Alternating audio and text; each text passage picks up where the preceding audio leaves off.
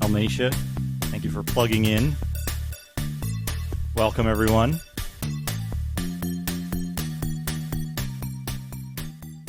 We want that turned down a little bit. We're going to go straight to doodad time.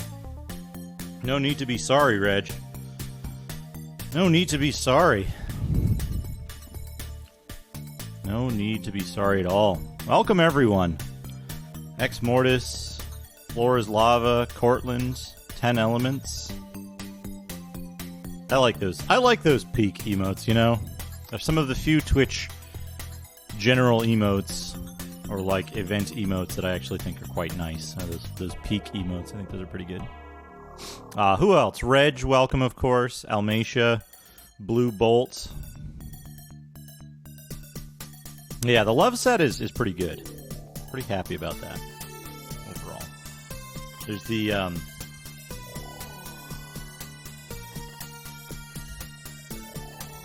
there's this combo, which is an excellent combo.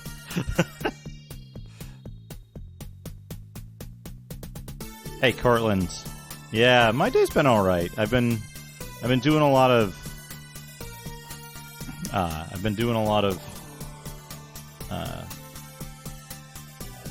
errands. That's what you call it. Errands. I should turn my light on. Hold on.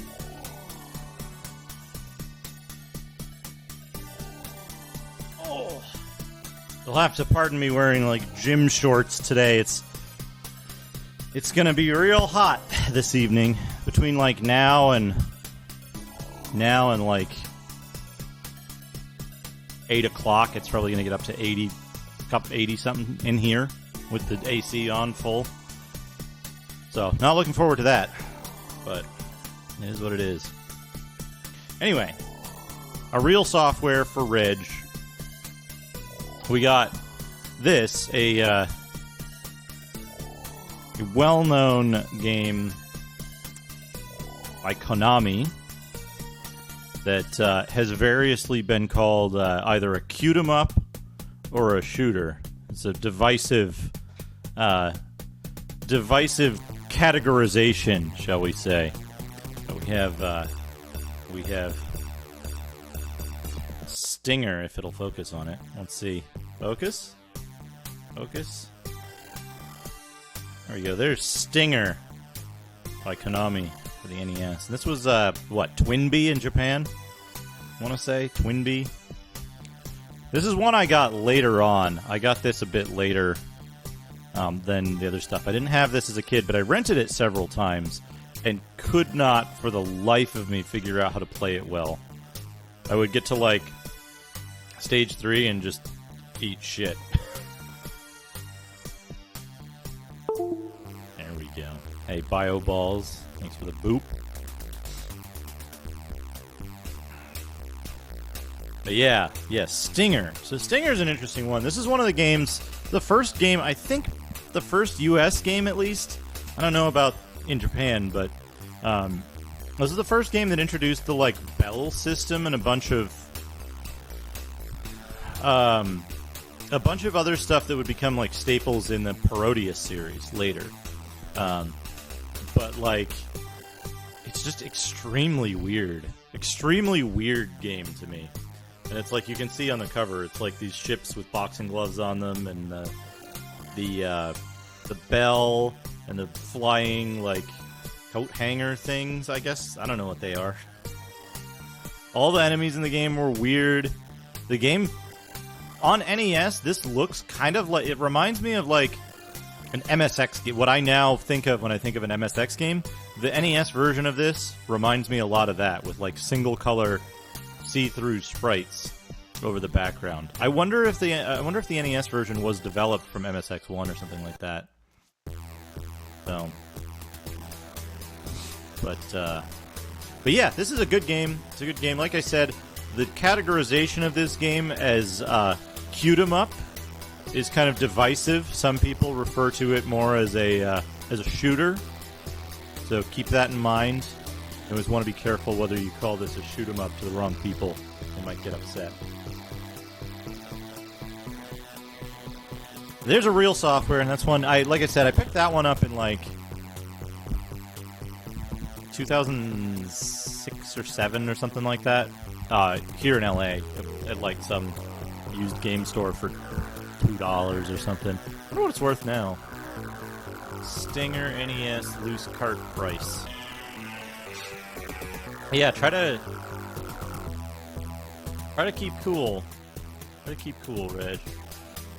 Be cool. Yeah, it's worth 3 times what I bought it for. If I had bought, here's the thing. If in 2007 or whenever, if I had spent like $100,000 on loose Stinger carts, I would have made $200,000 in just a few short years, which is pretty good for an investment, you know. Hey, Crade. That's good. Oh, wait, what if you do? Hold on a second. I got an idea. Hold on. We got to mess with emotes for a second. Hold on. I got a really good idea.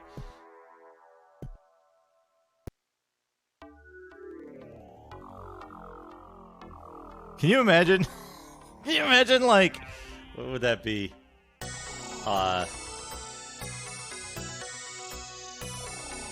40,000 Stinger carts?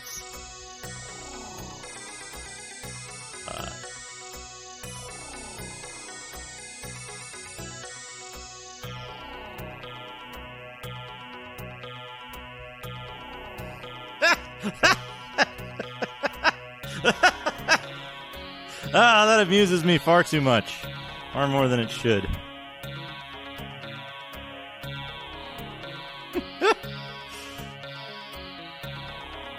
That's a good sequence there, though. I hadn't thought of doing that. Anyway, let's get started.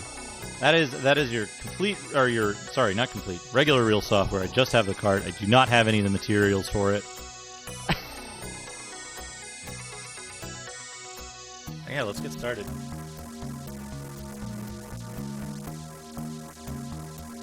I gotta make sure I have DOS in there.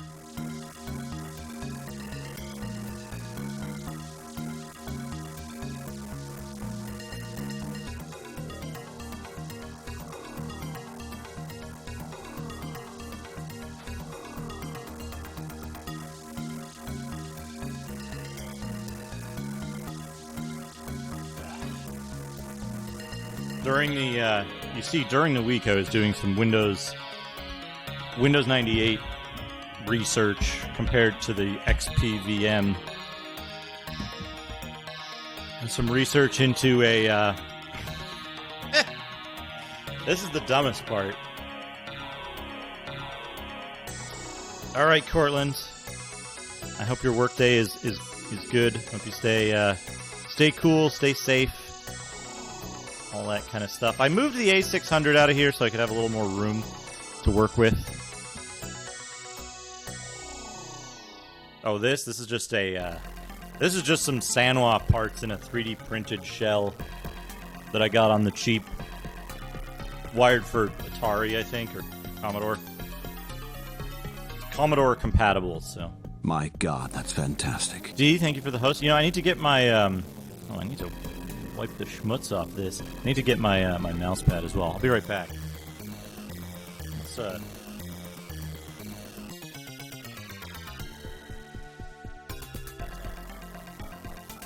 Let's switch over to the command prompt to lure people in if they're passing by. If they happen to be looking at the oh right, the script isn't running. I'm a dummy. Relaunch script.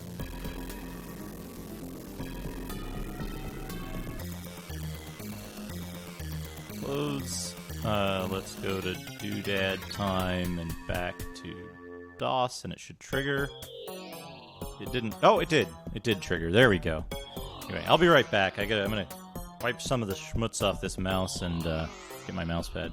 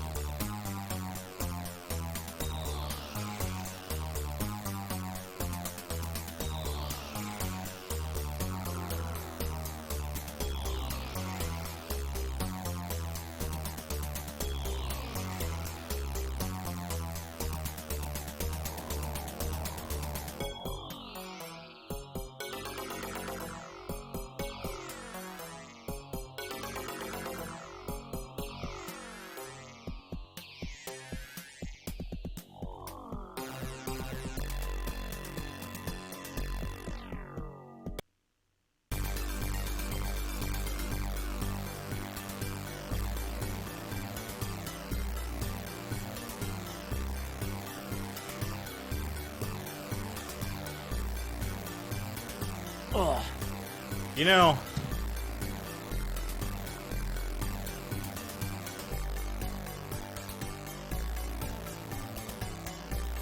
know, earlier, I was about to say,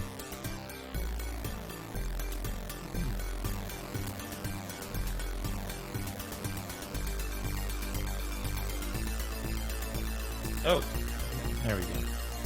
Let me stop this music. I was starting to say before, I was starting to say before the I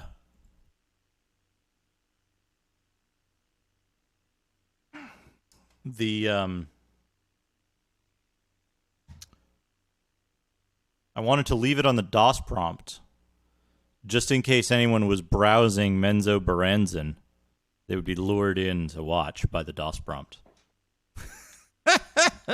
I'm not running my vision software. That's what I forgot to do.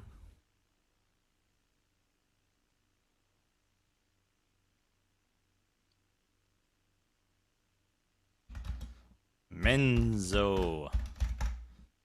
That one's fine, right? This guy? This guy should be fine. I need to run MIDI aux. I had a real scare this morning, you see.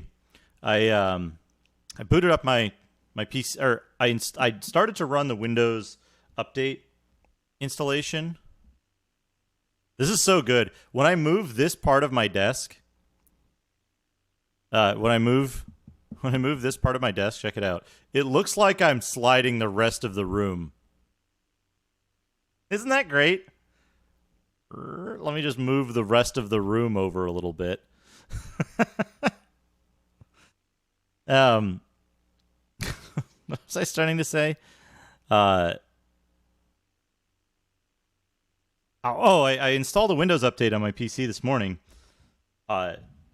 And like I was going back to like check something on my PC, and I was like, I waggled the mouse around expecting it to spring to life as it usually does, and it didn't. I was like, what? And something had happened, and it just got stuck in a state where it wouldn't boot, so I turned it off twice at the power supply, and it resumed, so I was happy about that. But what a scare. I was like, oh no, what if folks can't get their weekly Menzoberranzan? What a shame that would be. Also, I passed out last night. I completely passed out and and didn't stream Skies of Arcadia, but that's okay. I'm anticipating that at least one of these weekends coming up, we'll have a Skies of Arcadia mega stream about twice the normal length, which will be good.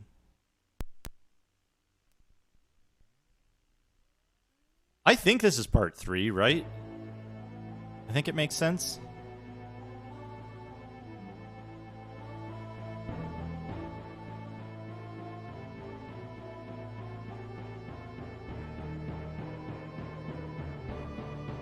Get ready for the incredible introductory sequence. If it doesn't play immediately, I will manually play it. Hey, Cuba.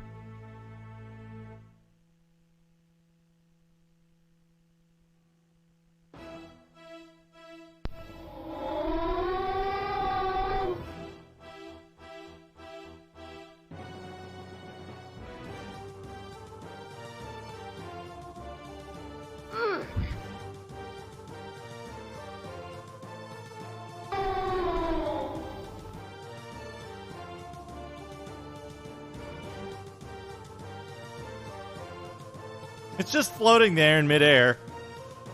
Maybe. It's kind of unclear. Munch.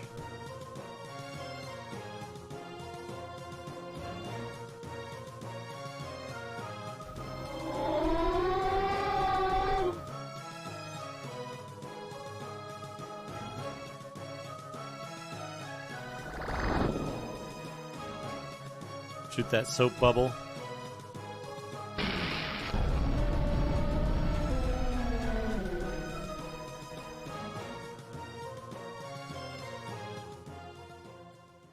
it's unclear to me what first or second level spell that was. In the village, the grateful townsfolk gather. A celebration is planned.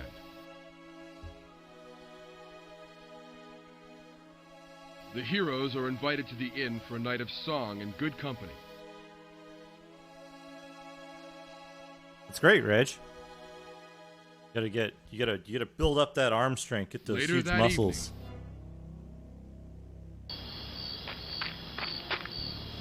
I'm actually not being sarcastic or anything. Like, getting muscles is fun.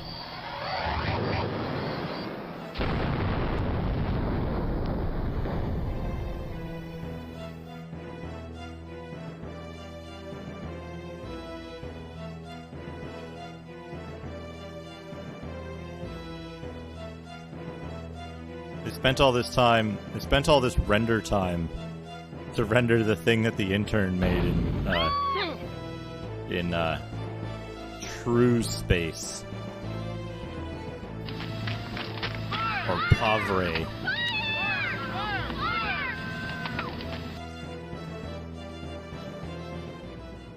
Oh man, 3DO. 3DO might be back on the menu soon.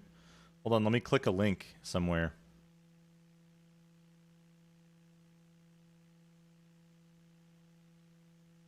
Yes.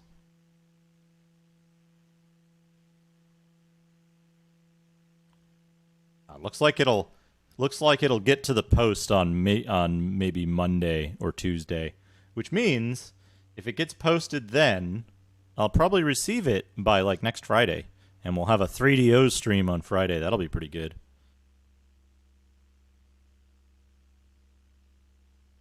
Ah, yes. Drizzt Do'Urden.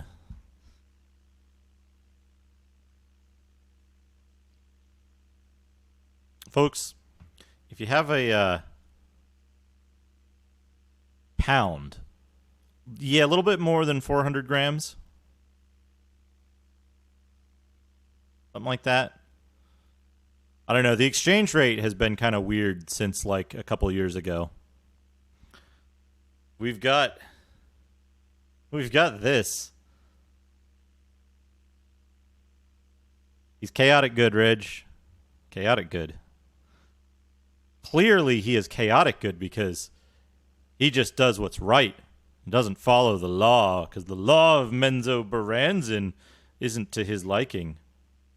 Goten Mines 2. Okay. Hopefully this is what we wanted. Yeah, that's true. I mean, he's a rogue in character, but not in class. He is a ranger, and he uses 2 illegal weapon combinations. And he also gets, like, a bunch of bonuses that rangers don't get, so... so who knows? Who knows what he really is?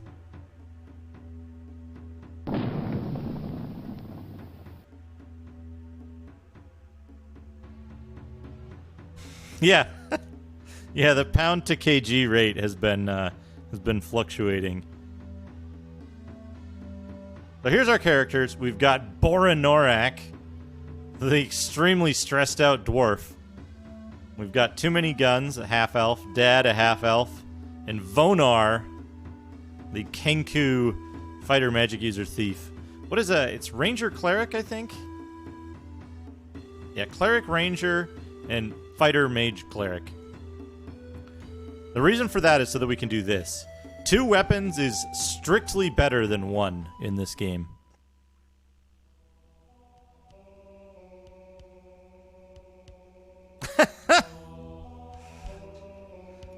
Yeah, the Ken Williams dad, there was...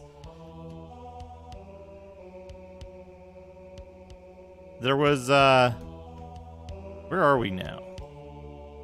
This is Temple of Dumatron, level 1. And then...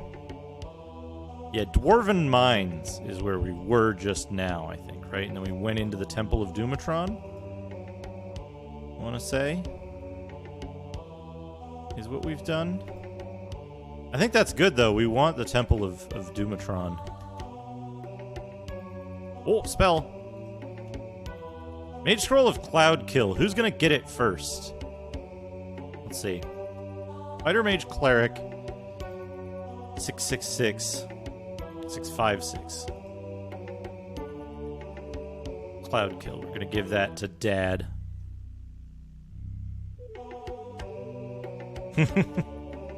Hey, Dot, how are you? Dot, I think you're going to appreciate this. Oh, hold on. I got to run the timer a little bit, so I'm just going to put this together. Dot, please appreciate this. Please appreciate this combo that I was inspired by. It was Kraid. Did the middle part of this, and then I decided to add on to it.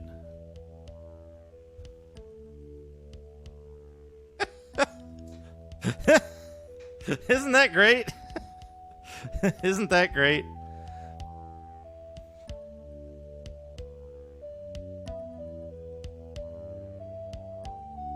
Oh, you know what's great? You know what's great, Raccoon? In the United States, if you order a pint of beer, you get 14 ounces. You get 14 ounces. Sometimes you get 15. Sometimes you get 16. Sometimes you get 500 milliliters. Because bars can serve whatever they want and call it a pint. But typically it's 14 ounces. It's northeast. If this is the temple, that's good, right? Oh, button.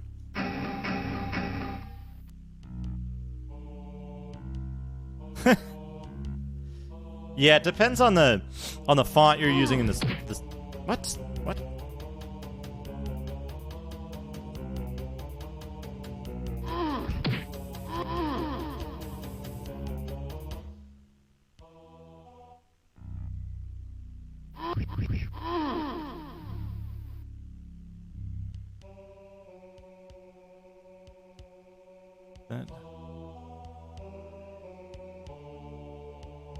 Well, so a lot of glassware makers started offering glasses that are 14 ounces but look like a pint glass. They're the same shape and everything, and most people can't tell the difference. So you can charge $6 or $7 for 14 ounces of beer instead of for 16 ounces.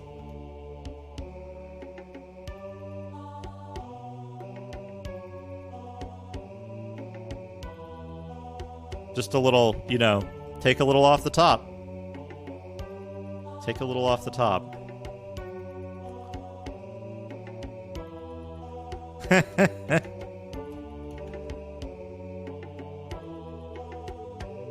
2x4s.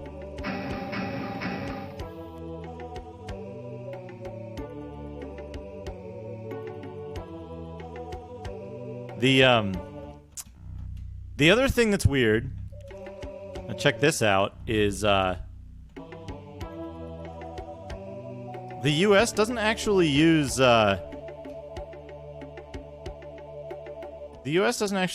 imperial units either.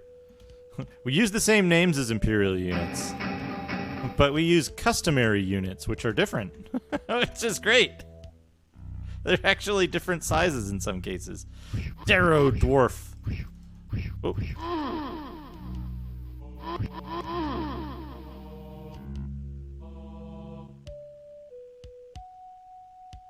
Yeah, back in the old days you could, yeah. Although, the funny thing is that a lot of the places that when I used to go out and drink, a lot of the places that I would go, I would, I'm a personable guy, I think, and one of the things is that, I don't like talking to I often don't like talking to other customers at a bar, but I like talking to the bartender or the staff there because they're just there to do a job, they're not doing anything creepy. So it's easier to have conversation, you know what I mean? And, so I would get to know the people who It is kind of Lady Doctor, isn't it? I hadn't thought of that. So it gets to know a lot of the people who are working at the establishment, and, you know, I'll be honest, you get to know the people at a place, you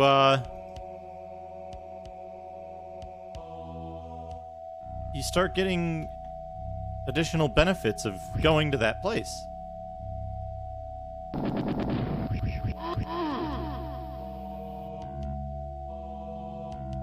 Yeah, I don't know what's going on.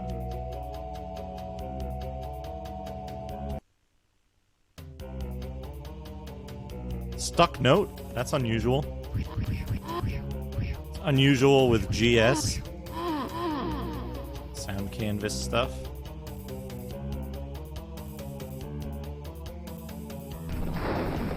I love when you cast Fireball and you can't see anything happen. Oh man, Burning Hands is good. Look at that.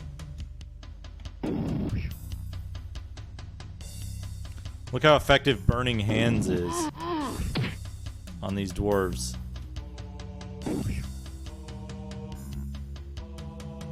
It's dark, you can't see a fireball.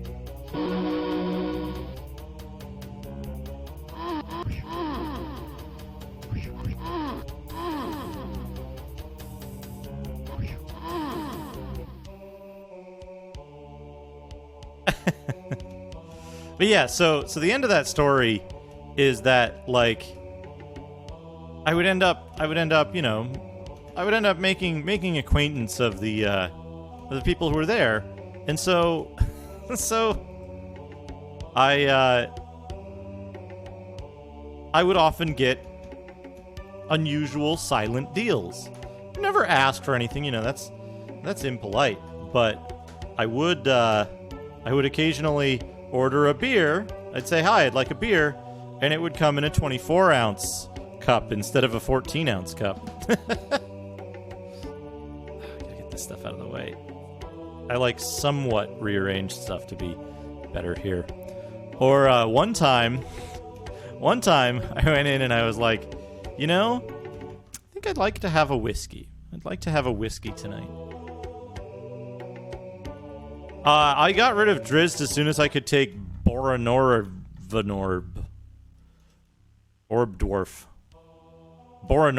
into my party. I got rid of Drizzt because I don't give two shits about Drizzt. But he'll make a comeback. He'll be coming back into the plot of the game. Sure enough.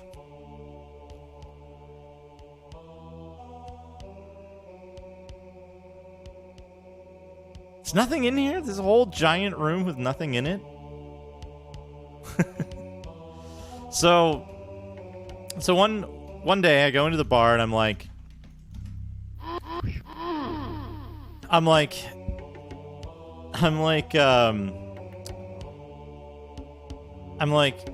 think I'd like to have a whiskey.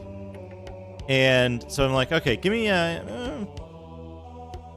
have a Jameson.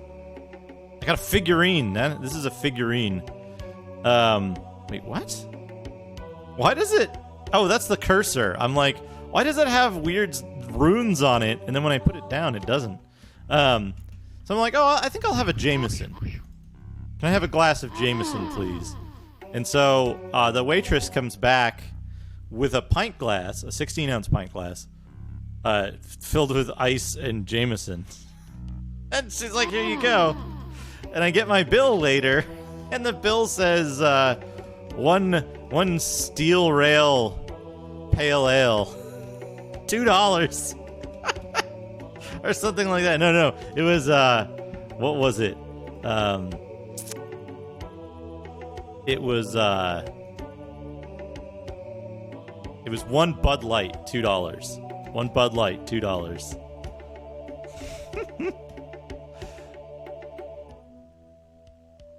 I thought it was Steel Rail. Steel Rail was like, I think that was one of the go-to like pale ales that people would drink. Though for some reason, I don't even know if it's any good. I haven't had it in like 40 years. Not 40 years, but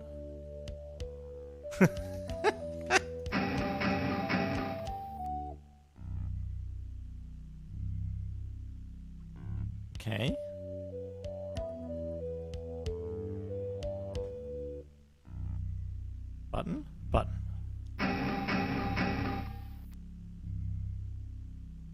So supposedly we have to get... Oh.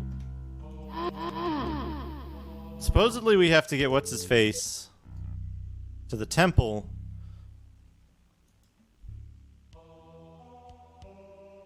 I don't know if it's big in the US, honestly. I kind of don't know. Oh, Stone Skin. Yeah, get Stone Skin. Who's got Detect Magic? What?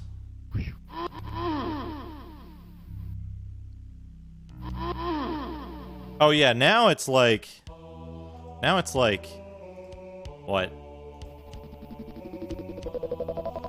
It's just a regular short sword? I don't want this. Actually, no, I do.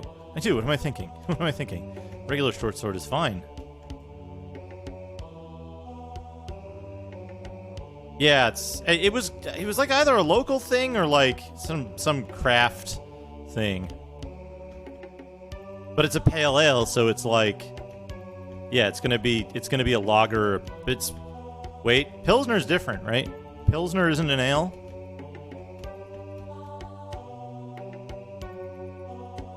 I kind of forget.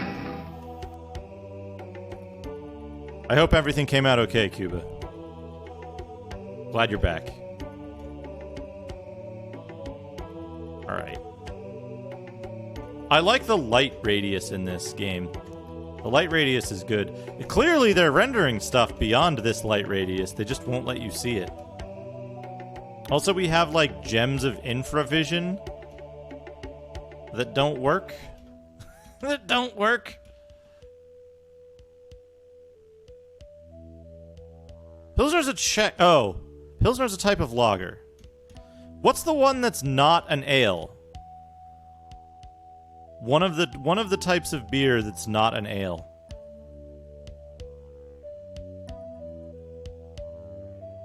I am extremely confused now.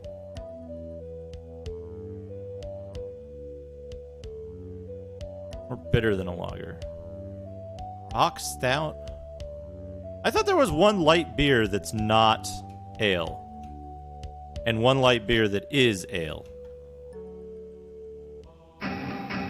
Oh, a different type of button. Also,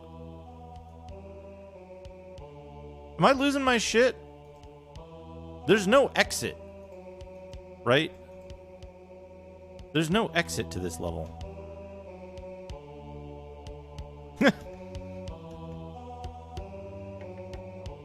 Battle axe. Not magical. Short sword. Not magical. Pickaxe. Not magical.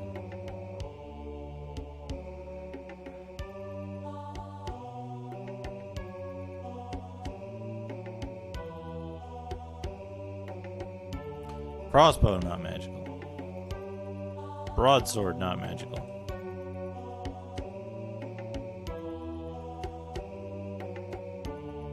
Found the armory.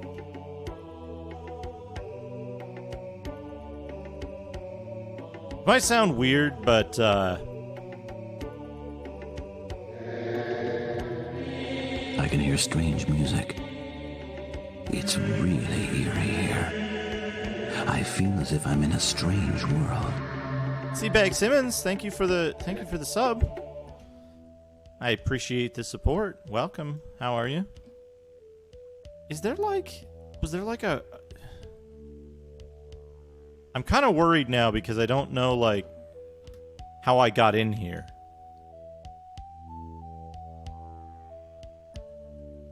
Okay, here it is. Let's do this. Let's, put exit to Dwarven Mines on here.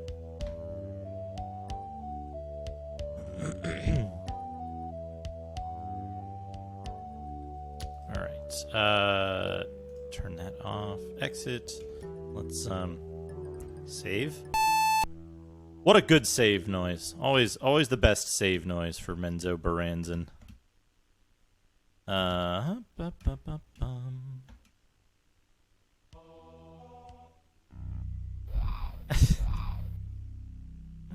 Was someone attacking me? No.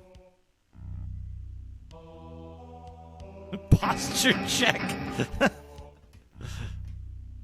What's funny is that a posture check is something very specific in the world of IT security, which is my day job. Night Hunter. Oh.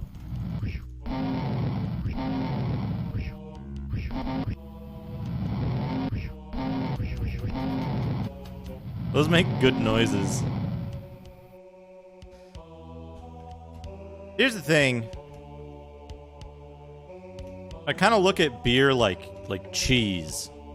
It's gonna sound weird. Get ready for weird things Duke says.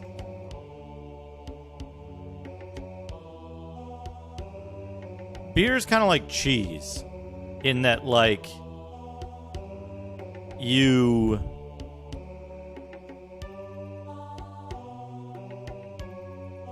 Oh, what's this? This looks like it should have a button or something that opens it, but it doesn't.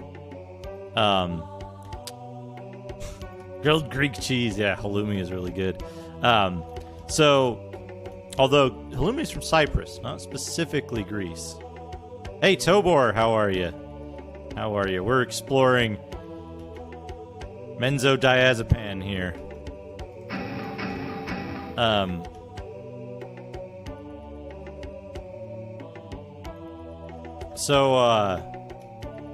Good to hear. Good to hear.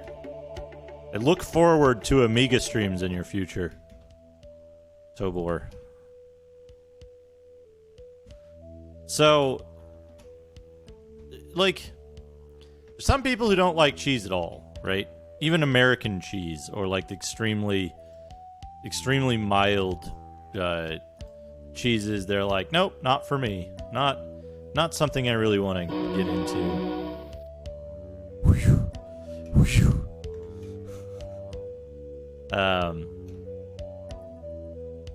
But you know, some people just don't like cheese. And then there's like kind of the tiers of cheese, you know, like there's like mild cheddar, there's stronger cheddars, there's a door.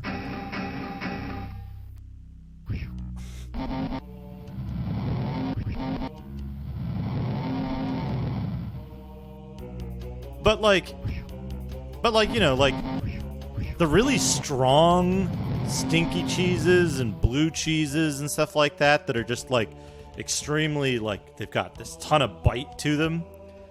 Most like normal people will be like, you know what? That's not something that I want to like. That's not something that I want to spend the time. It's not something that I want to spend the time learning to appreciate, because it's not gonna taste good right away. You know what I mean? Like, you have to invest time in waiting for it to taste good. Is how I describe it, right? And for example, for cheese, there's a clear like ramp you can go up, and you're like, well, this cheese tastes good and is more flavorful than the cheese I usually have. I wouldn't mind eating this most of the time. So you eat that, and then that puts you one place further up the ramp, and then you can then move on to the next cheese adjacent to that one.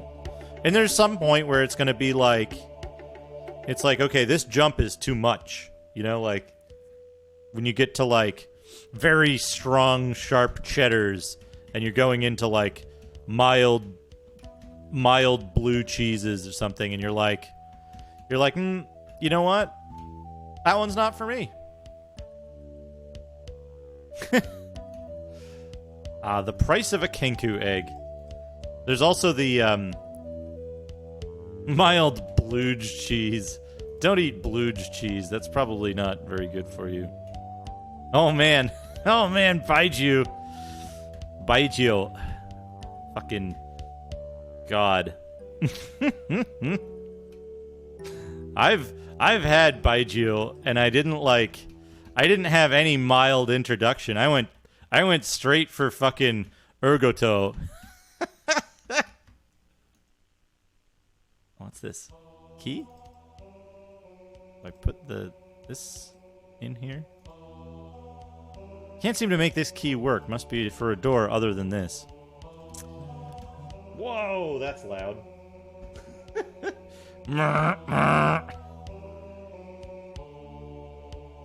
Let's put this over here. That'll be less startling to me when I get a text message or a Discord message.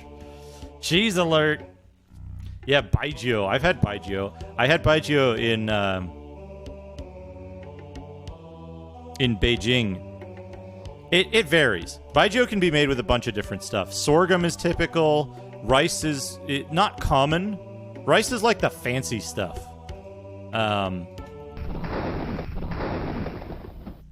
Yeah, the bird kicks ass. I like this. This is a good party. This is a very good party. I'm pleased with this party. Well, they're portraits anyway. A small fluffy better. One of these walls seems, well, unusual. Perhaps a closer examination is in order.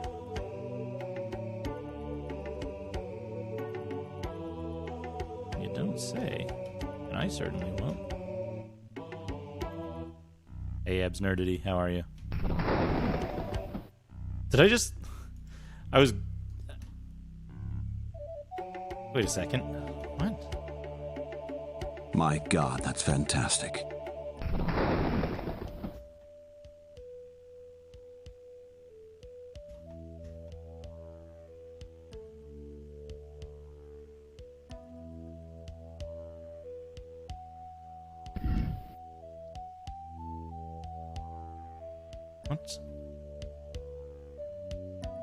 What is going on here?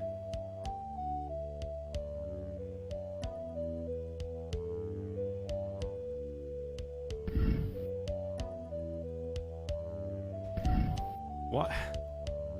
Why is there an illusory wall that goes nowhere? What? I don't understand. I don't understand the purpose of this wall. Look at that. You can do that with any wall in this game.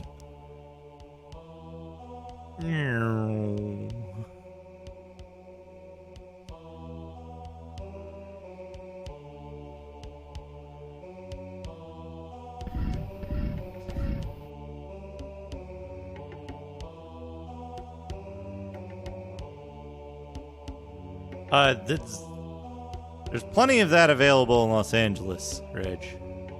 Plenty of that available in Los Angeles.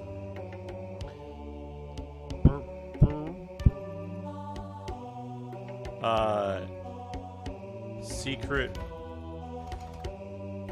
Pointless secret wall.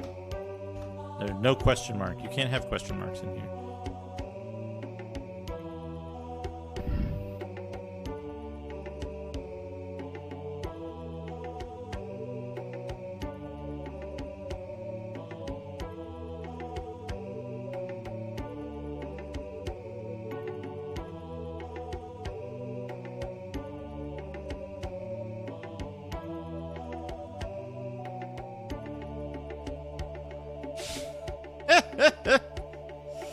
That's funny.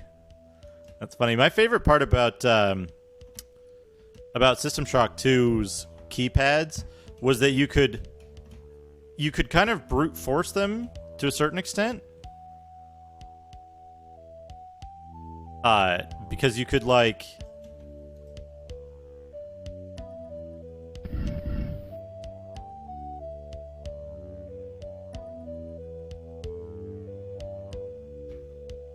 Oh, a button. A button. I bet that does something on the other side.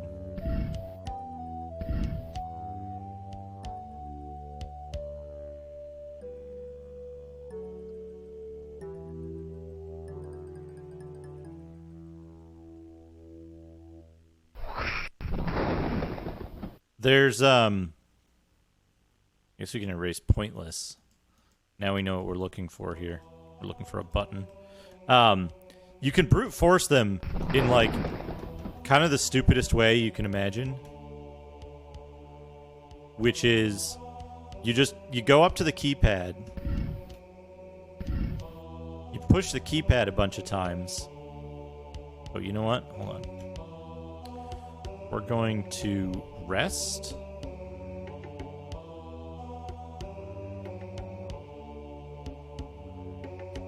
You go up to the keypad, and you, like... I'll show it here. You go up to the keypad, you can enter numbers for the lock on these...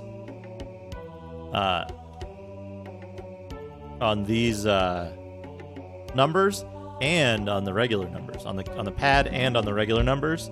So you just mash on both of those randomly, and you mash on both, and you can try like hundreds of thousands of combinations, because if you enter, like, say you enter 00, what is it, 5 numbers or something?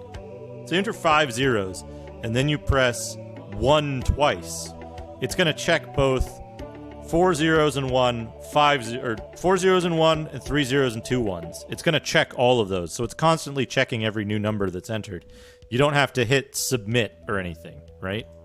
So you, what you do is you just mash on it, and it's trying like hundreds of combinations per second, because if you can mash that quickly.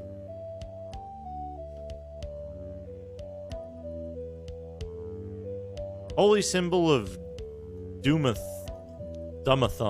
Alright, you get that. Map of locations. I couldn't figure out how to read this.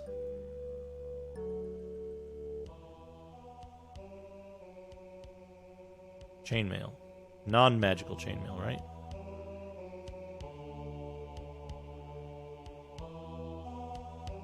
Do we want... I like this one better, I think, than the blue one, because the blue one, the adamantite one, like... Oh, it's less weight, though. Never mind. It's less weight. Magical Warhammer. Problem with the Magical Warhammer is when you're indoors, you can't use it. You can't use a Magical Warhammer. You use a Warhammer in the offhand? No. You can use... Alright, we'll do this. We'll do this.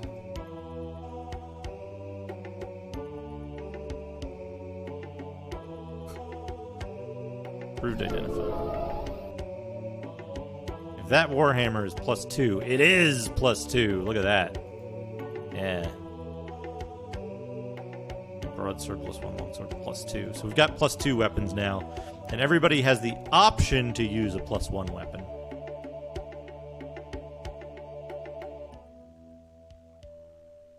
Yeah, like, you get it from a dude, and he's like... Here, I have this map of, like, trap locations and shit, and it doesn't do anything, right? It's pointless. Seems to be, anyway. Can I put this on the keyring? You can't put the key in the keyring! Can you even use the keyring, ever, for anything? I guess Oh, I have space in my scroll hole? Well, I guess I'll put a couple of things in there, then, and we'll keep the confusing, thing here. That confusing thing. Oh, right. So this, you want to go sideways because it turns you around. You'll find keys eventually. Good. Good. Eventually. Were those enemies?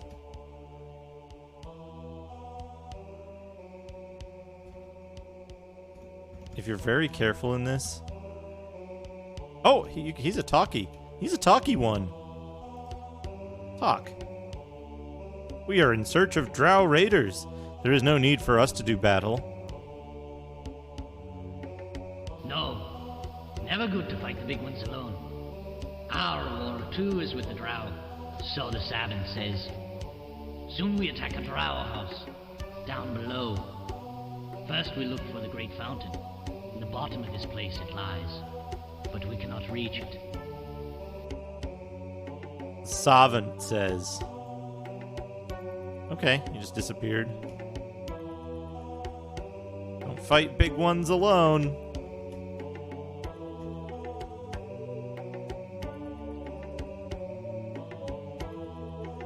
Friendly Darrow dwarf, yeah. Odd thing there. What do we got? What's this? A torch.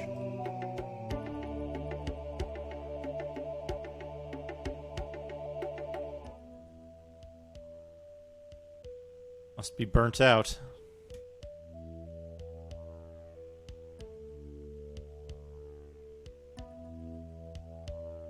Also burnt out.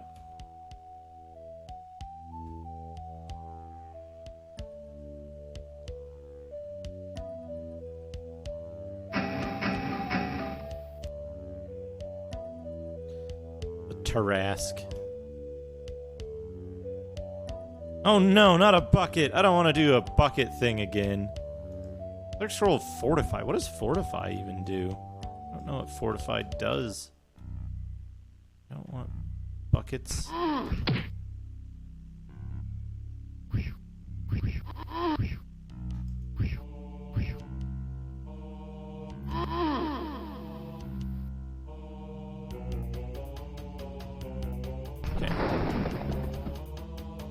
If you're very careful in this game, you can get into range like this.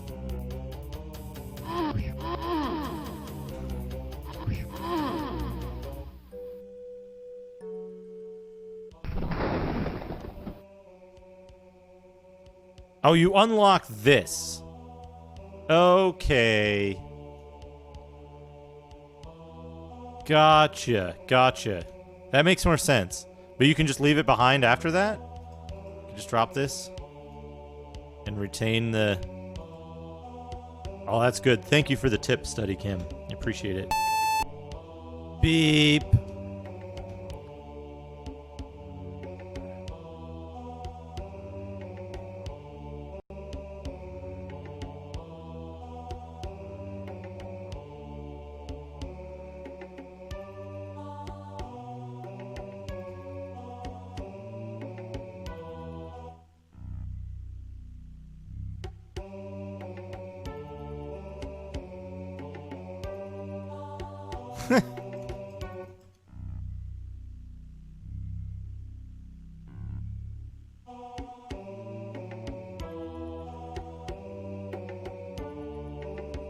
You always have that option, Reg.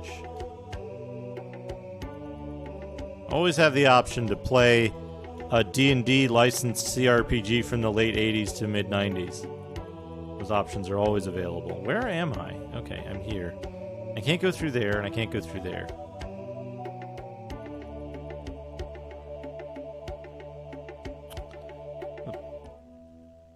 Bottom center. Open this door, maybe? Is there a way to open this door? Many doors which cannot be opened, it seems. Unless, do they have like a button on them somewhere? I guess not.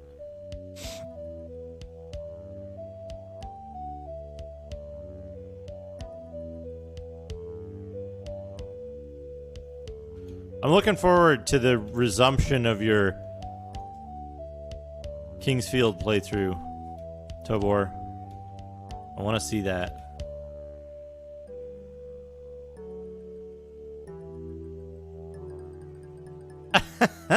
You could start over. You're not looking forward to playing Kingsfield? I thought you were having fun with it. If you're not having fun,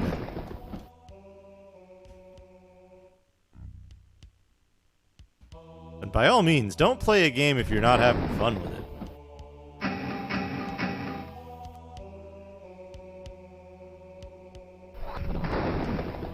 Yeah, I was gonna say, you were...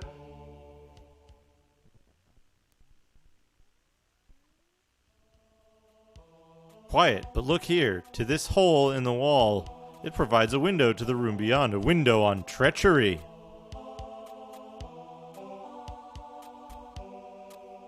Arrogant Darrow, how dare you refuse a priestess of House O'Bloodra? We helped you take over this temple from the dwarves, forging an alliance that we, as Drow, will not soon forget. Now comes your time to hold to our bargain. The same drow blades that drove your enemies away can always return. Would you have them come in search of you next time? Our agreement stands. A day, a week, we argue timing. As yet, we have not reached the fountain. It lies below, as I've said. The drink from it will make the difference. A day, a week, and the fountain will be mine. Of this fountain I know nothing. For this fountain I care not. Certainly you have felt it, the tremors in the Underdark. Many houses prepare for secret attacks upon one another. Our enemies in House Barristan del Armdo prepare a spell, one which will enable them to swallow up House of Bloodra. The claw rift within the city will widen and we will be gone. It is now you must attack.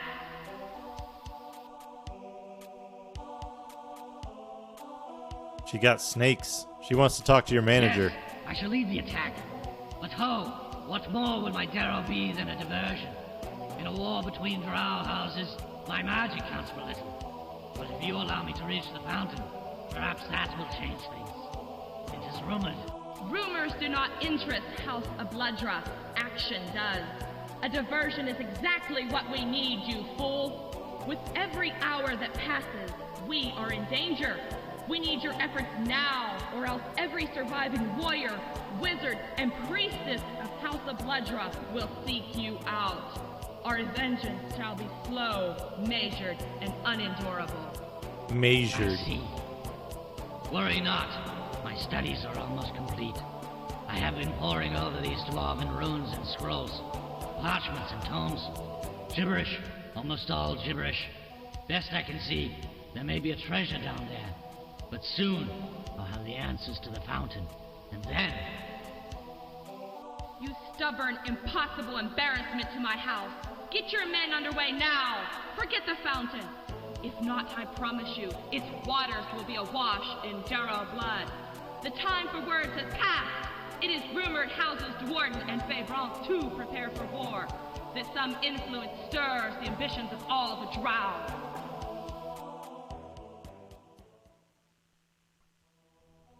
Ooh. Where we were hearing that? None can say.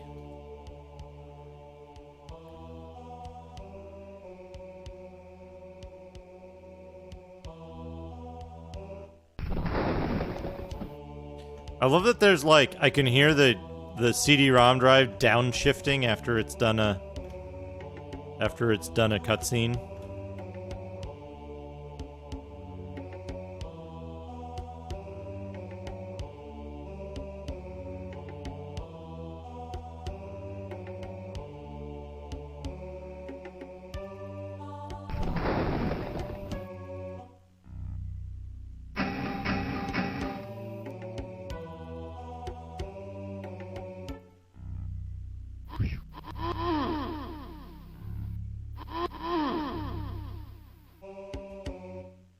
I mean, the Darrow aren't going to be any threat to the Drow at all. Because one modestly equipped party of adventurers can literally disintegrate them in a few seconds each.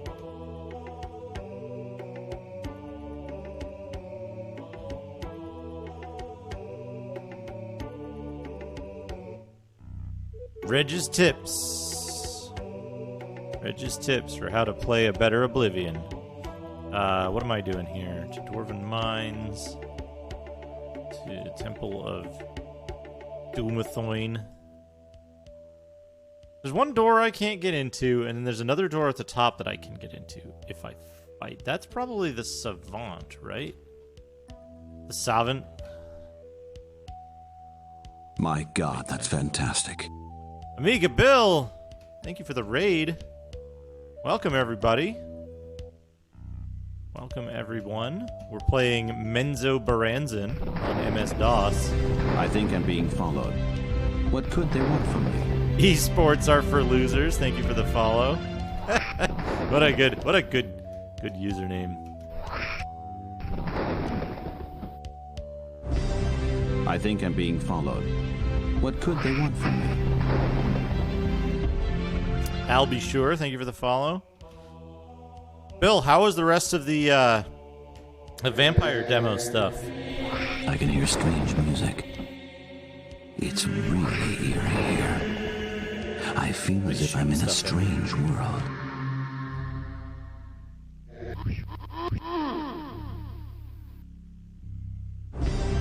I think 3D Code Warrior, thank you for gifting a Tier 1 sub to Amiga Bill. Taters Games, thank you for the follow. Look there upon the floor. I think I'm being followed. Well, what could they want from me? Playa Valley, thank you for the follow. Look there upon the floor. Our slain foe has dropped something which may prove of use to us. I think I'm being followed. What could they want from me? Silver Star Key. Dave Test, thank you for the follow. Drow Parchment. What we got here?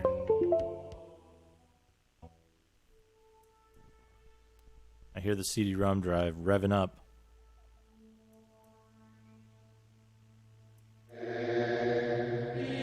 I can hear strange music. It's really eerie here. I feel as if I'm in a strange world. Nord 5/6. I think I'm being followed. He said what could they want from me? Oh, George, thank you for the follow.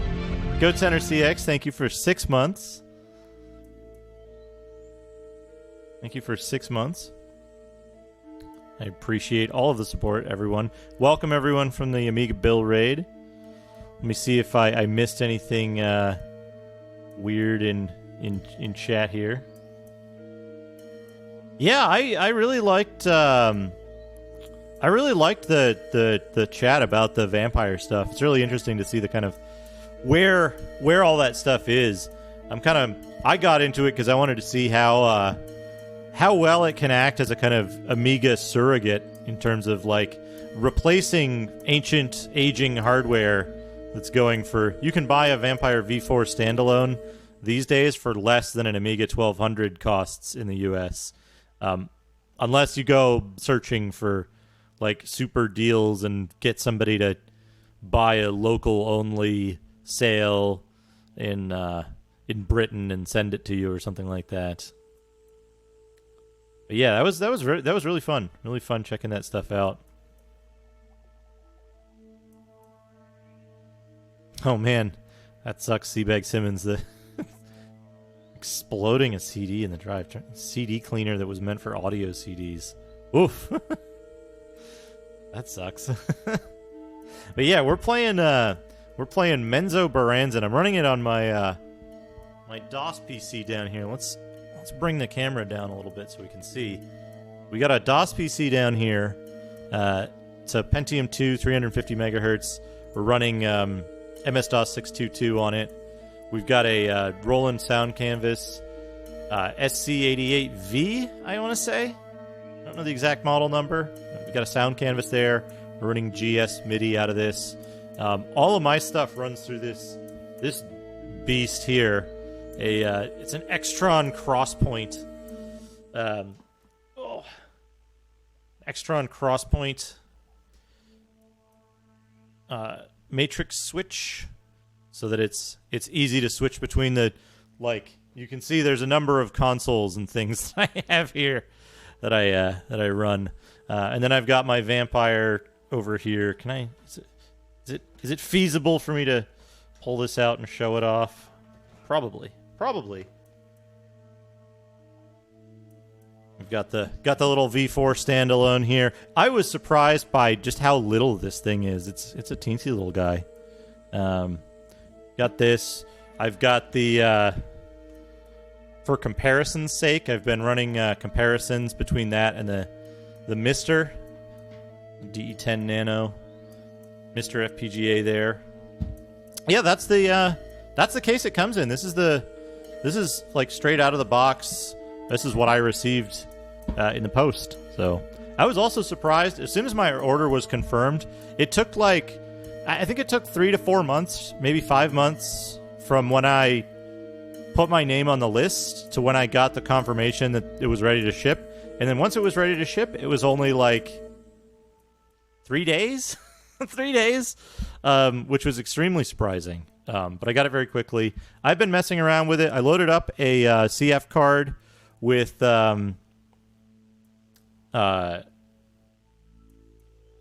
Workbench Kickstart for 314. I always forget which thing has the version number. I guess it's Kickstart 314, but OS 314 on it, and then basically all of the HD load stuff that's available from all the different sources.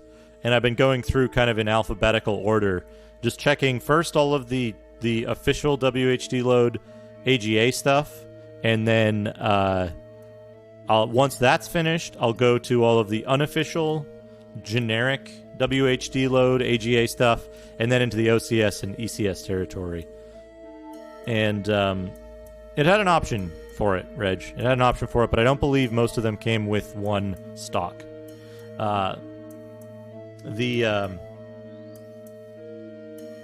The idea here is I test on the Vampire V4 standalone first, and depending on whether a game works naturally or whether it requires turtle mode or whether there's issues with it, then I've been falling back to check it on Mini-Mig on the Mister as kind of a comparison to see which ones work on which ones work on both, which ones have better speed on which, and which ones...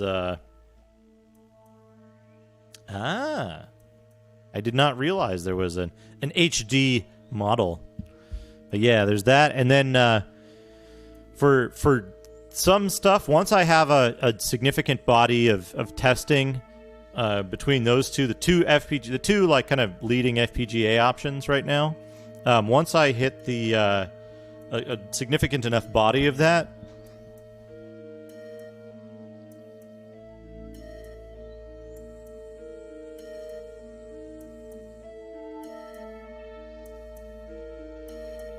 I'll bring this guy back, and we'll do testing on the A600, either with or without the V602 attached to it.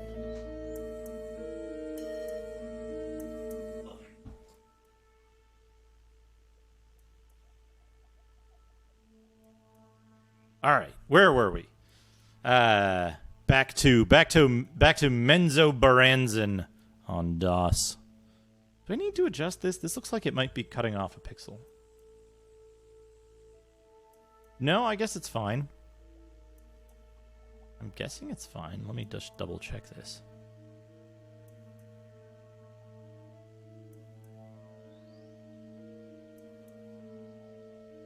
There we go. It was off by half a pixel. How good.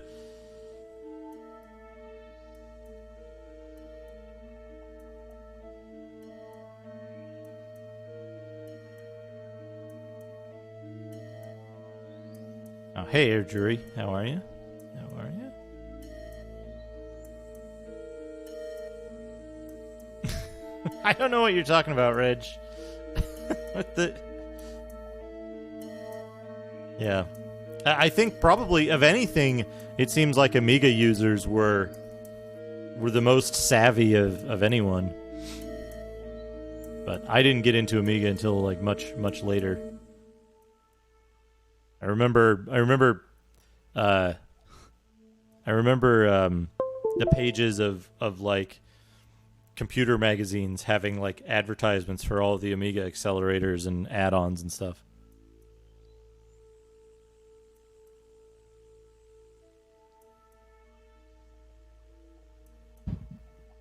All right, where are we? Let it be known that a certain house of the city of Menzoberranzan, known to be in conflict with House Barrison del Armgo, has this day entered into a pact with certain Darrow, known to be occupying a dwarven temple, once the property of the Bluck-Axe clan. Here to tell, never could the Darrow have defeated the dwarves and occupied said temple without the aid of drow warriors loyal to the house in conflict with Barrison del Armgo. In fulfillment of this agreed-upon contract, it is hereby understood that the Darrow shall, upon request, immediately and forcefully launch an attack against House Barrison del Armgo in payment for the help they received against the dwarves from the enemies of Barrison del Armgo. And then a seal of the house that did this, so I don't know why they're being like... I don't know why they're being coy about it.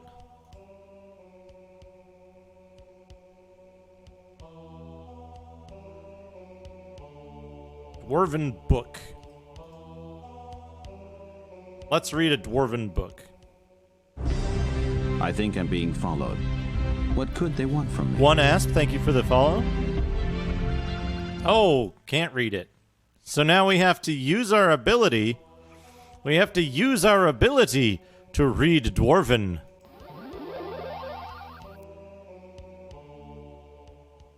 Boranorak casts Read Dwarven. Oh, for fuck's sake.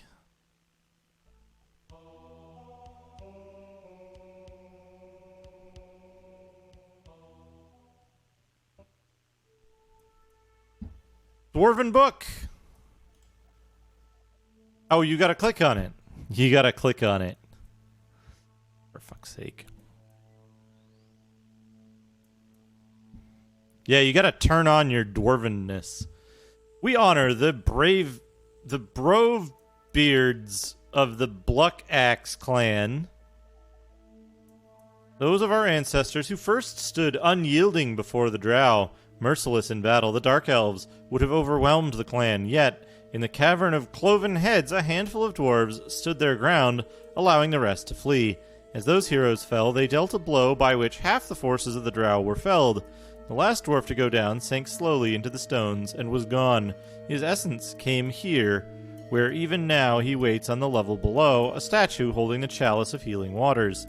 Only the pure of heart, those who mine the gems of the earth for unselfish goals, may hold the chalice.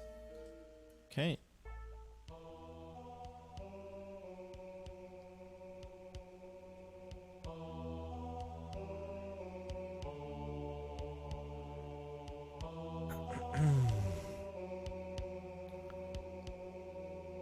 Hey, thanks, Amiga Bill. Yeah, thanks for the raid. Thanks for your stream earlier. I really enjoyed it. I enjoyed seeing that, seeing some of that stuff, what I could, and hearing a lot of the discussion of the questions and stuff like that. That was really cool. But yeah, awesome stream today.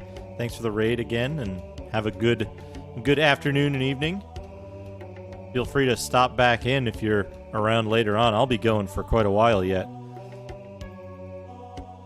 Okay, so there's this.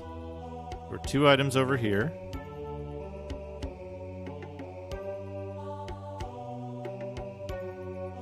Okay, that's 1. Dwarven book. There's 2 dwarven books. Good.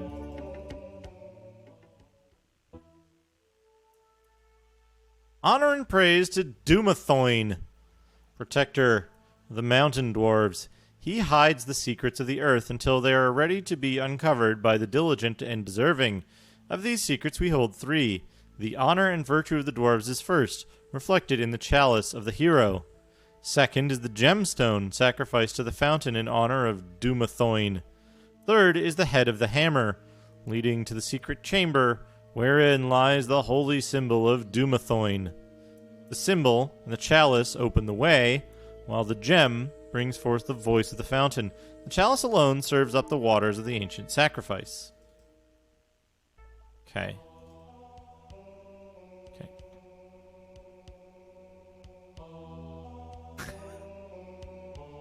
Wife device. Well, have fun. Have fun on your date, and enjoy your evening. Perhaps I will see you later.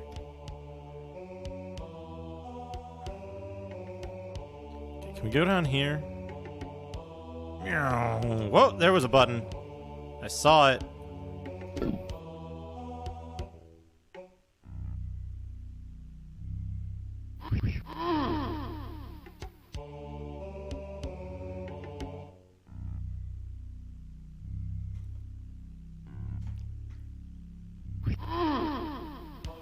I love that you can walk up to enemies slowly and they won't attack you until you get, like, much closer. So if they're just at the edge of your light radius, you can just own them without fear of reprisal. Okay, we want to see the whole room, and then we want to look and just use the map to see if we can find anything.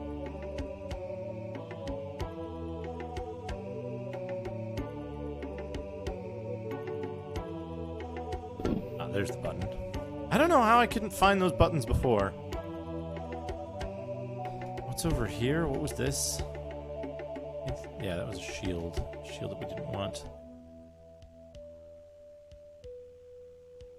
Okay, we need the silver star key to get in here.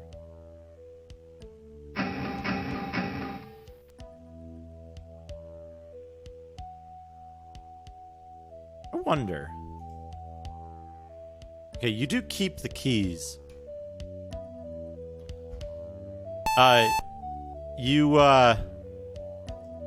specify that as a, what do they call it, a hard file? In, wait, what am I doing? Back out of that. Save the game.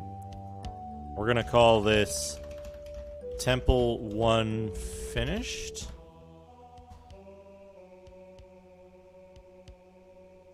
Yeah, you'd select hard file, I think.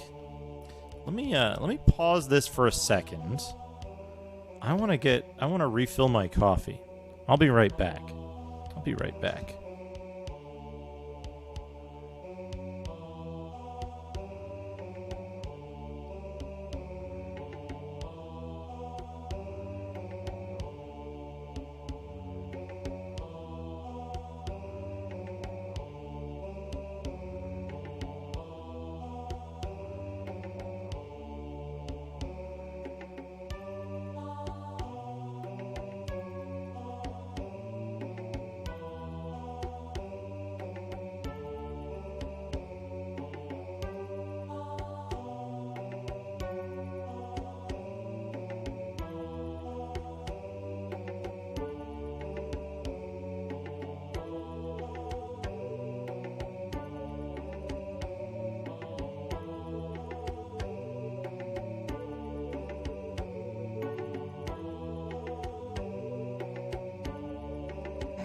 Hey, Ilidium.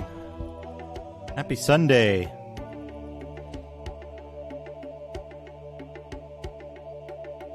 So this, I don't know, this version beeps every time you quick save, it beeps for some reason. I'm back. What? No need to apologize, Tobor. No need to apologize.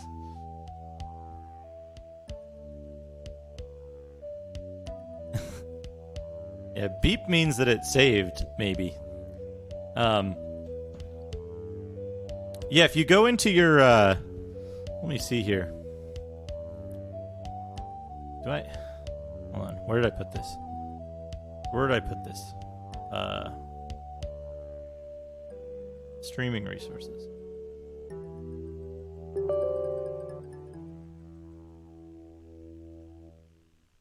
And you have to hit F12. So on this menu, you can see here.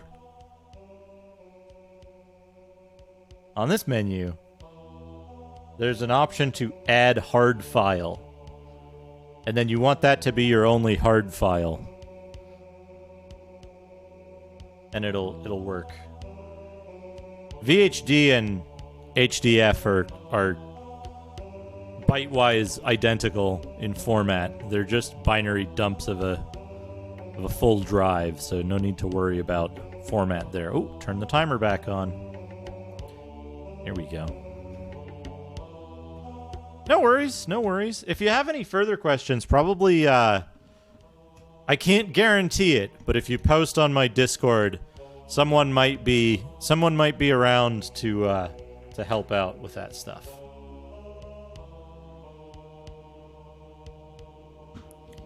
I know there's a number of very knowledgeable people, so.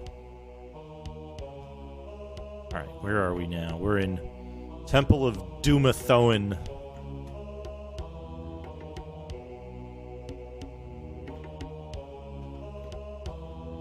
Where's the exit? Where's the exit? Because the exit doesn't show on the map. Smartly.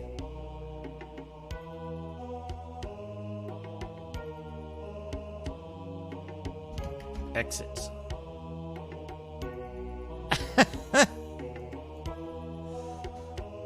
Abs, did I send you that link too? Hold on. Did I send you that?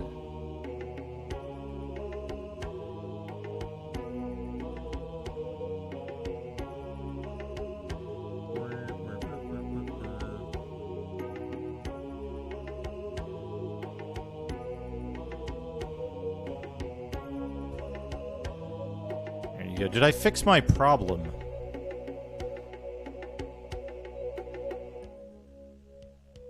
You can find out whether it's a virus by downloading it and extracting it. Just be aware that it'll be like 4 times larger when you extract it.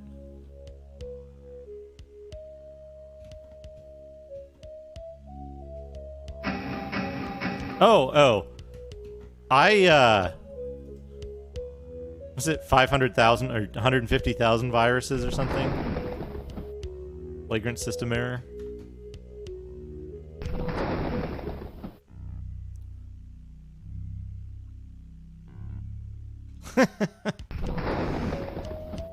Tobor, you know that's not true. You know that the influence of that VHD on Savage is it's gonna be far more reaching than just a deletion.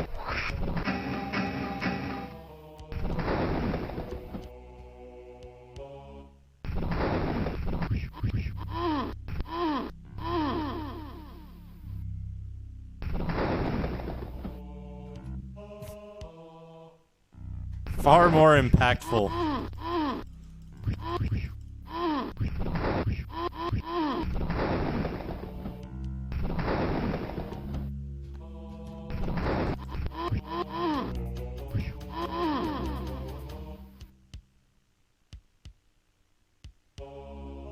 Because you'll be like, hey, you know, now that I'm playing more of these Amiga games, I'm you know what? Like I'm fonder of up to jump. I think up to jump is a fine thing. And you'll be like, what if I added more animation frames to the running animation? What if I made it so enemies damage you constantly while you're in contact with them?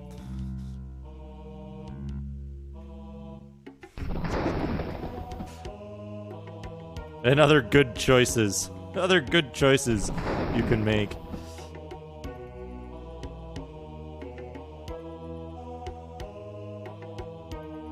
Yes, heal the party.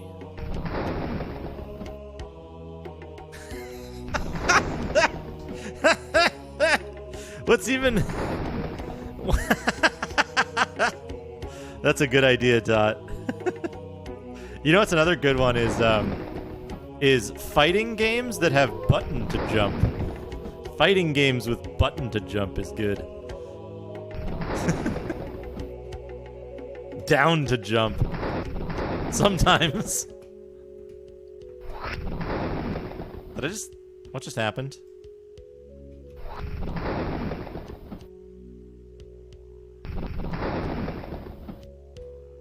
Huh.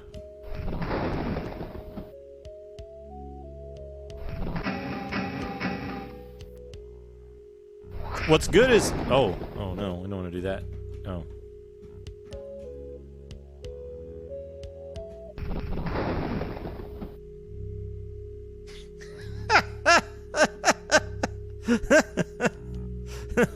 Press fire to consider yourself.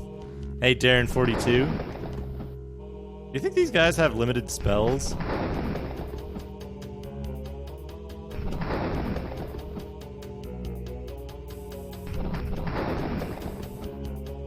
And or use an inventory item.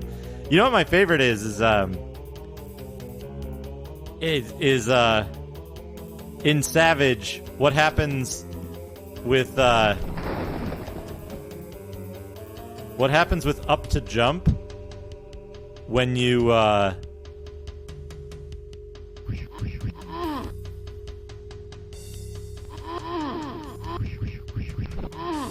what happens with up to jump when you try to jump down through a platform?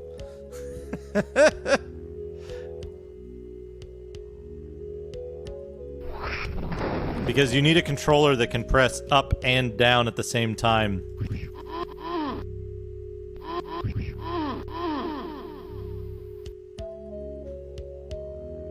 Which, hey, you know what? You know what? Did I show... I don't know if I showed this before. Hold down and press... No, you have to press them at the same time. Otherwise, you'll just jump in place. We got another...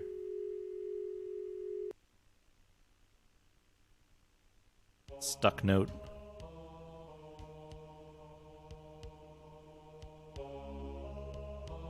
If you have a D-pad and an analog stick, it might work. I guess we'll just cure.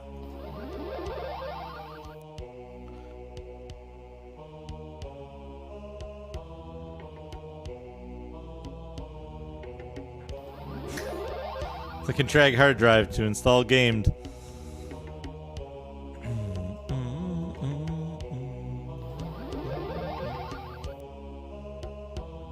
I like how you have to wait for the whole animation to finish before you can cast another spell. It really respects the player's time, which is why I like that feature.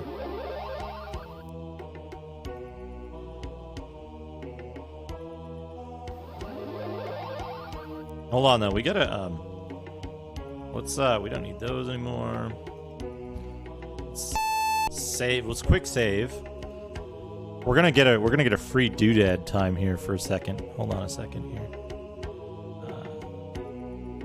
Doodad time. I'll be right back because I gotta grab it.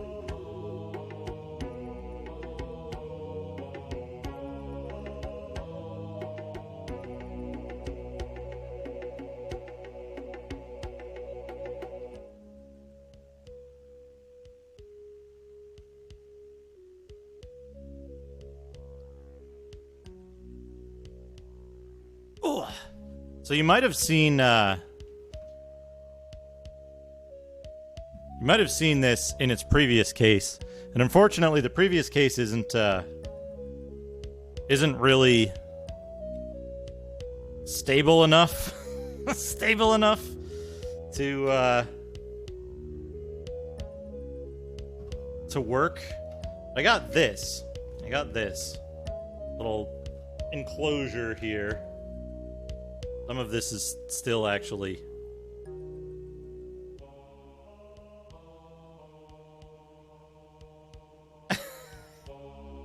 down and then up to do a big jump. Yeah, the other case was unstable. Yeah, it had a vampire dick. I wonder, I might try to do an art on this, on the top of this stick, in the same place, so that there's just, so that the shaft itself is the vampire dick. Maybe I'll get a graphic of like X68000 Dracula and put him over this, but so that this is in the right place. The problem was that it, like, you literally couldn't continue playing on it unless you moved the fasteners every so often. But yeah, this thing.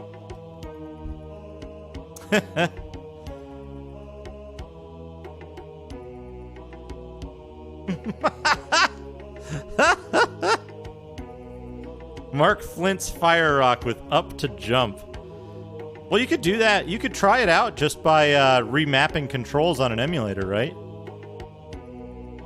So So here's the great thing, Tobor. This is why I was thinking of this. So the way this is going to be set up is eventually it's going to be button 1, button 2, rapid 1, rapid 2. I forget what these are going to do, but probably nothing. And then select and start. Select is like left plus right, and start is up plus down. So it'll be it'll be two buttons, but it has the select and start, but up plus down. So this will be a controller on which you can play Savage with up to jump, because you've got a button specifically for up plus down. That's what made me think of it. But I gotta figure out how I can, like, because right now I've just got like the remainder, the like the guts that I took out of the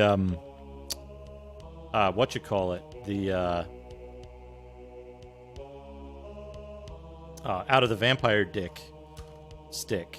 So I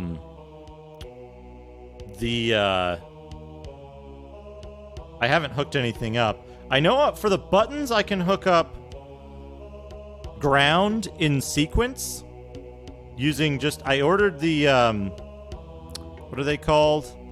Spade connectors? Spade terminal connectors. I ordered they should be arriving tomorrow, I think. So you can just run ground sequentially. Yeah, the buttons aren't wired right now. They're not wired. So you can run ground sequentially between the buttons and to the ground on the stick. But then I don't know how I'm going to run up plus down to a button and up and down to the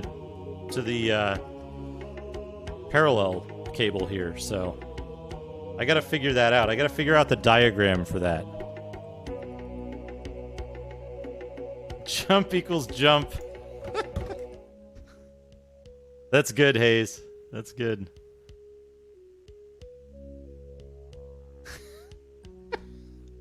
It's basically, in that case, it's basically hold down to not jump.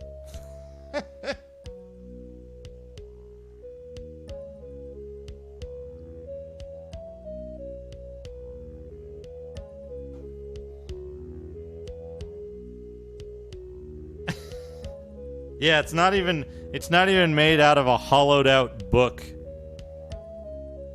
It's just it's like a cheap $20 enclosure, which is fine.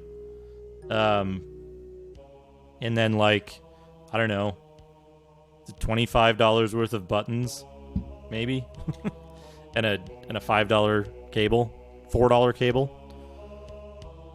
So eventually, I will wire this for the.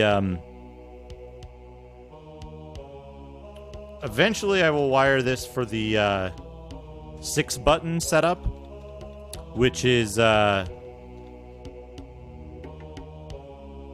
like used by a couple of fighting games and literally nothing else. But I have to have a like reasonable way to switch it in that case. So we'll see. We'll see.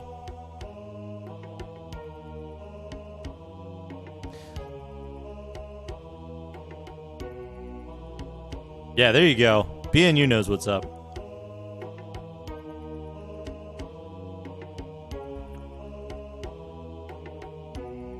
So, yeah, like Street Fighter 2, there's like a port of something, some other fighting game.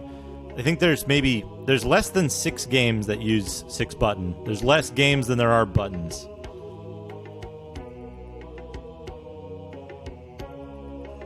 But that's why that's like a not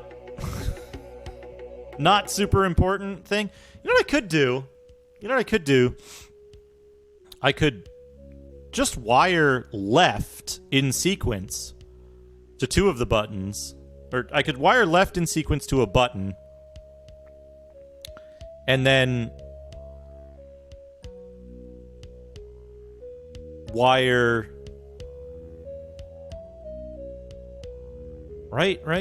I could wire left to a button, right to a button, up to a button, and down to a button, and then I would have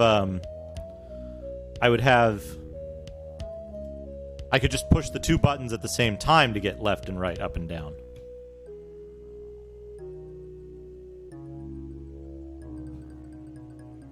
Oh, I wonder if you could do this. You'd line it up just right and run backwards. No, it doesn't. This is so confusing.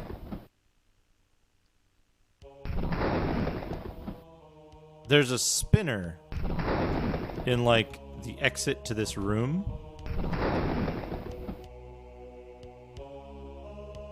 But it's not just a spinner. It, like, cancels your velocity?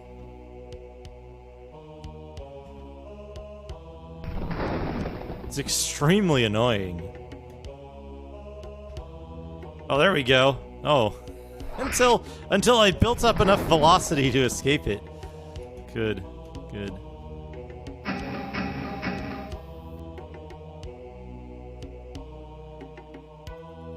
there don't appear to be any Darrow in here. Are there any items in here? There's an item. There's an item. To the north. There it is. What is it? It's a scroll of harm.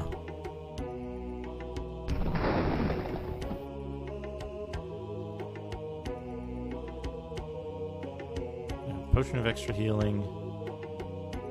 Potion of jump. Potion of speed.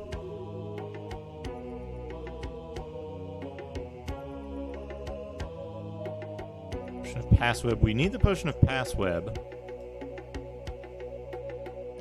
Somebody learned fly, right? Doesn't somebody know fly?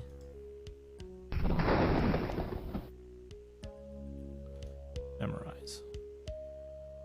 Vonar. Yeah, here we go. Fly. We can fly now. Good. Just put that in there. I guess we can put a levitate in there as well. Stone skin, backslash, passweb, cloud kill, true seeing. Oh yeah, my timer should be going. I left the timer running before. So it probably all evens out. It's all what's the word I'm looking for? It's like it's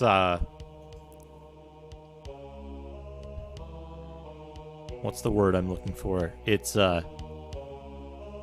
just an estimate anyway, really. Not fully accurate, you know. Right there, that's good. Neutralize poison. Protection from evil 10 feet's radius. He doesn't have high enough level yet. Okay, rest. Yes. Cast light.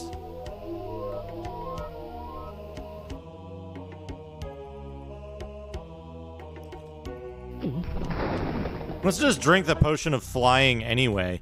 Why not? Why not? Just for fun. What the? Look at that! It's just one, Wait, what were you saying, BNU, about the, a wall with no texture? Down here? Was it down here?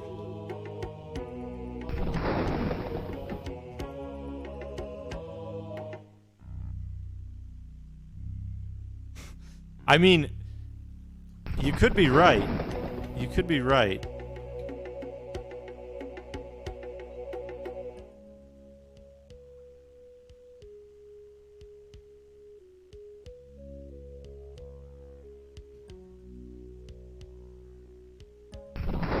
Although I don't see a wall with no texture. Was it in here? Whoops.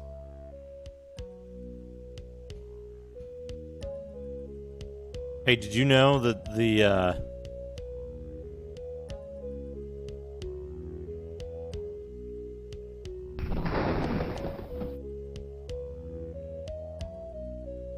you know that the Menzoberranzan is designed around commonplace levitation of the drow? Oh, we got something. We got a magazine. We got a magazine from Storm Mega. Let's do that in 1 second. Let me get out of the this is gonna like be super annoying to me if I don't handle this first. Okay, good. Good. Quick save. Beep. We'll pause the timer again and I'll forget to load it again later, but that's fine. Let's go look at a magazine in Doodad time. What do we got?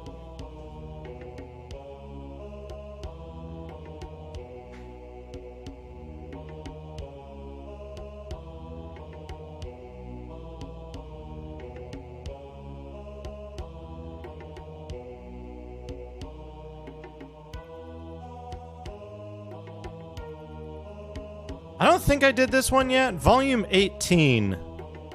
Volume 18 of Nintendo Power with Dr. Mario, Contagious Fun and Challenge.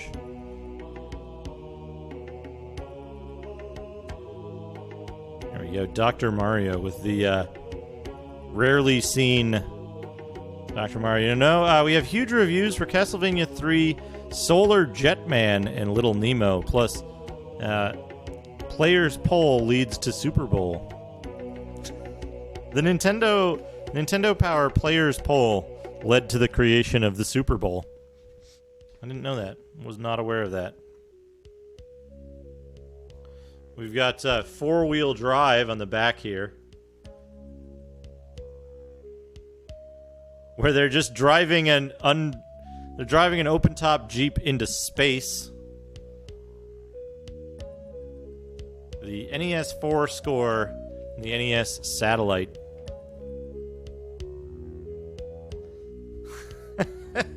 Yeah. Here you go. We've got four-wheel drive. You really can go anywhere. We've got these cool little viruses and this like intensely detailed clay Mario figure whose wrist is on backwards extremely freakily here.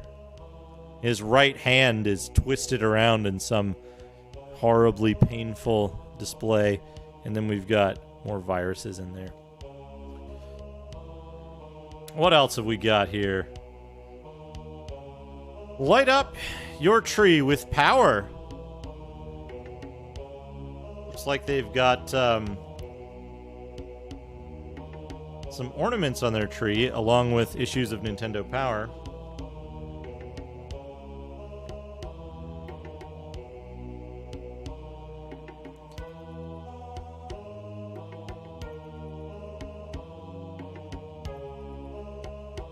We've got a Mega Man, indeterminate power-up Mega Man there. We've got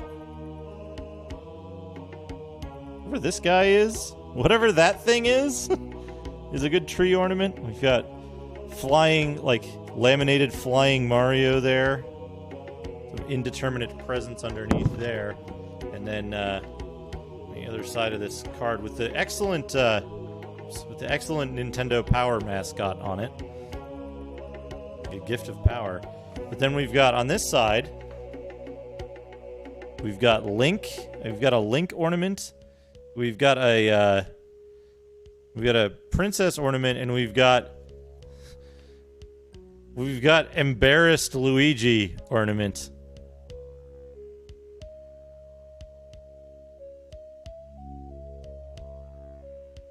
Embarrassed Luigi, classic Mario character there. Yeah, that's Link, and it's the horse head guy from Adventure of Link. I didn't know they made like a laminated pin version of that. Alright, in here we have Solar Jetman, Little Nemo, the Dream Master, Dr. Mario, Castlevania 3, Game Boy is a special feature. 4-player extra. Is it flesh-colored? Yeah, it is kind of flesh-colored, isn't it? That's a little weird. The flesh mustache is a top 10 euphemism. We've got a Howard and Nestor comic, Counselor's Corner, classified information, hot tips. Hot tips for Super Mario Bros. 3, Ninja Gaiden 2, and more. We've got Pack Watch. Take an expanded look at near and distant future NES games with a 7-page review of upcoming game packs. Learn about Mega Man 3, The Immortal, Gremlins 2, The New Batch, and more. Players Pulse Top 30 now playing NES Achievers, Celebrity Profile, Nintendo Power Fest 1990, and then they have a new Power Meter rating system, which they rate on graphics and sound, play control, challenge, and theme fun. Challenge is an arm flexing. So even back then, you played challenge games just so you could flex. Are you desperate? Are you desperate? Also, flushed with pride. When a game is so bad, flushed with pride.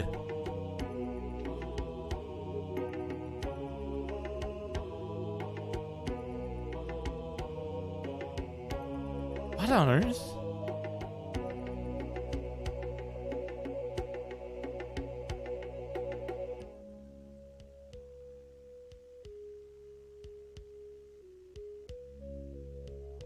They, accidentally flushed 3 Game Boy games in a toilet, and it stopped it up.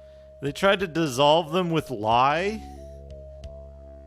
And then they dug them out and washed them off, and they still worked.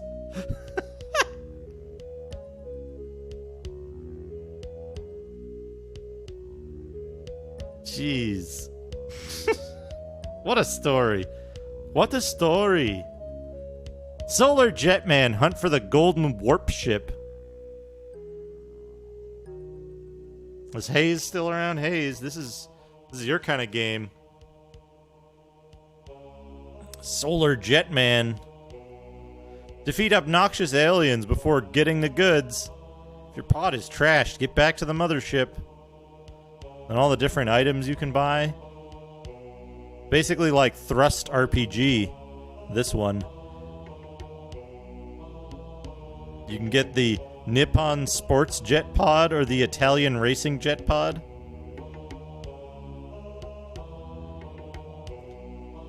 I bet I know what Hayes thinks of this, though.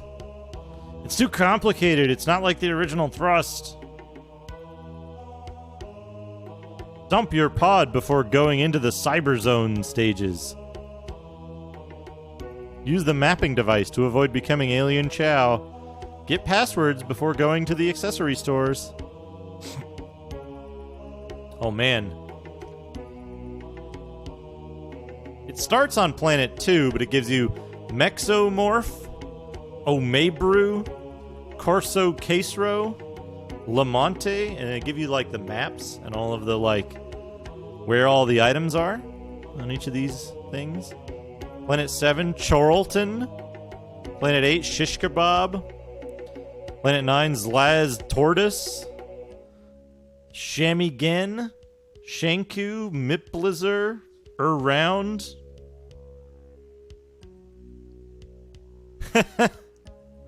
Howard and Nestor. Oh, what do we got? Oh, it's Day of the Tentacle. Day of the Tentacle.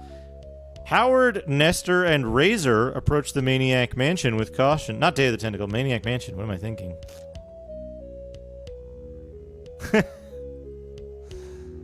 Come on, it takes more than a spooky house and a couple of extraterrestrials to scare me. Oh, please, spare me the junior steroid speech, says Razor. I think we should split up and search every room. We might find something useful, says Howard. It's okay, me and Miss Punkette here. It's okay by me and Miss Punkette here. Just holler if it gets too much for you, Razor. How could I be scared with a hunk like you around, says Razor, making Nestor feel uncomfortable. Here. you can see this is what's happening.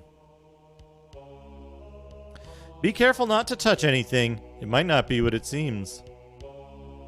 Right, like your bow tie probably shoots anti-zombie missiles. Weirdo-matic! How could I be scared with a hunk like you around? And he starts using the weight machine. Pumping iron is for weenies. Be careful not to touch anything, he thinks. And then there's a zombie.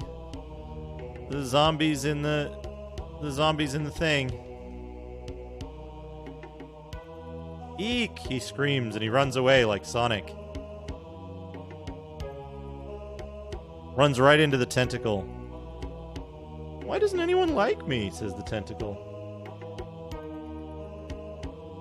And then there's the zombie nurse cutting the head off a chicken there. This won't hurt a bit, sweetie, says the zombie nurse to the chicken. Ugh. Fuck, the rest of this is just text. Let me read this where I can actually see it. A hunk in hiding, says Razor. Nah, I was just going to rip this bush out so we could crawl into the basement through the grating. Good thinking, Nestor. I thought maybe you were avoiding me. Hiding from you, ha, that's a laugh. Do you think I'm a tuna head or what? Maybe a shrimp, says Razor. I don't know what they're talking about, but something pretty fishy is going on in Maniac Mansion. Yeah, that is. It's him imagining being decapitated, but yeah. There is a chicken in distress, about to be decapitated.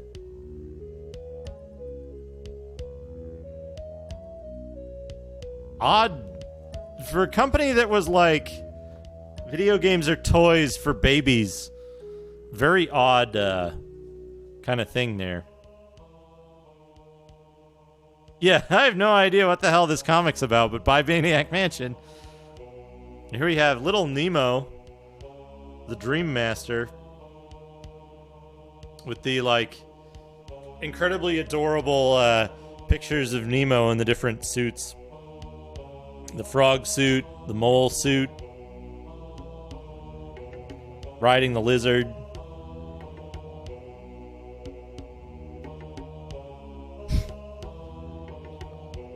Tells you where all the keys are.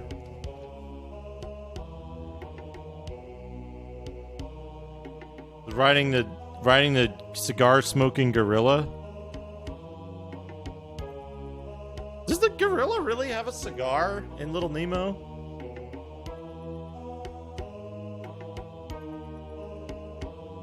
Like, it's blurry as shit for some reason, but...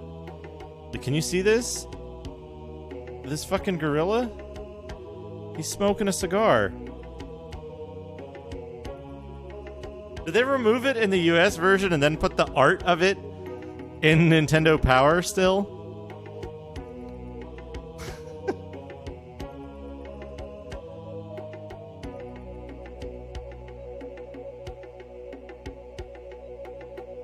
And we got the sleepy looking crab that he's riding inside of. Sleepy looking fish.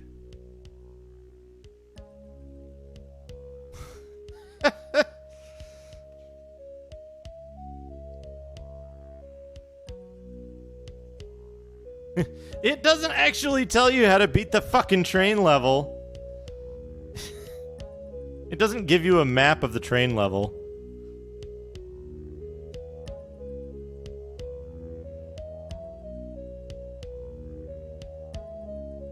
I've thought about it, Sheriff. I just don't know, like, other than using the same camera that's fucked up anyway, and like buying a couple, like, I don't know how I would set up the like arm thing. There he is on the mouse, and then like over here as the bee in the bee suit. Thought about doing a document cam, but what was I gonna say? The big thing for me is, like, I don't know how I would set up the like armature for that, because it's like I don't know, what is this? Like 2 feet, 2.5 feet? Maybe. Hold on.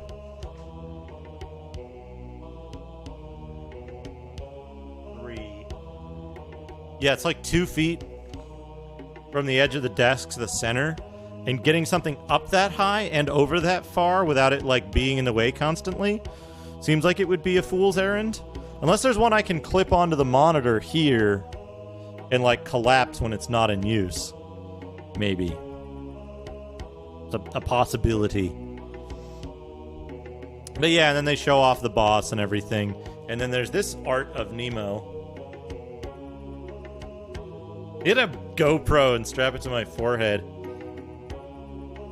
There's this art of Nemo here where he has one giant hand for some reason. One giant hand. There you go. One super big hand.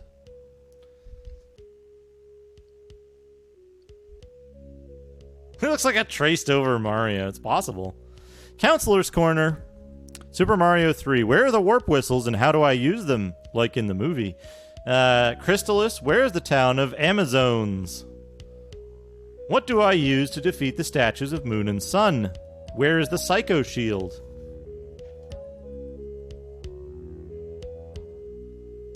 Tombs and Treasure. How do I advance to the next experience level? Okay.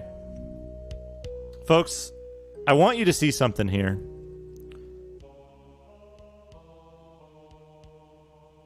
I want you to see something. The question is, Tombs and Treasure, how do I advance to the next experience level? The answer is an entire page with multiple steps and screenshots and a chart. Good. Good. I must play Tombs and Treasure someday. It sounds like it sounds like it's an easy game. What does the sun necklace do? What is hidden in El Caracol? I don't remember Tombs and Treasure being, like, such a big thing. They answered, what, 4 questions for it? No. 3 questions for it, one of them taking up the space of 3 other questions. There's, Tombs and Treasure is like the sequel to an MSX game or something? Or it's a remake of an MSX game? I want to say. Oh, here we go. Dr. Mario. No one knows as much about the methods of manipulating capsules as Dr. Mario.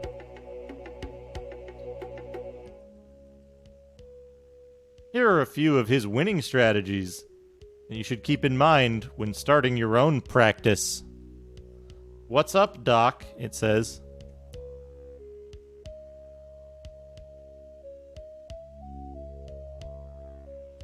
But yeah, here we go. Here we go. Deprescription Mario. Capsule control. That's what Capcom stands for. Capsule control. And then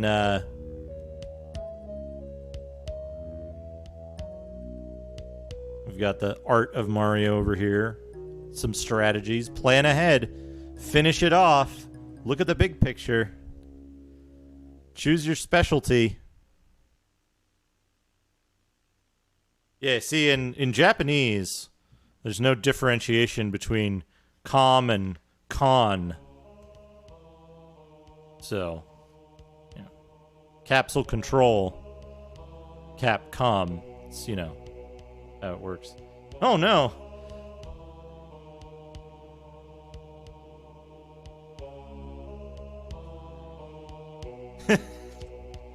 This is one stone cold fucking Luigi. He is kicking Mario's ass at Dr. Mario, and Mario is worried about it. But look at Luigi. You've never seen him happier. Agar Flame, thank you for the follow. I've never seen Luigi happier than beating Mario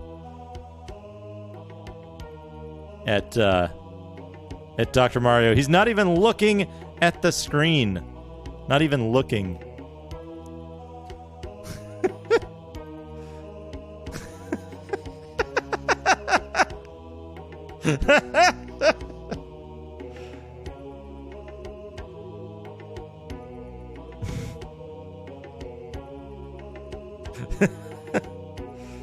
Mario's worried about his vitamins here. You can't really see it because they've written vitamin on the pills.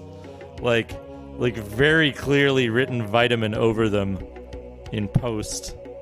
Got the little heads up here.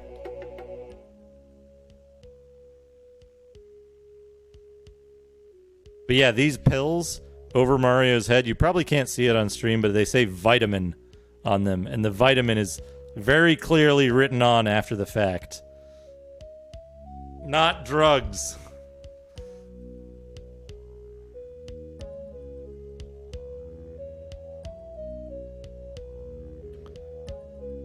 Prepare yourself for a 2-player challenge.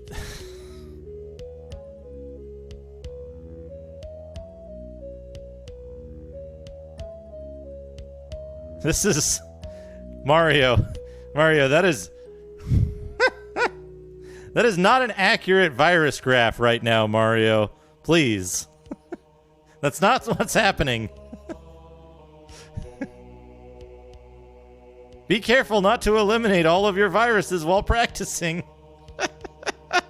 And then clinics. Study these examples, then give them a try.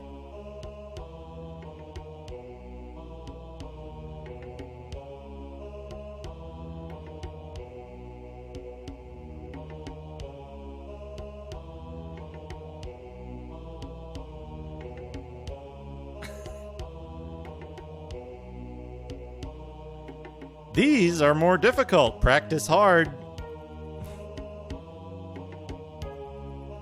Practice hard. Congratulations, you've done an excellent job. And they're like showing all the different Dr. Mario triple setups. Doubles and triples.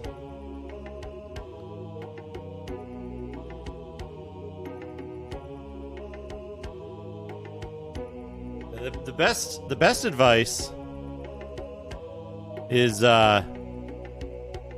practice, practice, practice. You find triples easy, try a quadruple.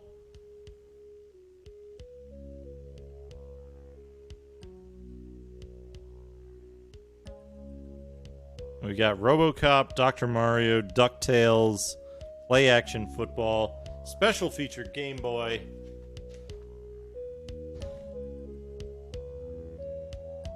DuckTales! Woo! DuckTales! Woo! I don't wanna die. More DuckTales. Dr. Mario. Magica Dispel. Himalayas, African Mines, Moon. Wait, there's more! Back to the haunted house for another battle. Yeah. Did you say Dr. Mario for the Game Boy? Dr. Mario for the Game Boy. Here it is, right here. Link up for added challenge. Germs have taken over the medicine bottle. That seems like a bad thing. It seems like your medicine is maybe not very effective, and you should work on your sanitization procedures. Dr. Mario is pulling double duty. Germs are taking over his lab on the NES and spreading to Game Boy too. Now you can help him at home and on call. RoboCop. RoboCop for Game Boy with the version of the C64 loader tune, I think. One row too few compared to all the other games. Oh boy, that sounds fun. Extra challenge. The real version.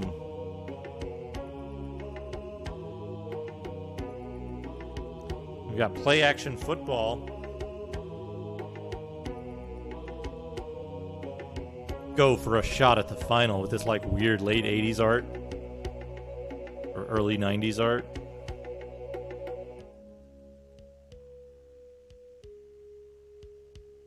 Here we go. Game Boy Classified. Batman music sampler. Cosmo Tank sound test. Final Fantasy Legend Power Punch. When you buy Punch Power, you'll find that the last punch is always the strongest. To keep punching at that same strength, buy 2 rounds of Power Punch at the same time. Then use up 1 complete round, and the second round will be packed with super punches. Dead Heat Scramble, stage select. Heavyweight Championship Boxing, Mighty Blow. Tetris, Heart Levels. Shanghai, Special Modes. Al Laboratory, thank you. Now playing Game Boy Top 10. Super Mario Land, Gargoyle's Quest, Batman, Tetris, Golf, Daedalian Opus, Castlevania, The Adventure, Nemesis, Alleyway, and NFL Football. Those are the top 10 for Game Boy.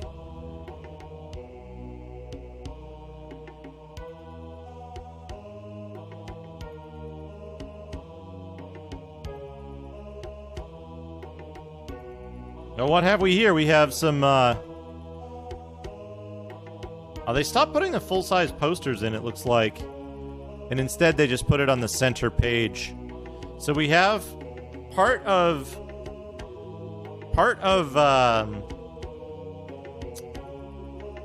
a map for Castlevania 3, and then we have a Mega Man 3 poster here in extremely 90s gradients.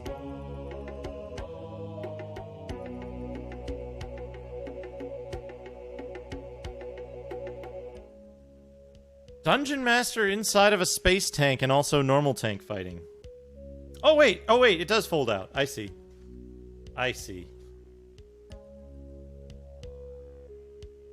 There we go.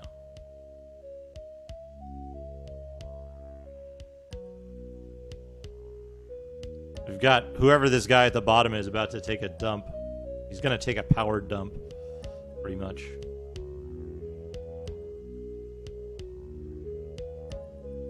Yeah, very goofy interpretation of the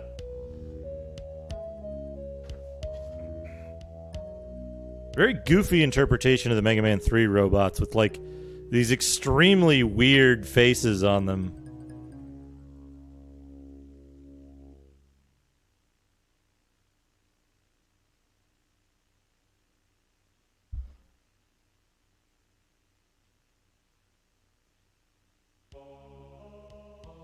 Like, look at Snake Man. Look how weird that looks.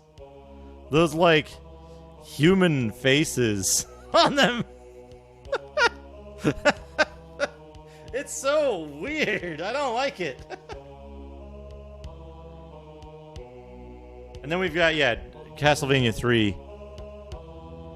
Dracula's Curse map. You know what it reminds me of? Honestly, it reminds me of that one line art face that 4chan was putting on everything for a while.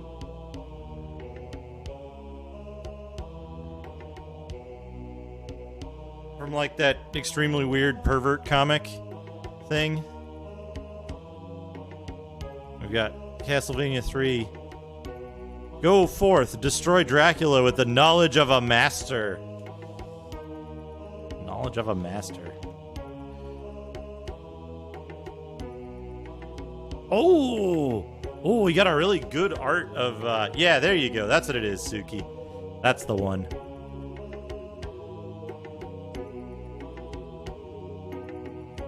A really good art of Trevor Belmont here.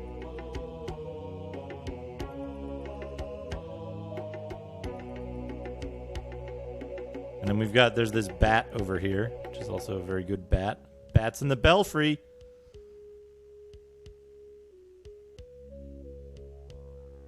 Oh, the Skull Knight. The Skull Knight and the zombie have extremely good art here. That zombie art is cut off, though. I want to see the full frame of that one. And then there's the Skull Knight. Bone pillar. I wonder what all of this art came from. Bone chuckers. Yeah, I didn't see that. Yeah, these arts exist in big form somewhere.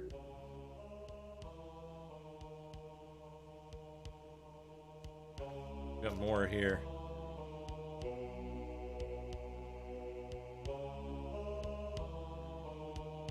There's the skeleton here. There's Nasty Grant.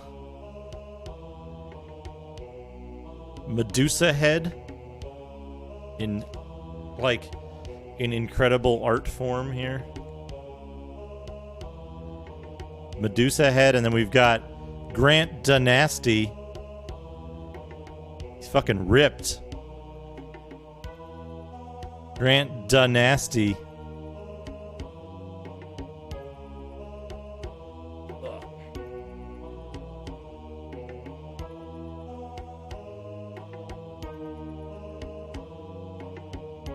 Too nasty for Netflix, yeah. This is good. This is good. Whatever this thing is. I don't remember this Castlevania enemy.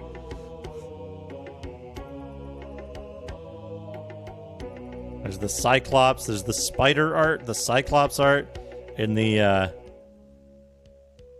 Sifa Belnad's art.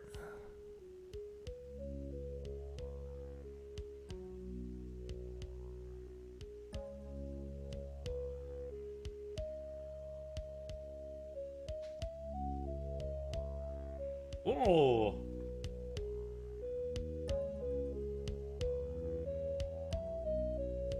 We got this the skeleton ghost.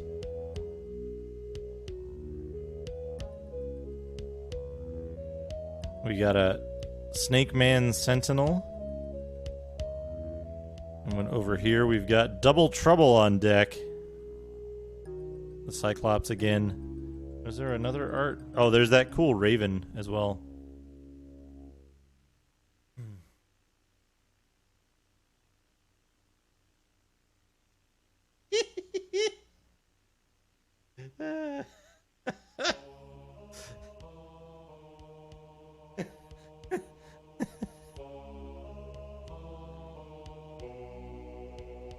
Look at that frog!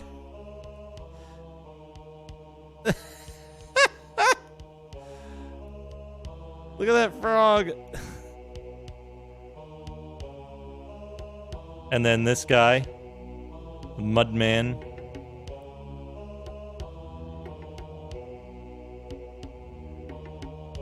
And we've got another different bat art down here. What is this? Wrong thing. I gotta click on Chubo's link. Oh no! Mario, what is wrong with you?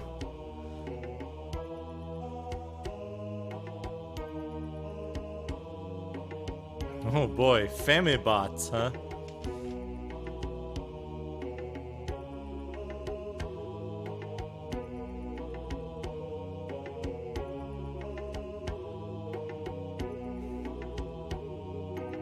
We've got another mummy.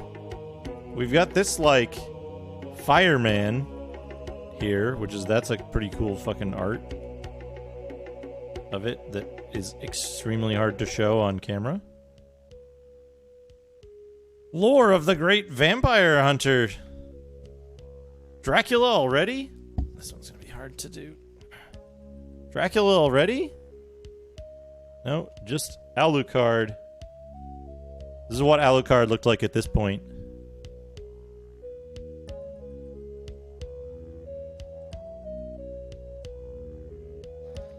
Ugh.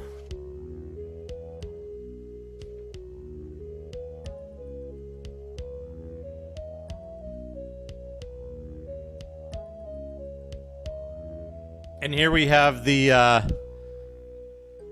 well-named Frankenstein's monster. Very clear about that. It is not Frankenstein. It is Frankenstein's monster.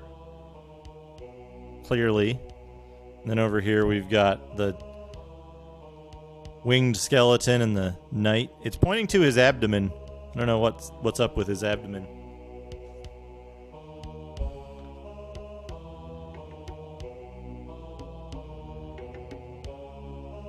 There's a good fish man here.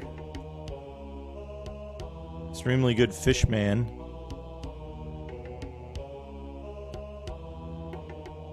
Then a good axe knight with a giant dong protector. And then 2 dragons.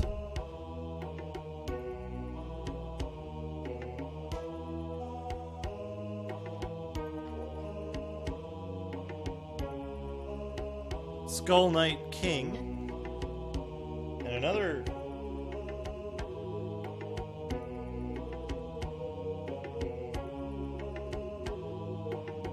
other different horrifying fishman. But yeah, Skull Knight King is here. I think that might be the same art from earlier. And then this horrifying other angle on Fishman here. You can see.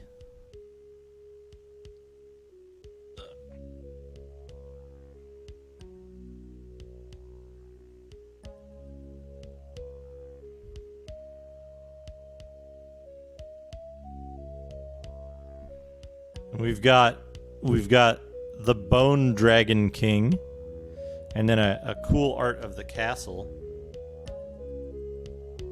Now there is no turning back. You have reached Cursed Castle, home of Count Dracula, and the deadliest challenges of your journey lie ahead.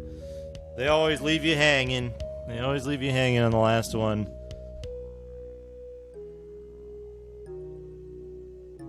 Top 30 for November-December 1990. Super Mario 3, Final Fantasy, Mega Man 2, Tetris, Ninja Gaiden 2, Ninja Gaiden, Super Mario Bros. 2, Zelda 2, Zelda 1, TMNT, Crystalis, Baseball Stars, TMNT the arcade game, Super C, Batman. Weird to see TMNT above the arcade game. Tecmo Bowl, Battle of Olympus, Metroid Shadowgate, Double Dragon 2, Metal Gear 2, Snake's Revenge, canonically the second Metal Gear game, Wizardry, The Adventures of Lolo 2, Mega Man, Punch-Out, Kid Cool, Tombs and Treasure, Castlevania 2, Simon's Quest, Mega Man 3, and Bionic Commando.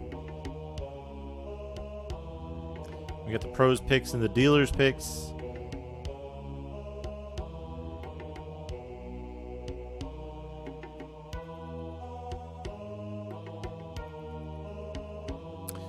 Fire Free Bowser. 2 Bowsers.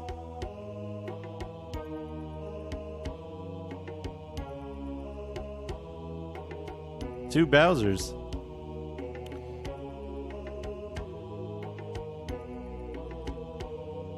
I think you can see here, Suki.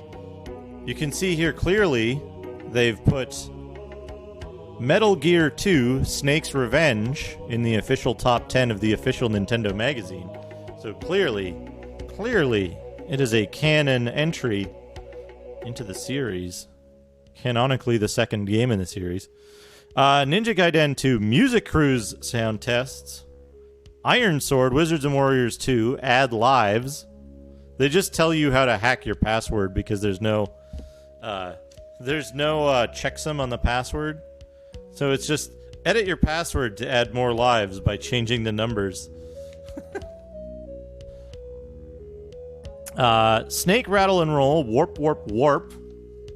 Tells you how to warp a bunch of places.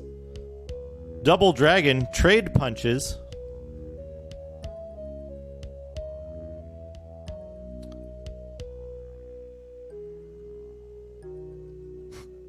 When your partner is low on life, defeat him. Clear out the enemies. Let your partner defeat your player and reclaim the lost life.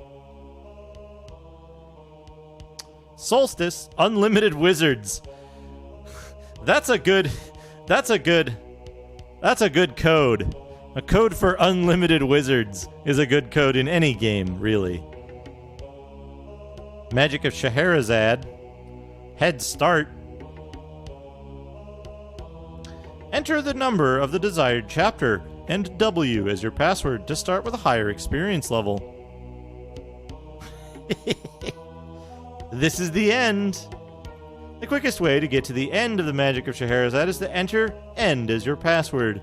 Of course, this won't give you any of the satisfaction of actually saving Princess Scheherazade, but it will give you something more to work for while you continue your quest.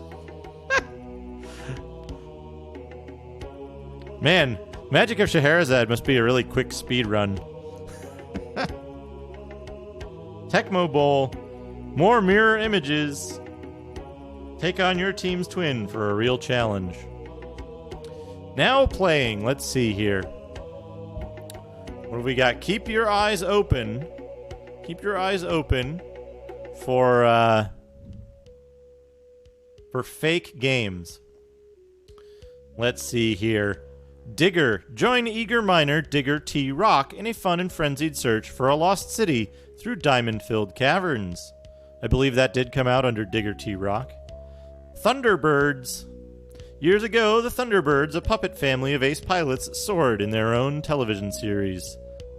Now, they're back in action, working together against a mad scientist set on destroying planet Earth. Fans of action shoot-'em-ups with a vertical scrolling screen will like this one. Pipe Dream. I wish that didn't come out. Street Fighter 2010. As the super athletic Street Fighter Ken, you must take on a horde of mutants in a futuristic battleground. Destiny of an Emperor. Let's see here. A listing of the latest NES titles. Take a quick look after this. Let's see. Battle Tank, Big Bird's Hide and Speak, Castlevania 3, Caveman Games, Classic Concentration, Conan, Days of Thunder. Wasn't Days of Thunder fake for a long time?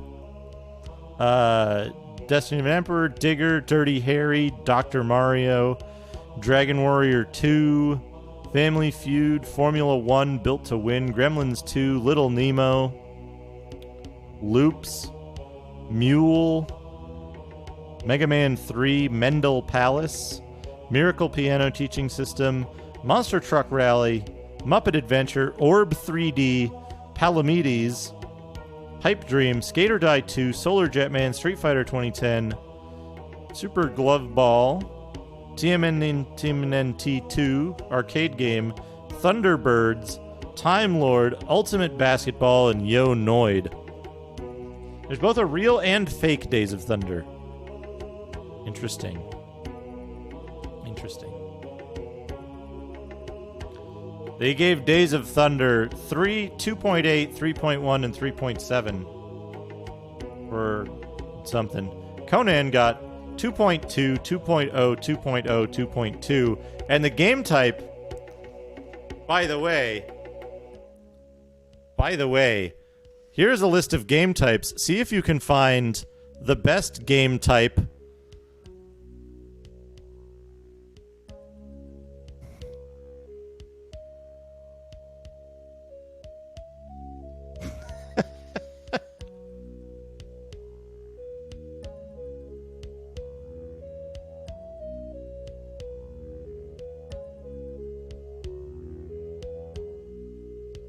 Barbarian action.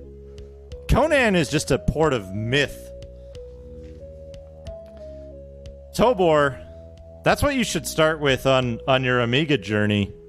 You should start with myth. Four-player extra strategy guide, Super Spike V-Ball, NES Play Action Football, Nintendo World Cup, Super Off-Road, Gauntlet 2, Swords and Serpents, Kings of the Beach, A Nightmare on Elm Street, World Bowling, Magic Johnson Fast Break, Spot, Top Players Tennis, and Mule. I think they're just advertising the guide there. NES Achievers. That one guy who kept submitting the same score for Xanac has stopped submitting at this point. Somebody submitted a score for Xanac that was like 999 million or something. All right, Pack Watch, a look into the future of NES game packs. Deja Vu just around the corner. Mega Man 3 just around the corner, with an excellent Mega Man there.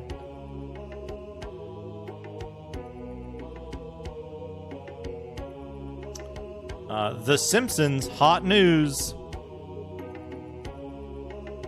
Search for Double Trouble begins at Youth Expo 90.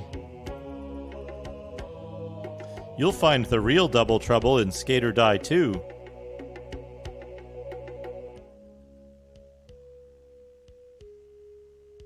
Fabio Snatches gets a visit from Skate Pros Adrian Demain and Tom Knox.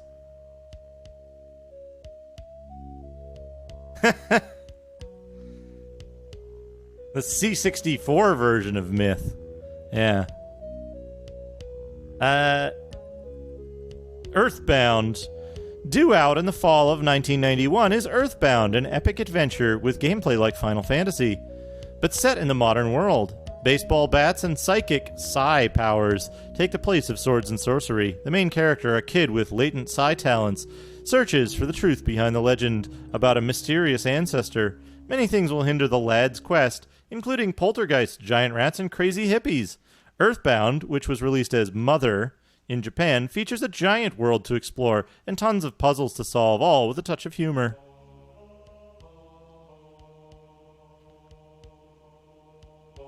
Super Famicom.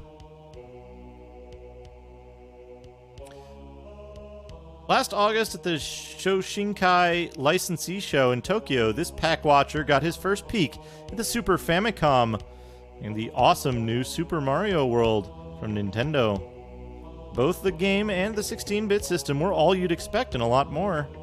The shots below, you can see the great colors and detail, but you can't see the scrolling background screens that give the game a real feeling of depth and motion. Sound great? Yeah, it does that too. The digital stereo effects and music added a whole new dimension to Stomping Koopas. We'll give you more juicy details on Japan's new generations of games real soon. Sim City and Star Tropics, both NES versions. Did Earthbound come out in the US, or was it like only the Mother 2 one that came out in the US officially?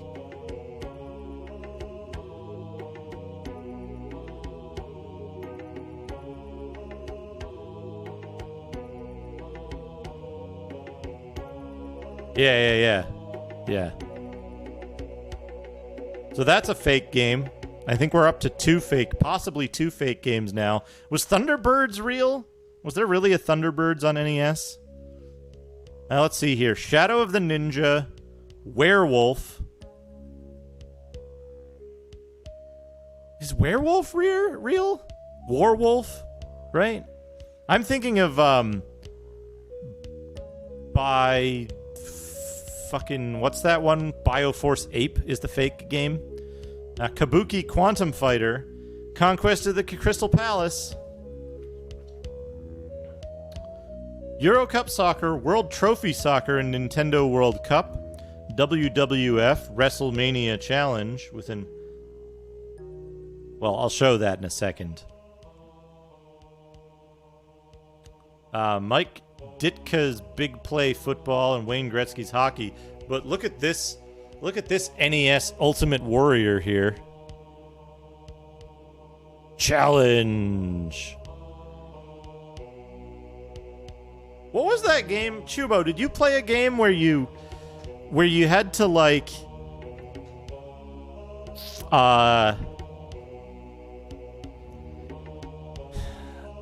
it was a wrestling game where you had to like pick your pick your responses to talk trash about your opponent.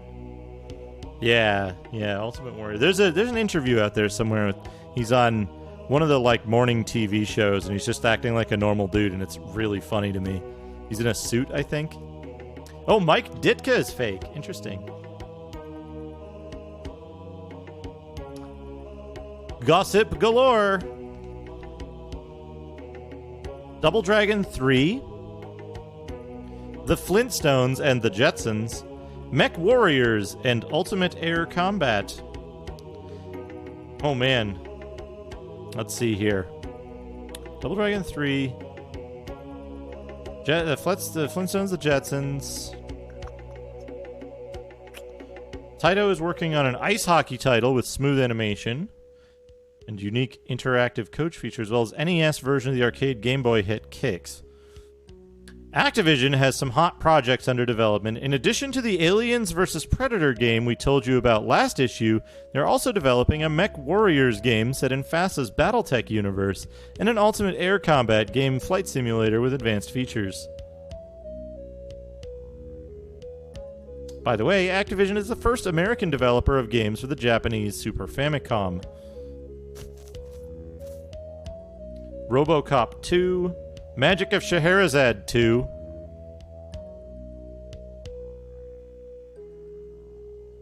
Culture Brain. Word is that along with its many kung fu-oriented titles, Culture Brain is working on a sequel to the fantasy adventure game The Magic of Scheherazade. We'll keep you posted. Yeah, that is kind of sad. Coming soon, AD&D Heroes of the Lance, Adventures of Rad Gravity, Arch Rivals, Bandit Kings of Ancient China, Beetlejuice, Bill Elliott's Super NASCAR Challenge, California Raisins, Conquest of the Crystal Palace, Deja Vu, Drax Night Out, Dragon's Lair, Fisher-Price Firehouse Rescue, Faria, Flight of the Intruder, Funhouse, G.I. Joe, Galaxy 5000, Gremlins 2, The New Batch, Harlem Globetrotters, The Immortal, Indiana Jones and the Last Crusade, Isolated Warrior, Jackie Chan's Action Kung Fu, Kabuki Quantum Fighter, Kiwi Craze, Legend of Hero Tonma, Magician, Metal Mech, Metal Storm, Mike Ditka's Big Play Football, Miracle Piano Teaching System, Motor City Patrol, Mutant Virus, Ninja Crusaders, Nintendo World Cup, North and South, The Punisher, Princess Tomato in the Salad Kingdom, with an E, by the way, Pyros, Kicks, Shadow of the Ninja, Silver Surfer, Ski or Die, Star Tropics, Ultima, Quest of the Avatar, The Untouchables, War on Wheels, Werewolf, WWF WrestleMania Challenge, coming later.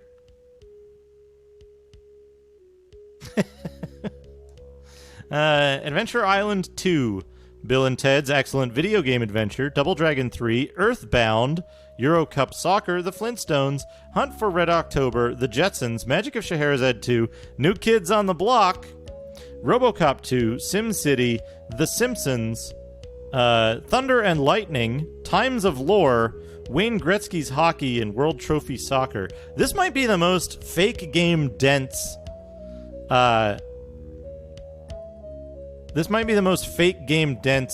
Nintendo Power yet.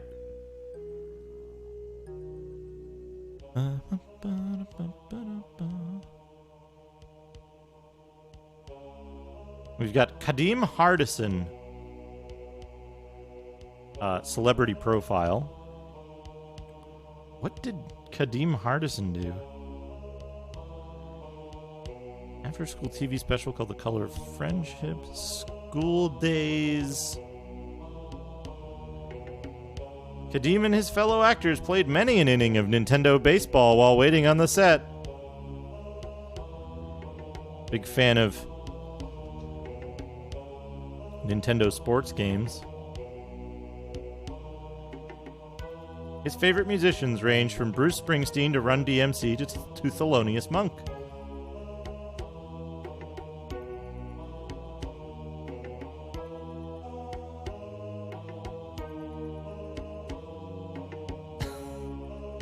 He likes Super Spike V-Ball.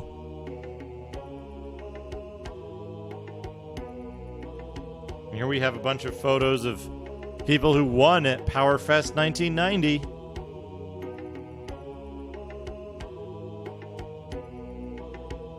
Bulletin board.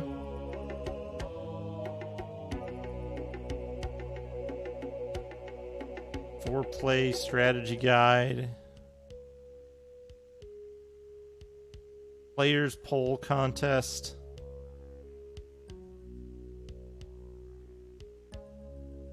Pretty strange.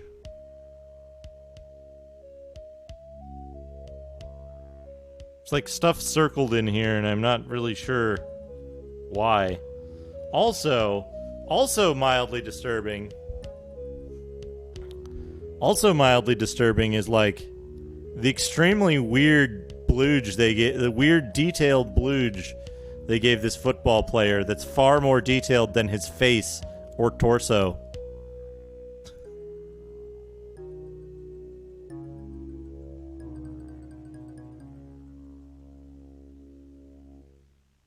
Very strange. Anyway, there we go. There's Nintendo Power Volume 18 with Dr. Mario. With his, like,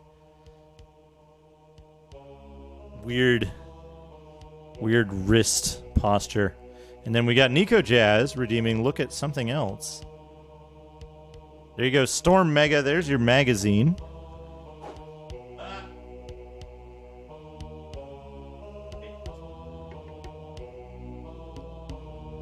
Elsewhere. Do I have something else lined up? Let me see. I think I do.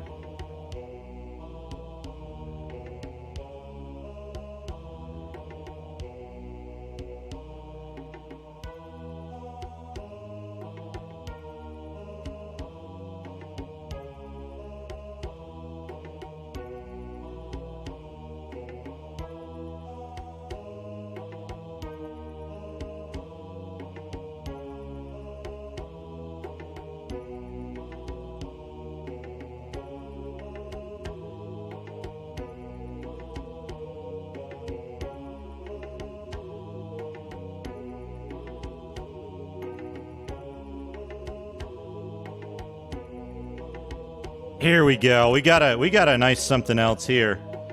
We've got this. Well, this. This is the Meteori card. This is the Meteori card for whoops. Which way does it go? This way. This way you can read the Throughout in. It is a MIDI controller for the MIDI expansion card for the X68000. Maybe you can actually like see through. Yeah, you can see through the ports. It's funny. MIDI expansion card for the X68000, which I have not yet reinstalled after getting it back from the repairs and upgrades that I sent it out for. The problem is I can't get the dang edge connector to line up with the slot properly. But this allows for such wonderful... Hey, Tabasco Punk. Yeah, that's an NES Advantage. Illegally modified NES Advantage with the special switch on it. So this will allow us to play. Let me see here. I've got it somewhere. Let me find it. Where did I put it? Oh, you know what'll be the easiest way to do this is to just go to my desktop in an Explorer window and look for it here.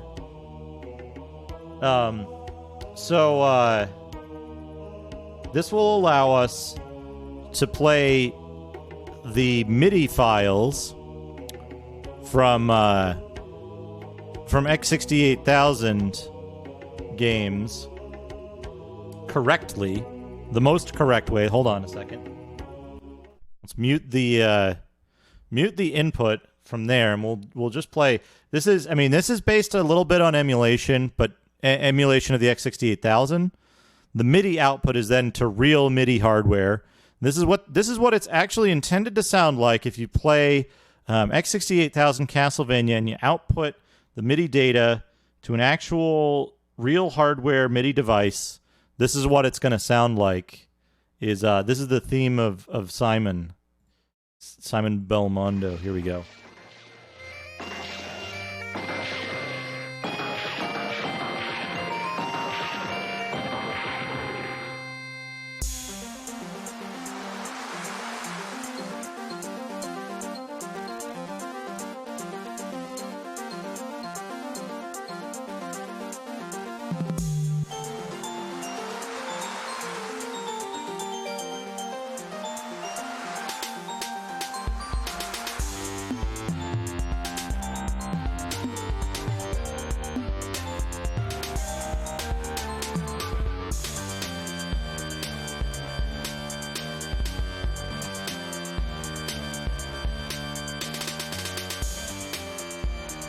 Yeah.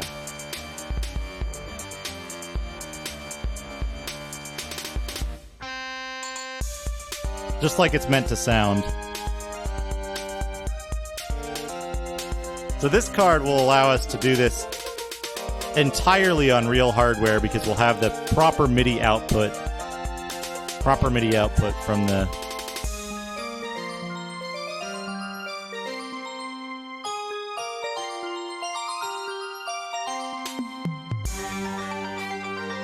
Where's the other one? Where's the one?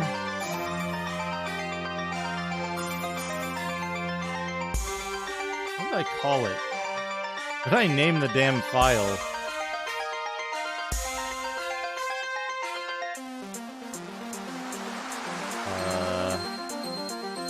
Is it perfectlynormal.mp3? It might be. Let's listen to perfectlynormal.mp3. There it is.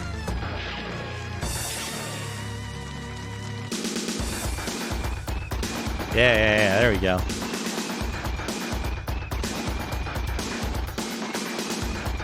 This is what it was originally meant to sound like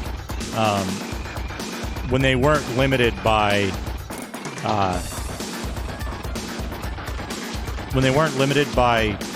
FM sound synthesis. This is what proper MIDI output from an X68000 is going to sound like.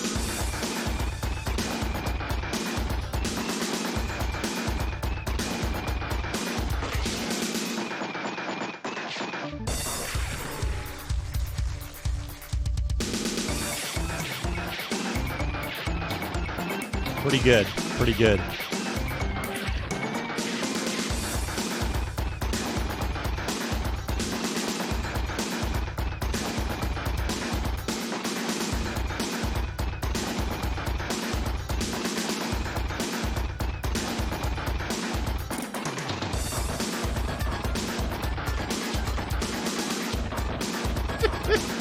And there's other songs I've got here too. This one.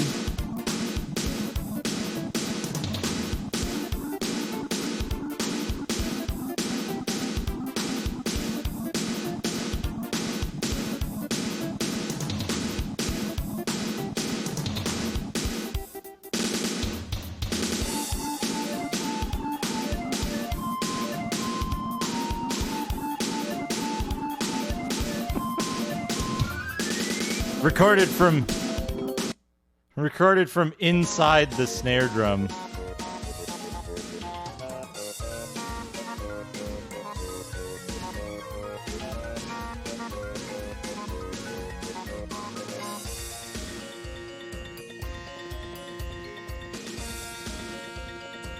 There's a helicopter in this one too.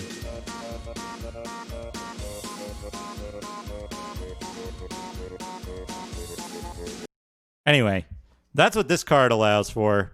I still have to seat this card. I think I just need to line this up just properly. But yeah, as performed by a clown on a unicycle. But there you go. There's something else. That's something we haven't shown recently as a piece of hardware that's not actually a console or a computer itself, but just an add-on board. It sure is something else, don't you think? Anyway, there's that. I'm going to take a quick break. We'll load up the theme of Simon again while I take a quick break, and then I'll be back. We'll get back to Menzoberranzan. Yeah, let's load up some music. I'll be right back.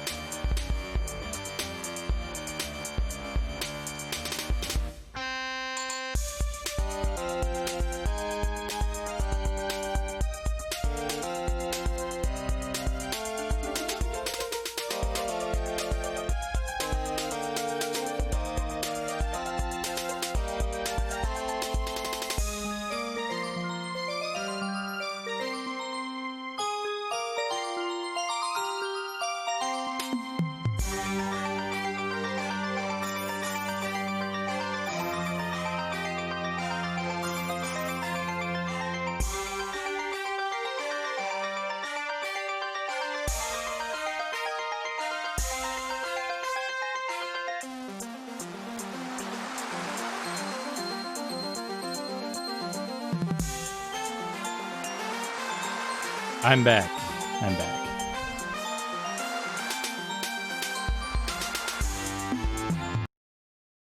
Perfect timing. That's as far as I recorded of that track. Turn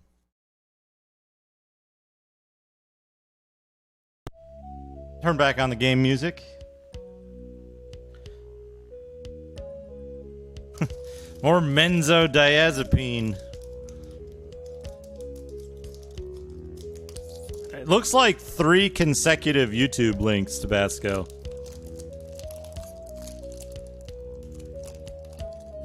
Which I assume somebody could sort out into a single valid YouTube link, but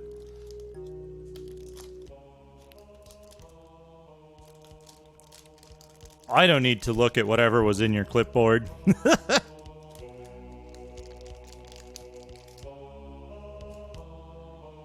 Alright, here we go.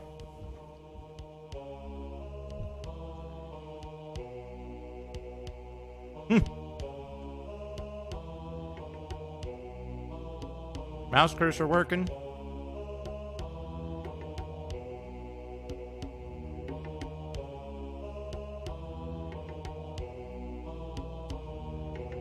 Man.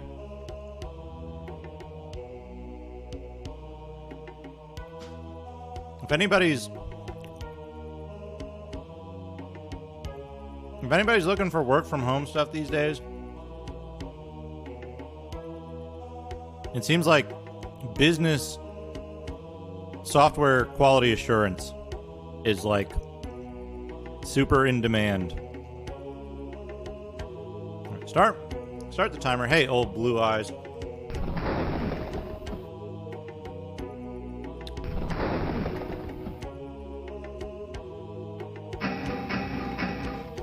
It's been surprisingly better than I expected it to be.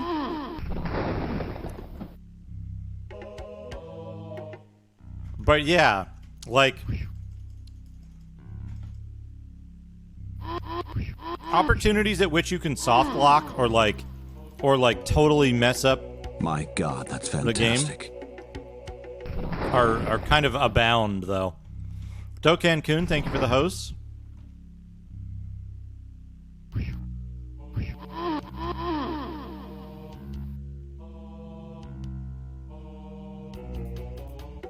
I much prefer Eye of the Beholder God, that's 1 to fantastic. these. Tabasco Punk, thank you for the host. I much prefer Eye of the Beholder 1 to these games. I like the idea behind this, and I think it was, ambitious, but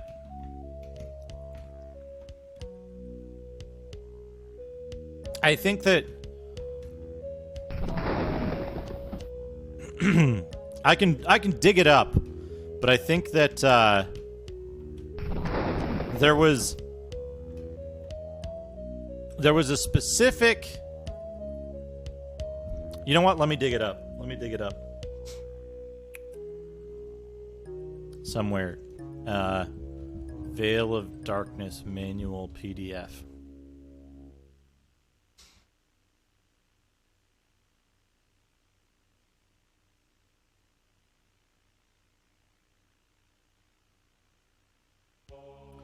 I can sum up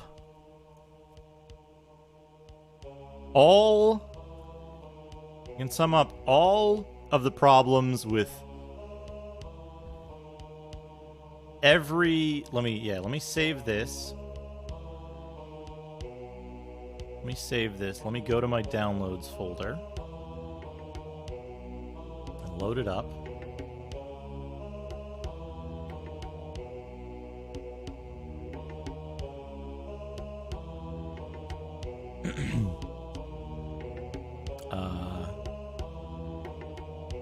I have PDF viewer. This should be it, right? Here we go. This is from the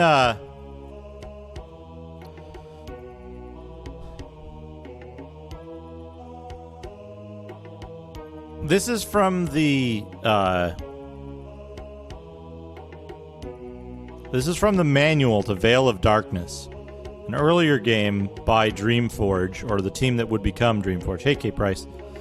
Now, this is a designer's note in the manual from Chris Straka, the creative designer.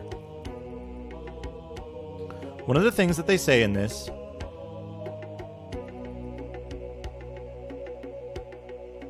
is this specifically here, where they say, one trap that we have tried as hard as possible to avoid is a situation where you know what to do, but are restricted by not knowing exactly how the task has to be done.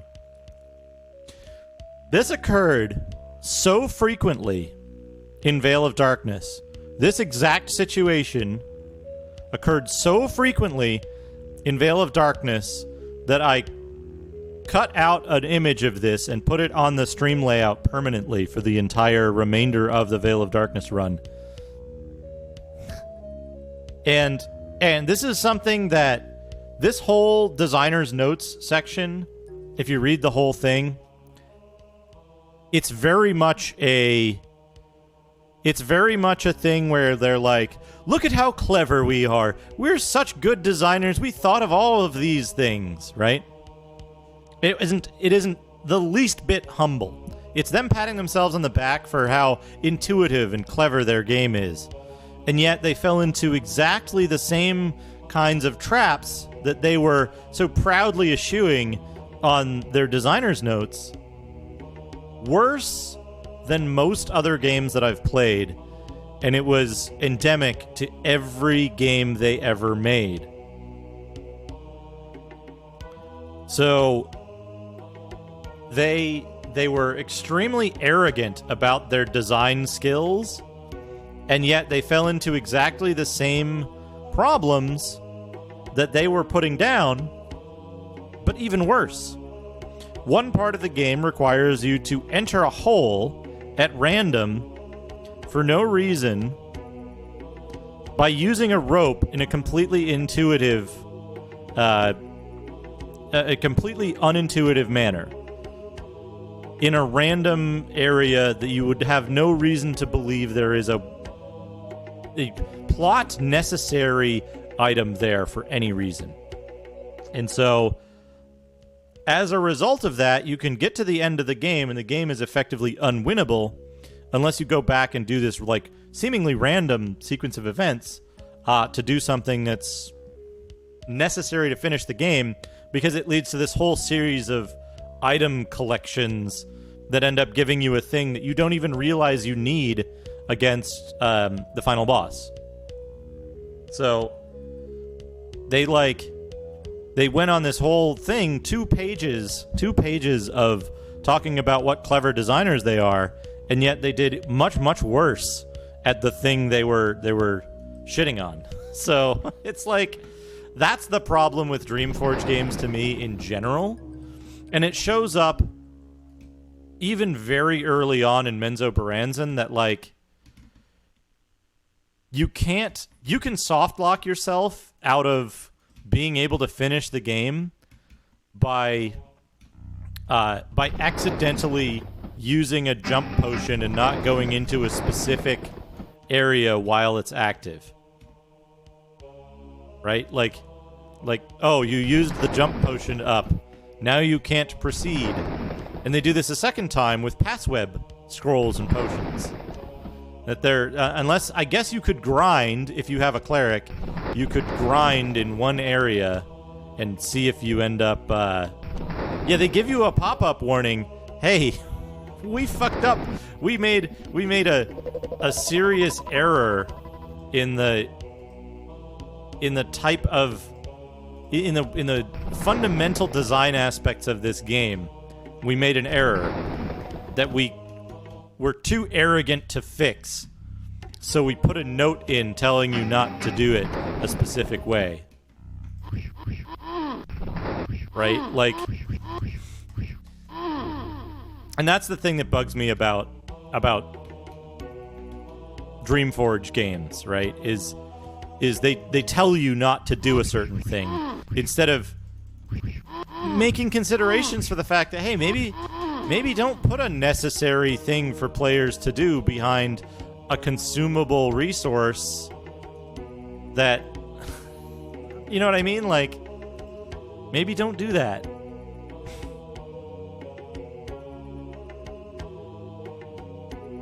I'm not angry. I'm not angry. Just animated. Oh yeah, this game is full of soft locks. That's one of the reasons why, like,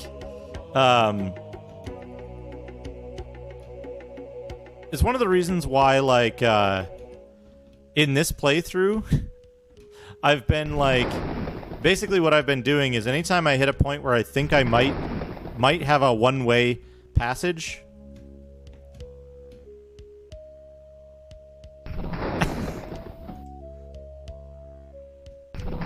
I save the game and I open up the clue book.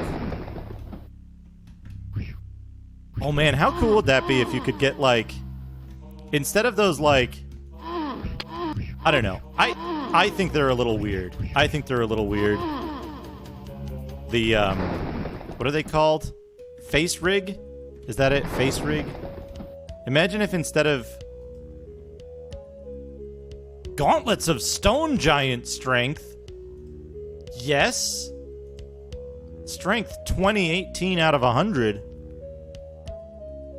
instead of, imagine for a moment, actually shit, these would be better on the Kenku. Can Kenku wear? Yeah, they can wear gauntlets. Well, no, so think of this, right? Think of it this way. Actually, wait, hold on. That doesn't make any fucking sense. They only get one attack. This makes more sense because, yeah, because too many guns attacks faster and twice. Yeah. Good. So,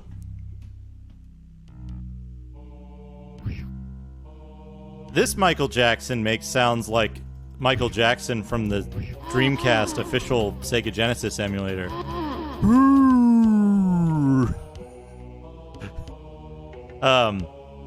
Imagine, I'll get this out, I swear. So, imagine instead of a, like, 3D VTuber thing, instead of that, you're using your face and your motions and stuff to control, like, a, what is it, like, Don Bluth animated character.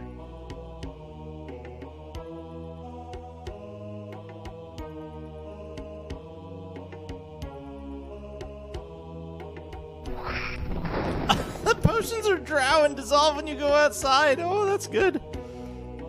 That's good. Yeah, official emulated Moonwalker. Most of the sounds were uninteresting, but one of the like woos was a little weird. So you got woo. The Avengers was much better, Ragadom. If you watch the VOD, watch the Avengers portion of it.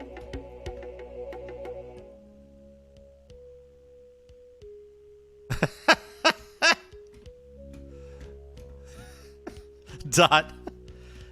It's Bluth, right? That did like Thayer's Quest and Dragon's Lair and shit.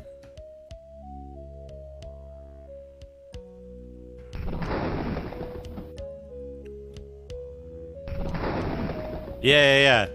With Captain America, Iron Man, Pigeon, Sausage. Extremely good. Yeah.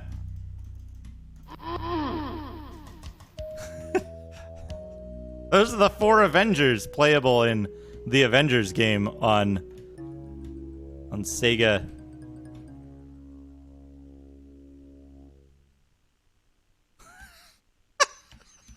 Piss sniper.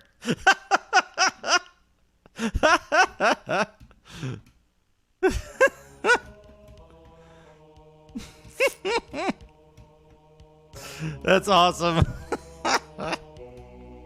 Incredible. It was 30 years ago. It was an Iron Man who used an umbrella and no one could use it afterwards after he'd done with it. That username is available.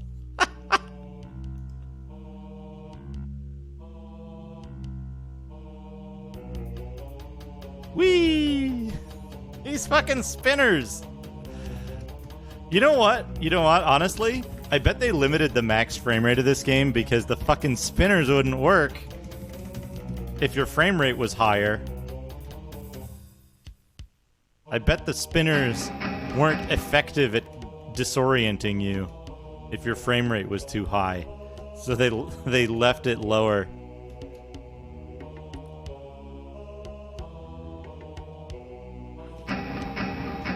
The thing that blows my mind about the fucking what's it called? Lich Touch. I shouldn't have done that. But that's okay.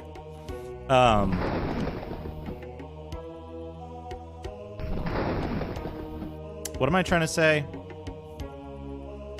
Once upon a time, a blue-eyed boy from the Old West learned one of life's cruelest lessons. That evil was bigger than his gun.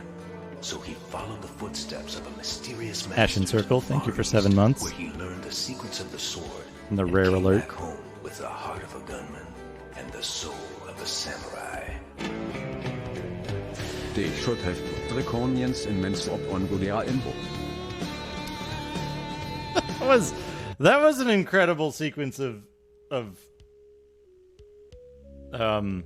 phonetics.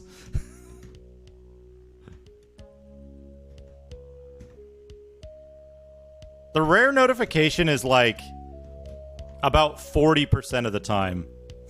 About 40%.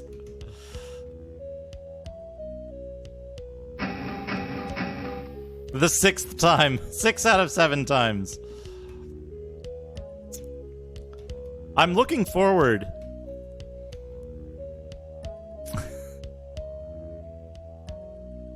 Yeah, I don't know where I put it. I had a thing around here. I had a piece of paper. Every time somebody donates like or gifts a bunch of subs, I always anytime someone gifts a bunch of subs, I always write down a little like score notation of how many of which, and it's about 40%. 40% rare. It's XCOM aliens hit percent.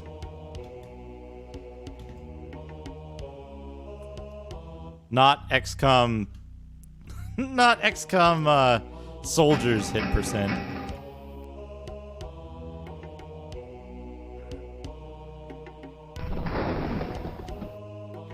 Yeah, I have an alert that I want to make, but I just haven't gotten around to it yet.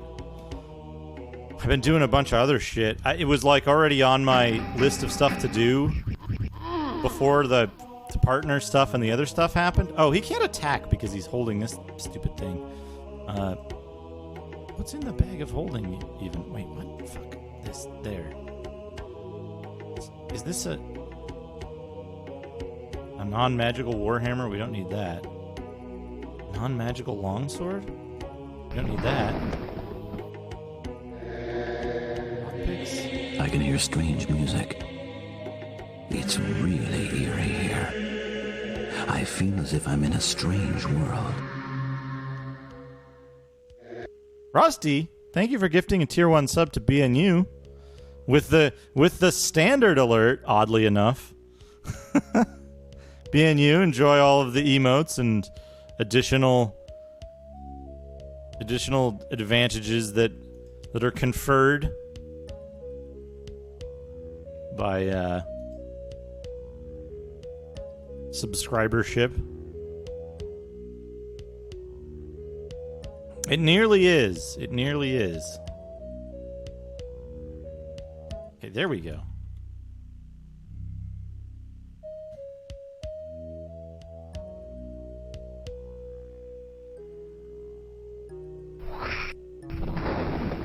What? Where?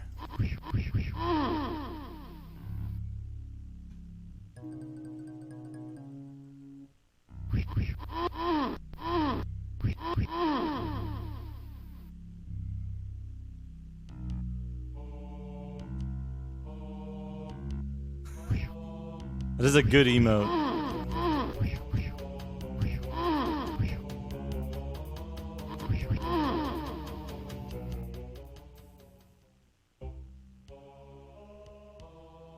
Forgot to take the dagger out of this bag of holding. There we go.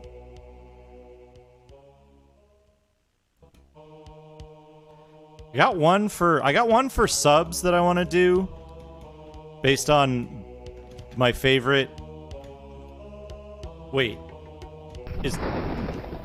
Do like super android characters or like robot men count as tokusatsu? Or is it something else?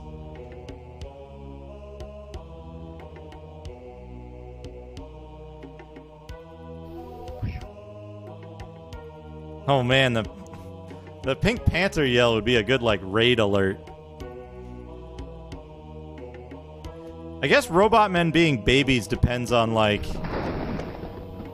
how long they've been around and what they're built like. So like Mega Man is a baby, but like, you know, some of the like Japanese super android things aren't.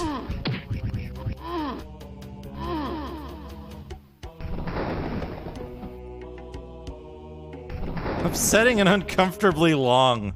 Good. I'll show you something upsetting and uncomfortably long.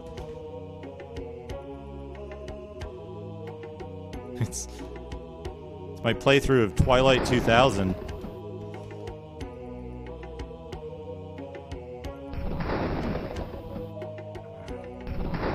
It's the windmill Gundam of baby. Here's a question. Are SD characters babies by default?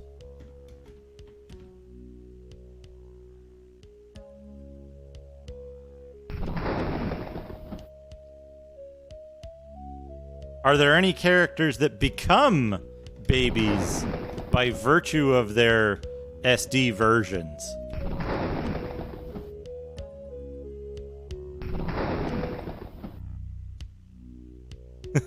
I've gotten hit at Joe like 4 times out of the like 6 times it's showed up or whatever. Which is, wait, shit. It did the thing. It did the fucking thing. Look at this. Watch. Zoom. You know what probably makes this easier? Is, where is it? Step mode. There we go. Step mode. There we go. Step mode. Ah! Stop fireballing me.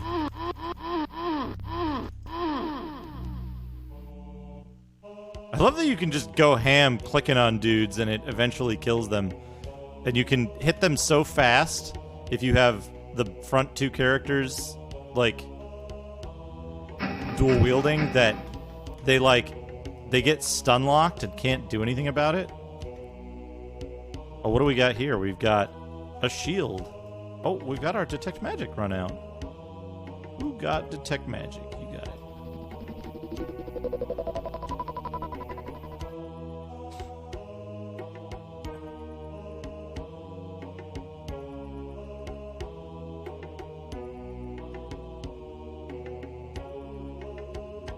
Banded mail. Banded mail is good for him. We can get rid of the adamantine chainmail or whatever.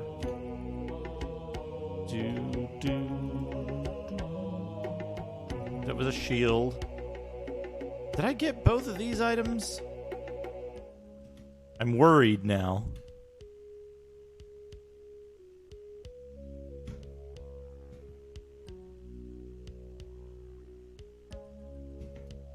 Regular ass Warhammer.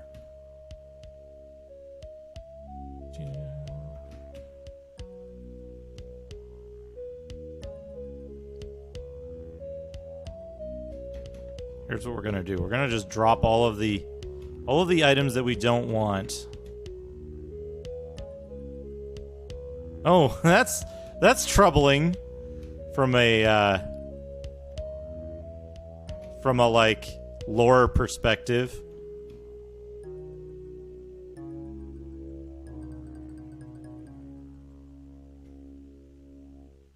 What? A sling. A non-magical sling. Let's put that in the other place. If an SD Gundam can pilot a Gundam. No, there are things wrong with that entire idea.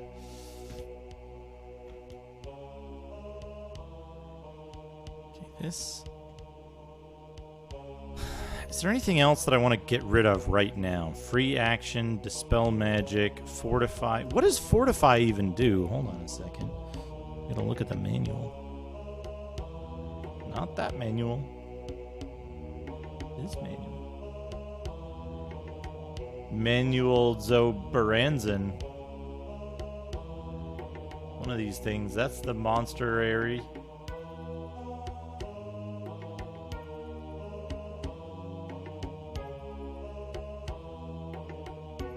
Charm Drow is a special ability.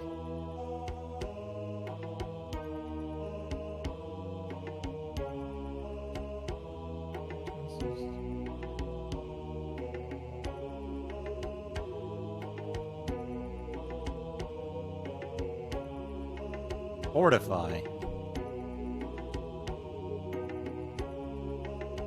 Maximize cure wounds. Okay.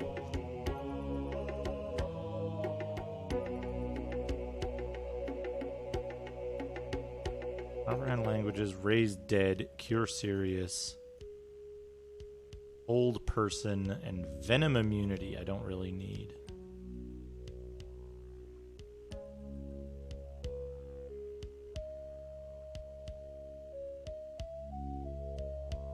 Harm is good for bosses, maybe.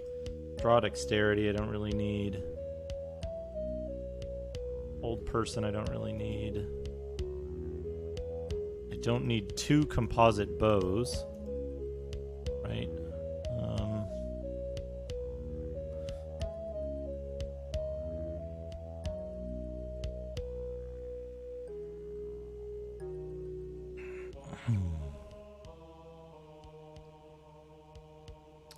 What else? We've got a magical mace +1. Potion of pass web. line those up.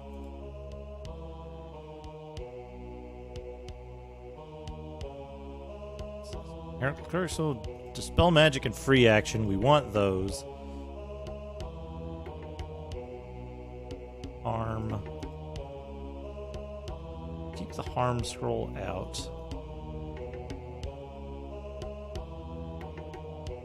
True seeing. Fortify. I love that they don't let you learn the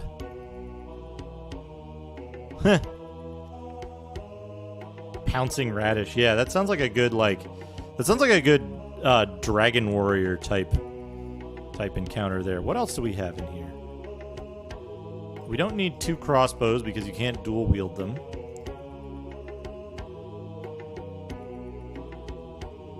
Potion of giant strength, fire resistance, and speed, and 3 coins we still have found no use for. A number of spears and throwing weapons. Oh, we got a dagger too. We had this dagger the whole time. Oops.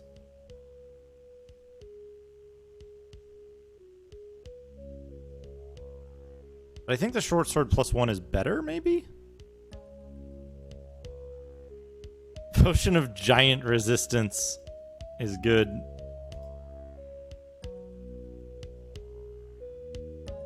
So he could be using the sling, but the sling sucks because you have to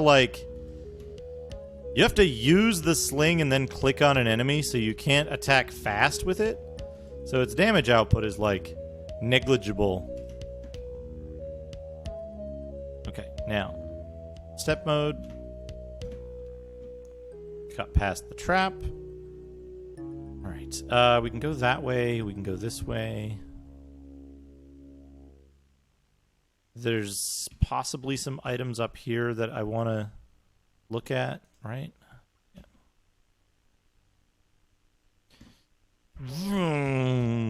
You can go really, really fast in this game if you turn step mode on and just hold down the button. You'll go absurdly fast, which is great. Okay, there were 2 items here, right? 2 items? No, just 1 item in a weird... Oh, no, there were 2 items back here. Just got to do some floor inventory cleanup here.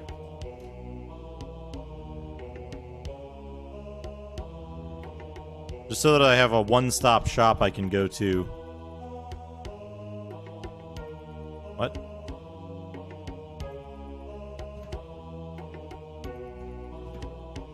There we go.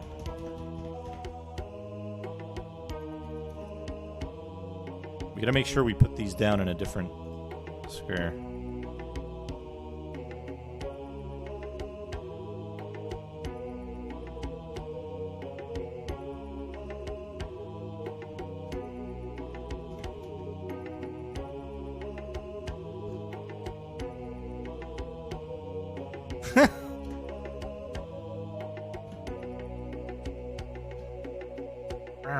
You can turn so fast when you're in stepping mode. It's kind of great. Okay, so we've got the top. We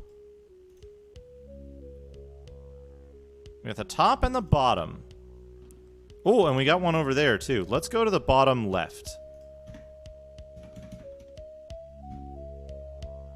You know what sucks? You know what really sucks? I don't know how I'm gonna generate new content for the grimoire and the bag of holding. Now that the best option for it is no longer available. Okay, this is just...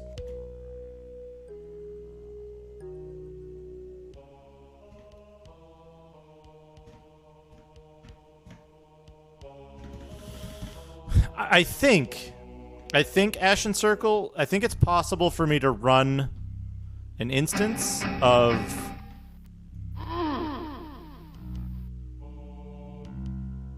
I think it's possible for me to run an instance of... Wait, save. There we go. Now I know it's saved. I think it's possible for me to run an instance of GPT-2 or whatever.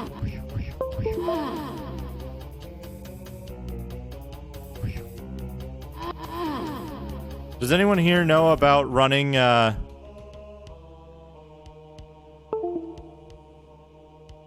running large neural network models on desktop PCs? I'm not sure. Talk to Transformer still has information about the model up on the site.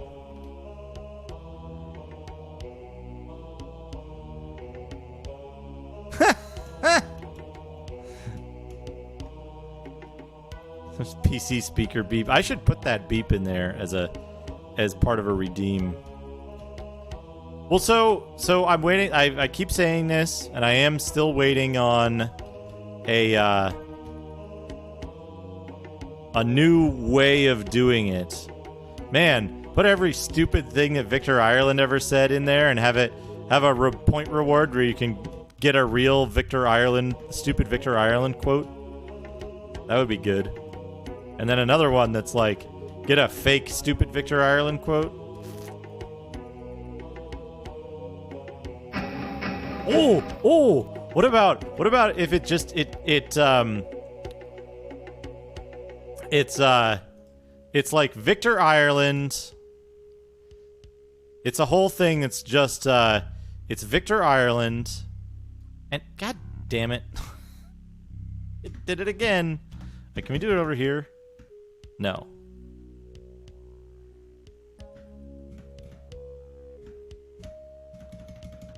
Now we can't. There we go. It's Victor Ireland and 700 gigabytes GPT-3. I'm pretty sure Talk to Transformer was GPT-2. Full-size GPT-2. But I don't know what it was trained on, and I don't know, like, if I could ask them to get their training data now that, like, they've turned it into a for-pay thing. Which, like, I mean, sure, yeah, server time isn't free, but, like, it is a little tacky to be like, server time isn't free, so now we're strictly charging for this and making it a mobile-only app.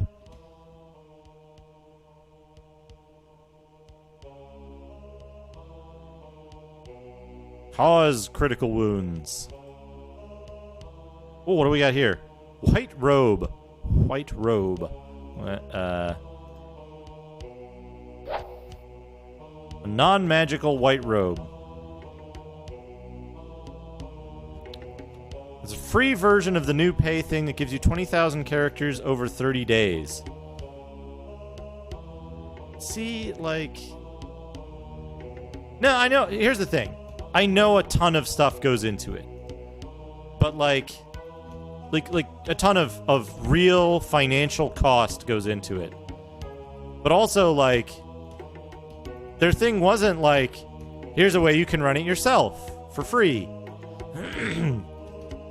Or, like, their reaction to the cost was basically like, we're going to try to make money off of this now, instead of making it so that the Gundams in SD Gundam Night series are portrayed as living beings, just as in the Musha Gundam series. Later in the series, giant robots known as Kihei were introduced, creating a weird picture of a Gundam piloting a Gundam. Nice. Nice.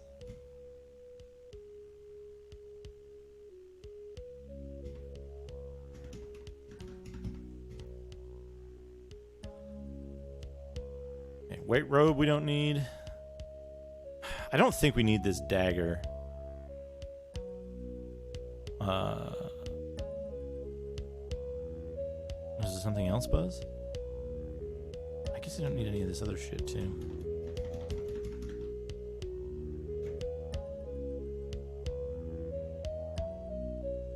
Okay, so what do we got now? It's one hallway all the way on the east. Yeah.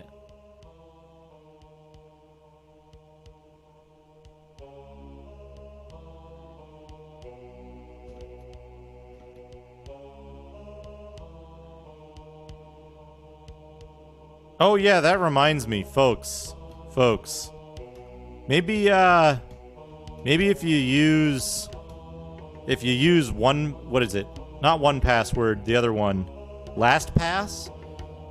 Maybe migrate to a different service. Maybe migrate to a different service than LastPass, because the writing's on the wall, as I would call it.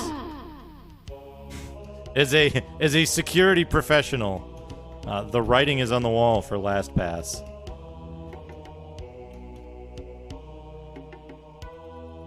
What the fuck is this thing?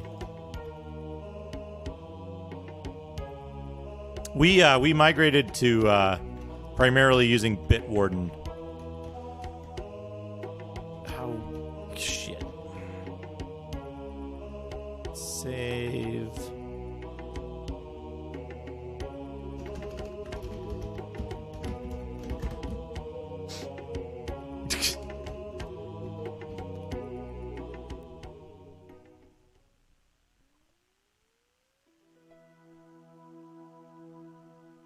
Oh man, his skin is you. Hey buddy, do you need your skin looked at?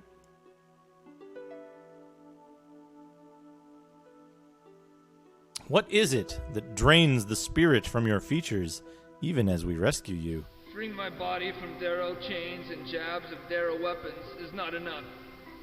An unknown poison courses in my veins. Laughing, my captors claimed it's only cures of fungus grown by the myconids. Free or not, I am too weak to reach the Mushroom King, or beg for mercy on my own. If you would help me, I promise you this.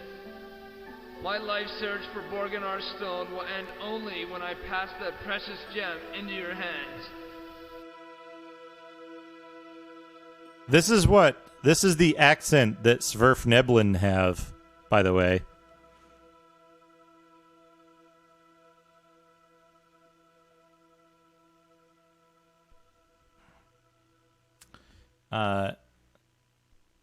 Can you tell us of the Darrow's purpose? Take care, for I cannot count the Darrow I've seen, and the Drow are with them. They work to one another's benefit, trading slaves from the surface for an evil profit. Before becoming a Darrow prisoner, I was taken by the Drow and brought here as no more than an offering of sorts. The Darrow hate my kind. Thus, to the Drow, a deep gnome seemed a fair present, an offering to seal the pact between their kind and the Darrow.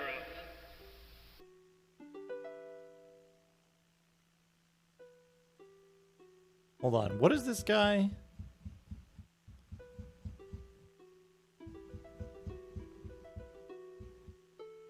This is Vlak Verdling. He is a thief.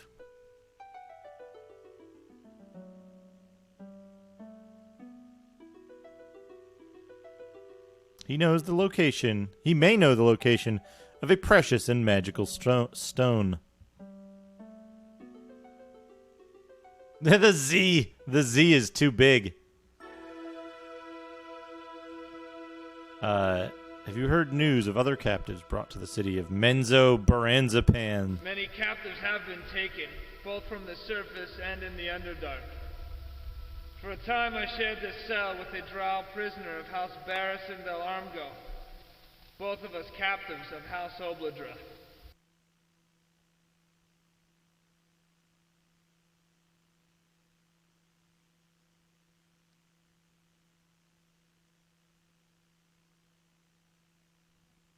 We just leave? Okay. Because here's the fucked up thing. If we get rid of Vonar, he disappears. If we get rid of Boranorak, he disappears. And we've got the only two spellcaster NPCs in the entire game in our party already. People who aren't spellcasters who end up in the back row fucking suck. So, if we have to take him in our party to complete the game, we're going to wait to do so the very last possible second.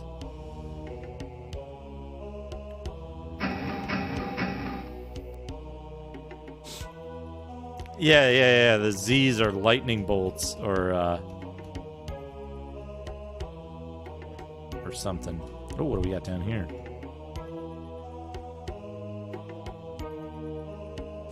Good! Look at that! We got a good figurine here. A very good figurine.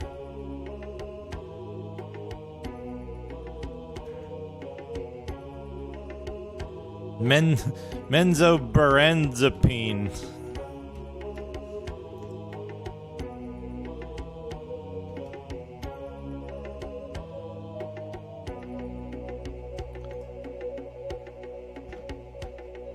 The spinners in this game, if you don't turn off the damn... If you don't turn on step mode, the spinners in this game are incredibly obnoxious.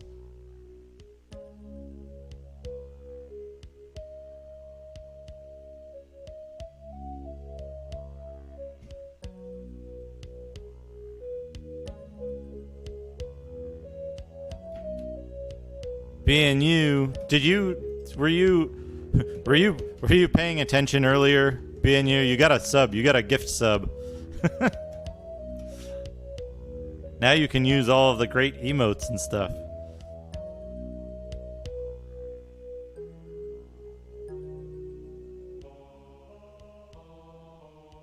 Okay, here's a problem.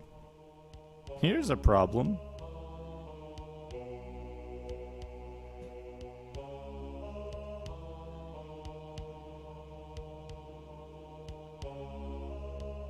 Ah, good, good. I didn't see it. I like said something and then I wasn't paying too much attention, but good.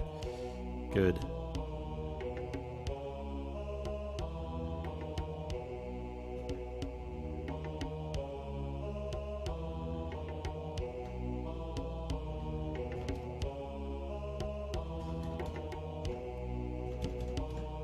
All right, it's hint book time. It's hint book time.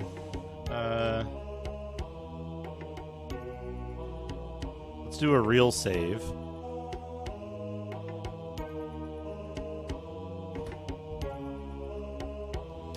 Let's pull up the hint book.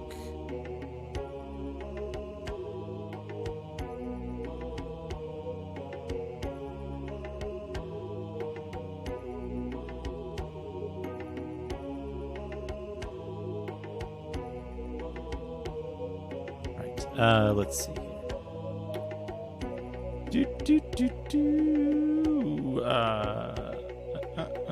PDF viewer. Here we go. There's Vlak Verdling.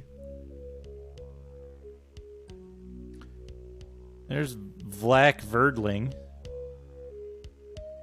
Well, let's see here. Yeah, he's got 10 strength. He sucks. He sucks. He gets some special abilities, though. Where is it? Where are we? Into the Underdark, level 2. There's some good art in the hint book. They're playing Keep Away with one of their, one of the people from a different house. Let's see here. The Underground Lake. Dwarven Mines. Okay, let's see here.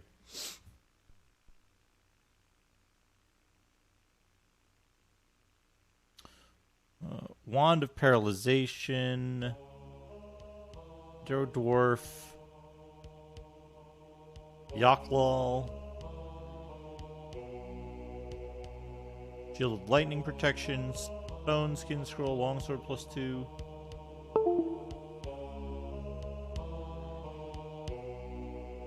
Lightning bolts. Boop.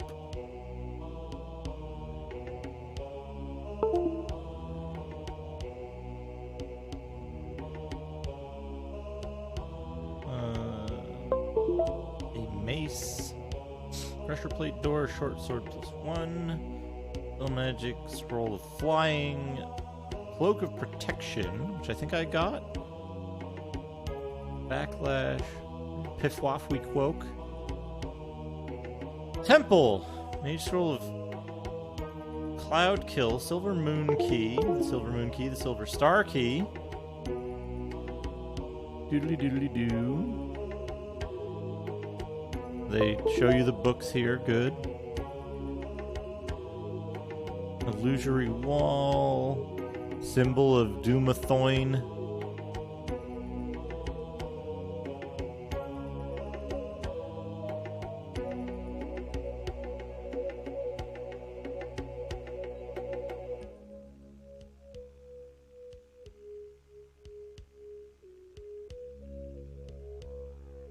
Silver star key, shield, 2 torches, 2 buckets, and a cleric scroll fortify.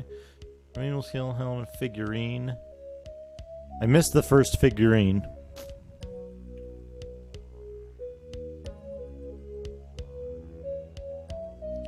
Okay. Scroll. There's level 2.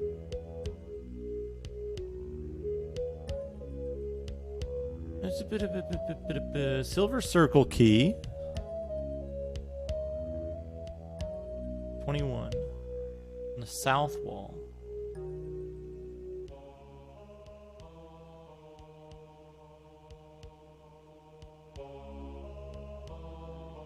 Alright, let's see here. Shield, Mage Scroll of Lich Touch. Yellow Candle, Scroll of Light, Stone Giant Strength, Scroll of Harm, Sling Pouch, and Sling Warhammer, Giant Strength. How do you get to fucking... What?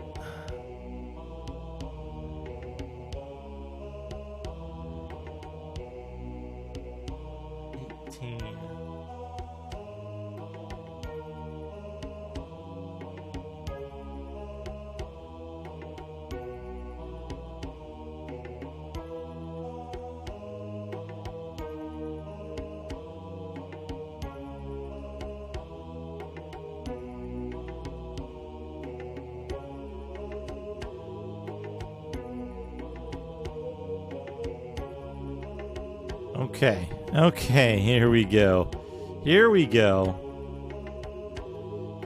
I found it. I found what we need to do. Where are we?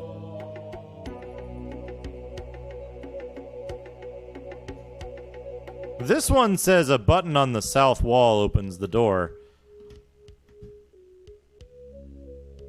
That's it. There we go.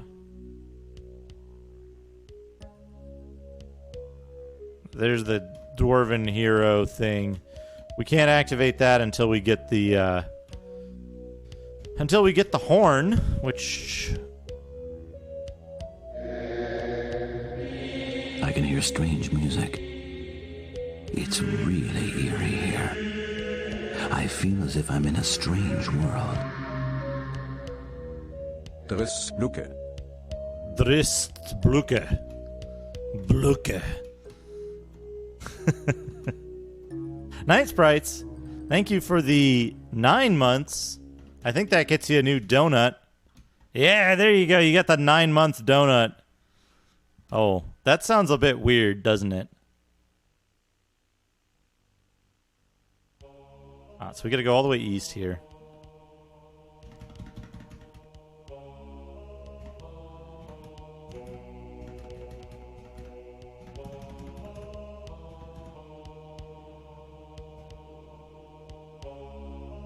And then we gotta go north from here.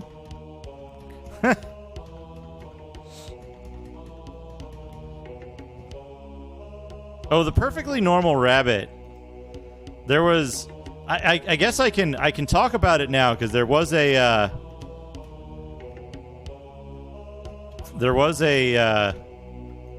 trivia quiz. There we go. Here's what we were looking for. The keyhole that we use the circle key on.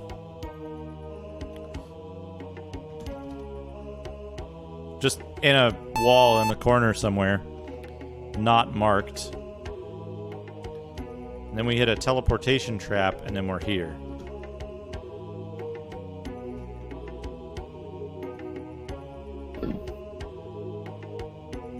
So, yeah, Perfectly Normal Rabbit is from a perfectly normal photo shoot by a famous singer for a famous magazine.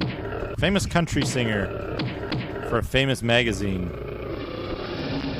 An unusually non-nude photo shoot for this magazine.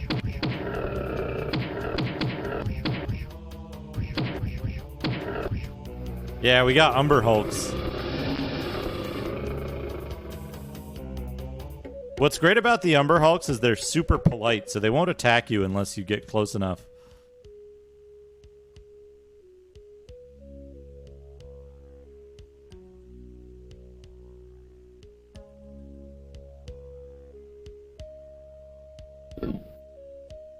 You know what's great? You know what's great? So you know how we hit that button way over here? Completely unrelated button way over here that didn't seem to do anything? It activated this button here that actually allows you to open the wall here and retrieve... Oops. Did we run out of... I guess we better rest. And then cast. Detect magic. Light. Magical battle axe. We'll identify that.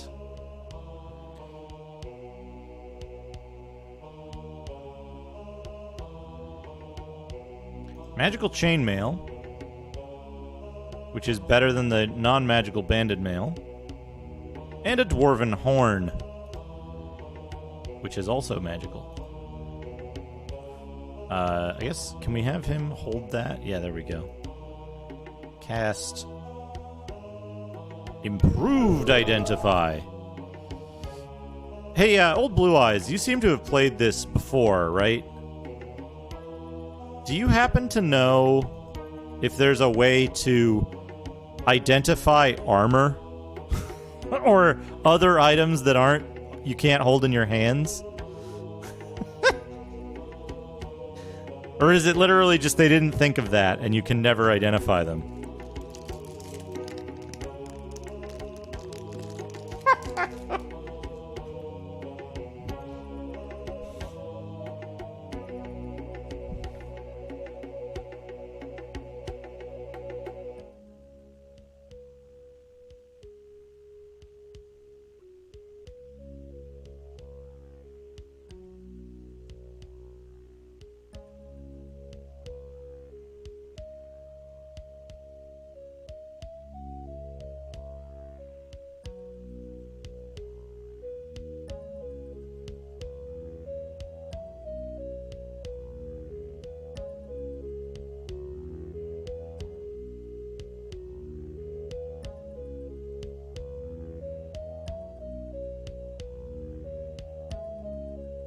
Oh, no. We resolved that before.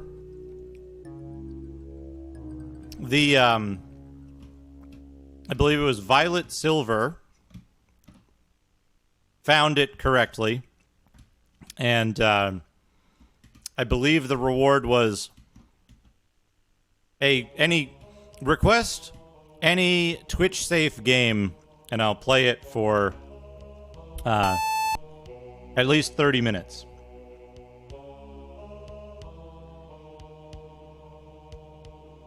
But I have not yet received the request itself. So, okay, do we blow the horn? Shoot monk, get slipper, blow horn.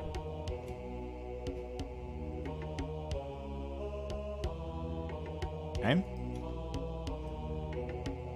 Chalice.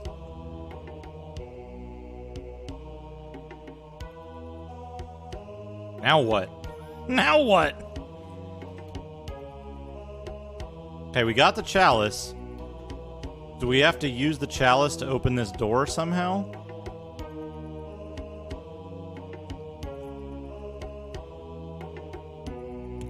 Oh yeah, they don't mention that.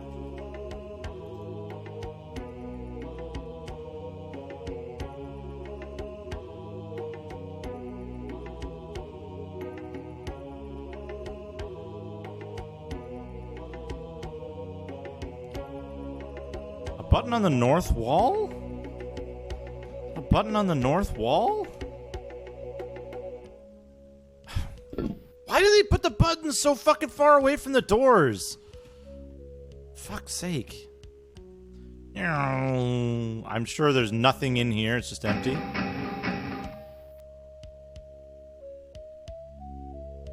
Okay, there we go.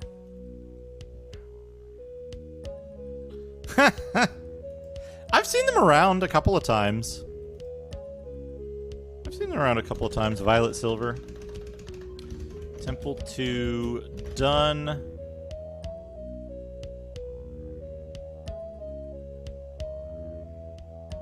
Oh, hey! Hey, that was unexpected.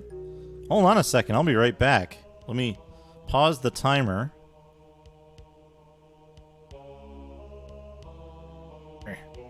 Come on. Pause the game. Yeah, package.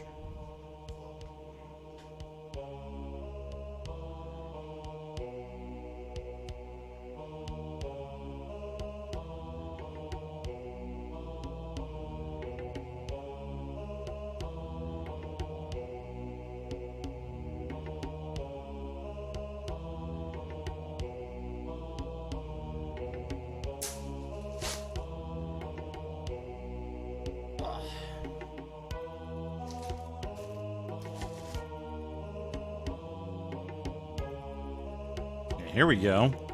These weren't supposed to arrive until Monday. I've got an exciting project for this evening.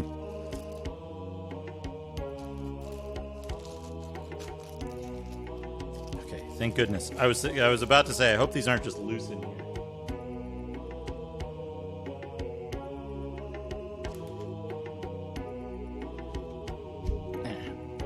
Ah.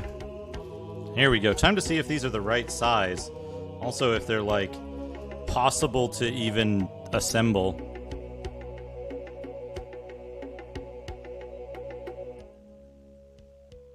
I guess you gotta, like... You gotta crimp them first. They're weird crimps, too. They're, like... They're extremely tiny crimps. I was hoping these were the barrel type, but they're not. They're like separate insulator and thing. But let's see if they fit.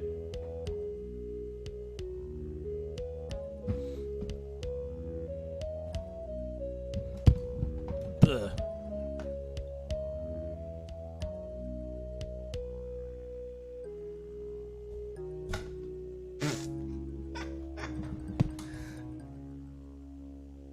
I'm a smart man.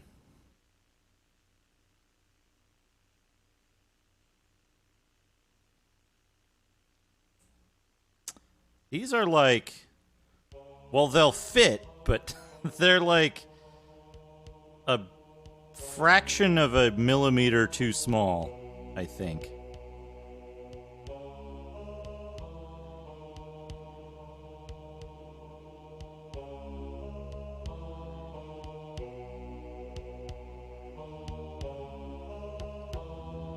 Or they're just like too tight. They like push the button out of the thing. They'll fit on there. That'll be fine.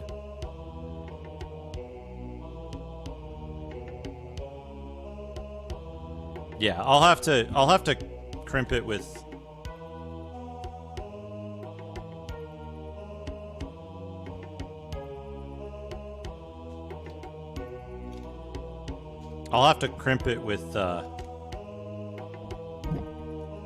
something, with a tool.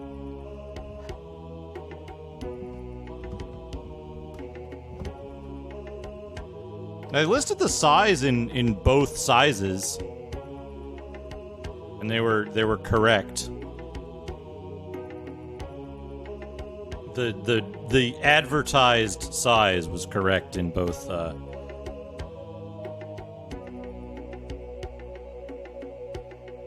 Both metric and customary units. But they might just be a little too tight. I might have to just like...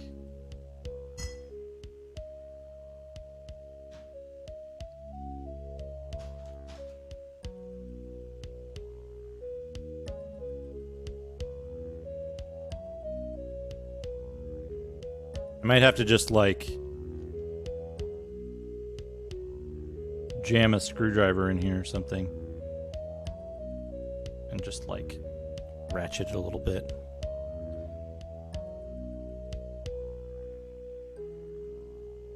Loosen it up. But they should work fine for my purposes. It doesn't have to be anything special.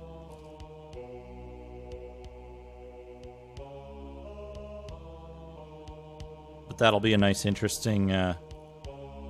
this'll be a nice, interesting little project. Putting together the...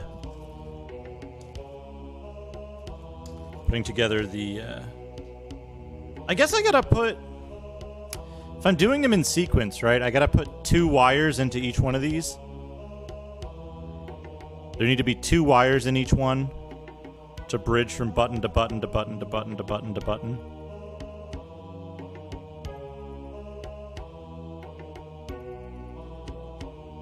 Am I thinking of that right? Anyway, back to the game.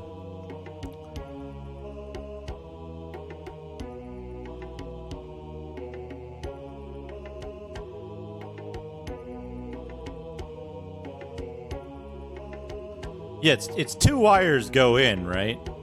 And then 1 wire goes to the next one, and 1 wire goes to the previous one. And then at each end, it's like 1 wire comes from the joystick, and 1 wire goes to the what's the word I'm looking for? One wire comes in from the joystick, 1 wire goes out to the port. We got a redemption of a complete real software that goes to the port, the plug, the wire, the thing. So one end is the joystick in. That's 2 wires. The second wire goes boop, boop, boop, boop, boop, boop. And then that goes out to the X68. Let me punch my monitor. Fork or loop type. They're the kind that's like this. If that makes sense. Spade terminals is, I believe, the full term for it.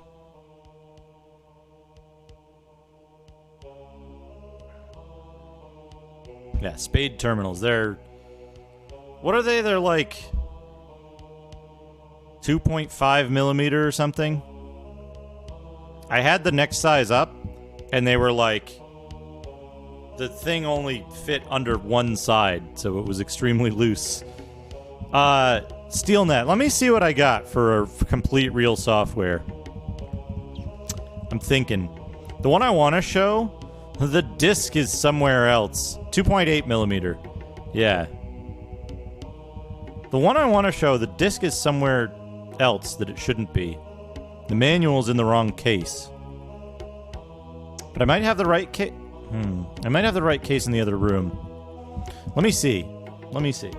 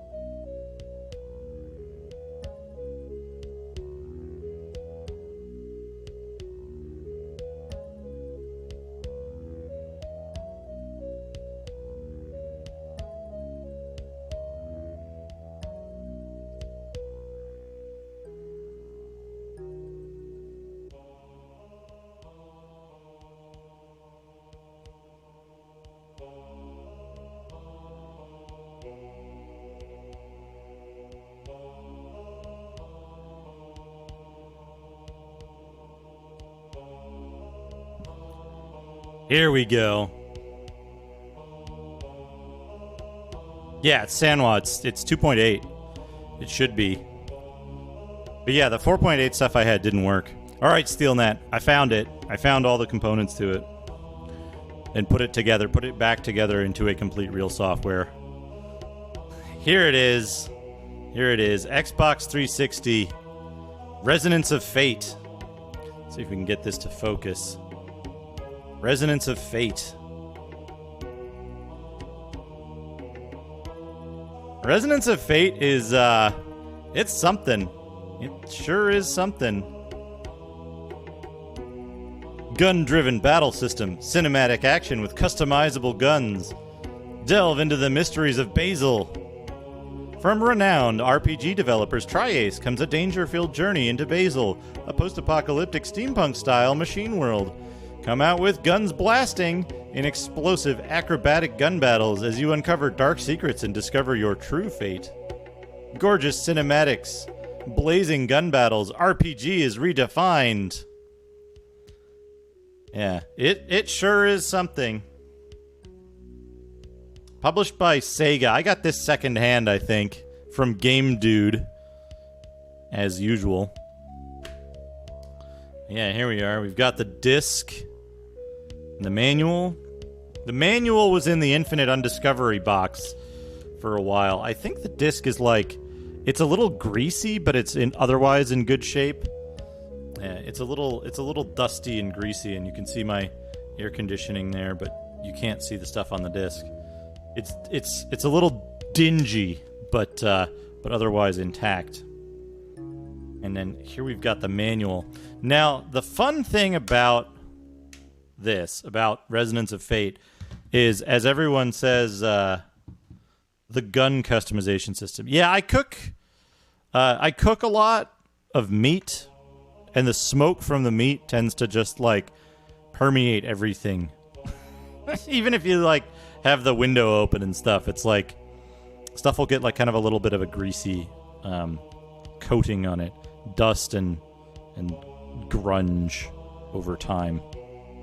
But yeah, here's the manual with the same photo, same picture. And an ad for Iron Man 2 coming May 2010. Iron Man 2 game. And we've got contents.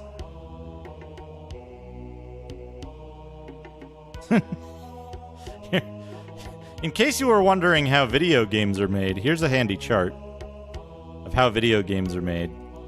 Seatma on front, everyone on back. Video game. There we go. That's how video games are made.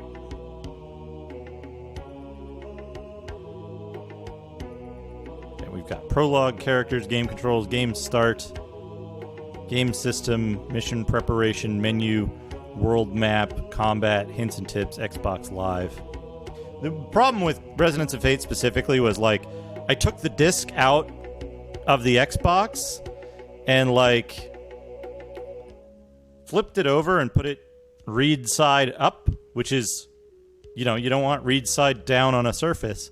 And I had left it read side up on, like, on top of something for, like, months and months and months and months, because I was always like, I'm going to get back and play that.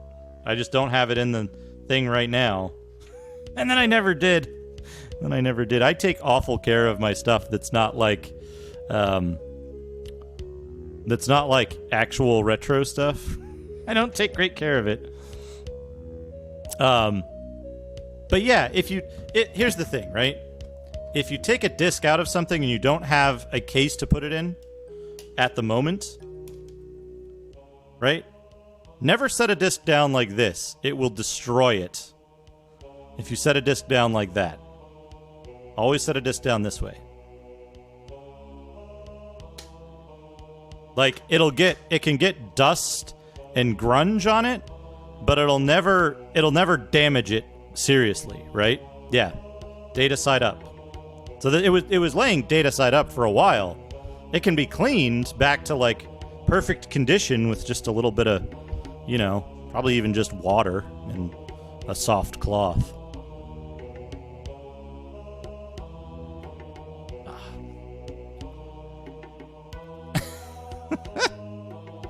Oh man, I could go for some brisket right now. I got a steak that I'm gonna eat for dinner tonight, tomorrow night maybe. We'll see. All right, prologue. Here we go. We've got the prologue and the characters and an image of the world in which the game takes place. We've got Vacheron, Zephyr, and Leanne, and then Basil. In a distant future, prologue.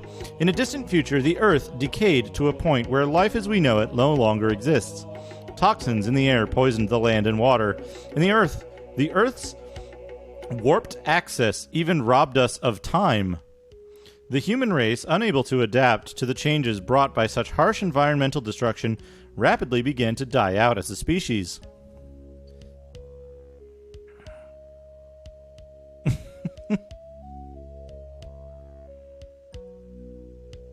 Let's see here.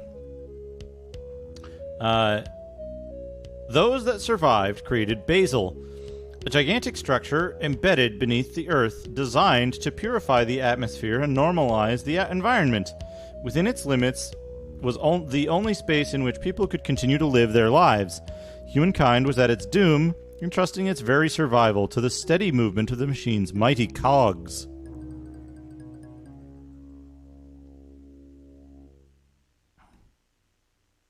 But little by little, life began to reassert itself as people formed civilizations around Basil. Eventually, they got inside the machine itself, building houses and cities. But the increased demand put additional strain on Basil's delicate gears, and it began to malfunction. As more and more people withdrew into this tiny world constructed by man, they came to repeat the mistakes of the past. On the sacred night, a young girl appeared in the skies above the bustling streets. If it means I have to die, then... But as the girl tried to take her own life to escape her fate, a hand reached out. Now begins the story of a world nearing its end and the intertwining fates of the many who inhabit it. So the problem with the data side of the disk isn't necessarily that you're going to damage the actual... You're not going to damage the actual substrate. The problem is that you're going to make it so that you cannot read the substrate by causing imperfections in the layer between the data reading side and the substrate. So if you introduce a scratch or something like that, it's not that it's damaging the substrate. It's that the scratch itself is diverting the light that's coming to the substrate, and so it's not reading correctly. So you're introducing a barrier instead of actually causing damage.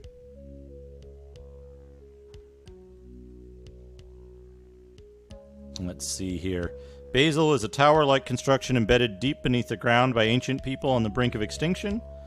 In a decaying world, it plays the role of providing water and energy essential for sustaining life. It is inside Basil that the story takes place. Vacheron, age 26, makes a living as a leader of a squad of hunters, taking on a variety of contract missions for reward money. He was the only survivor on the losing side of a large-scale assault under the command of a cardinal, but he rarely speaks of these events. Zephyr, age 17, brought up in the seminary from an early age. Several years ago, he was involved in an incident which resulted in him meeting Vacheron, who had been contracted to subdue him. He now makes a living as a hunter in Vacheron's squad. Leanne, age 21, a young lady that lives together with Zephyr and Vacheron. She met Zephyr when she tried to take her life and has since joined Vacheron's hunter squad. So you got the controls. The controls and the, stuff here aren't really that useful in describing how the game works. It just tells you what the buttons do. Let's see. Game start, the options, the environment, which is screen position, voices and language, sound volume, speakers, stereo or 5.1. And then the game system, we have a thing. It's hunters, 2 kinds of missions, raise your status as a hunter. It tells you about taking missions and stuff. Hunters are freelance soldiers.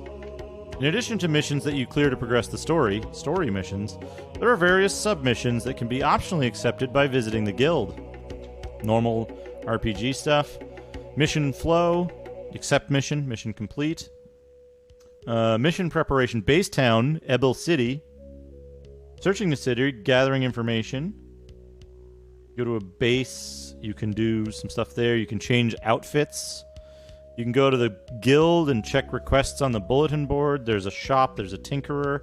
Tinkerers make custom parts for or weapons from materials you've gathered. Scrappers. Some items can be broken down into materials. Boutique allows you to purchase new outfits. There's the menu. And then there's icons. There's icons. So, the icons...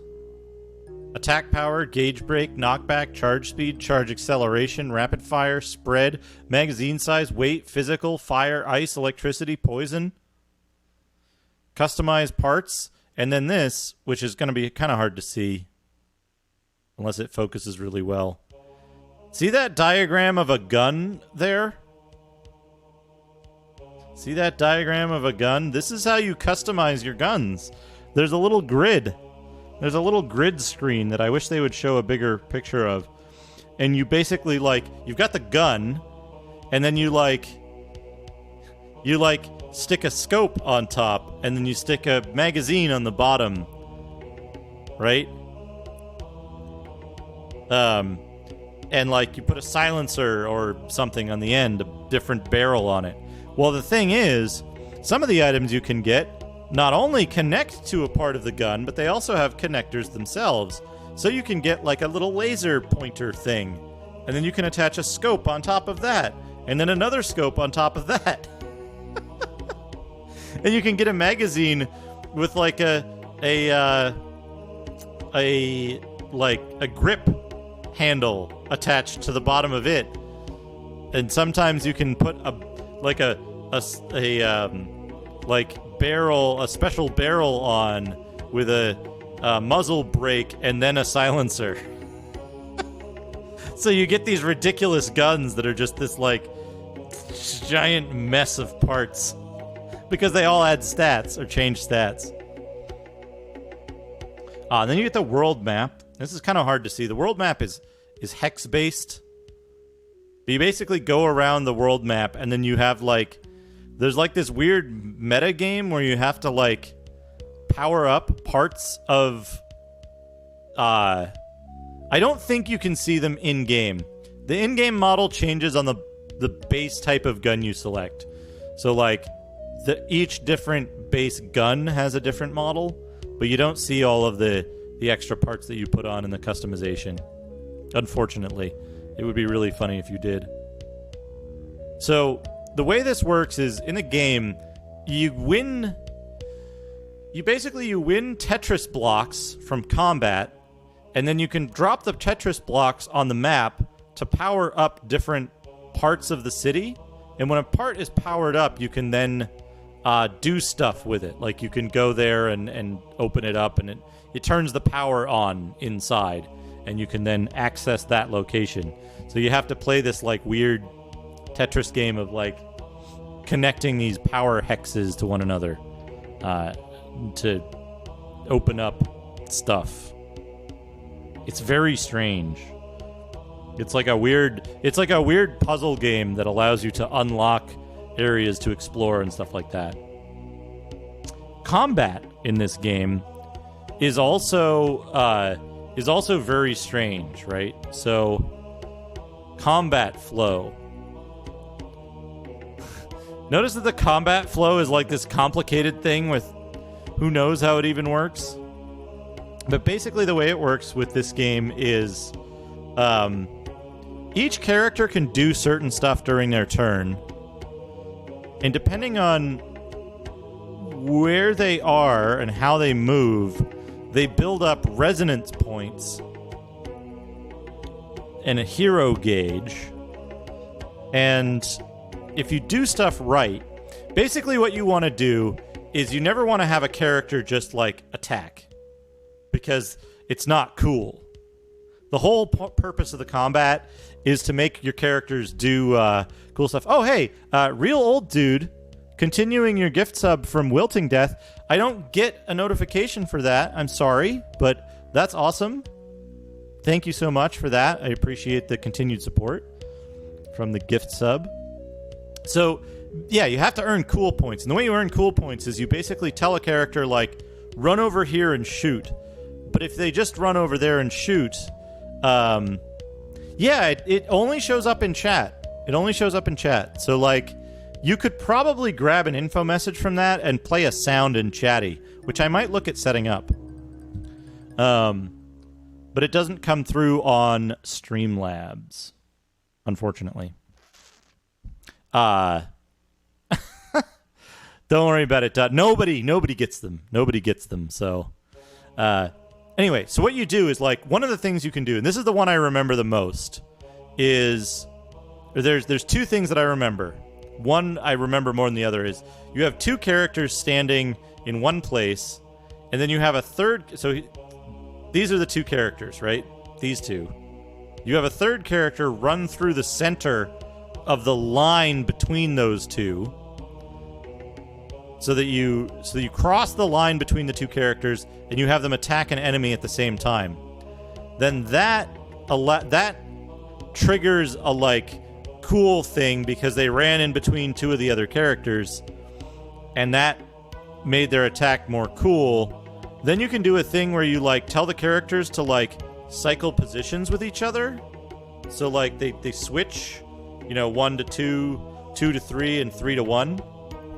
And when they do this whole, like, switch, then they can all shoot at an enemy that's in the center of that triangle zone.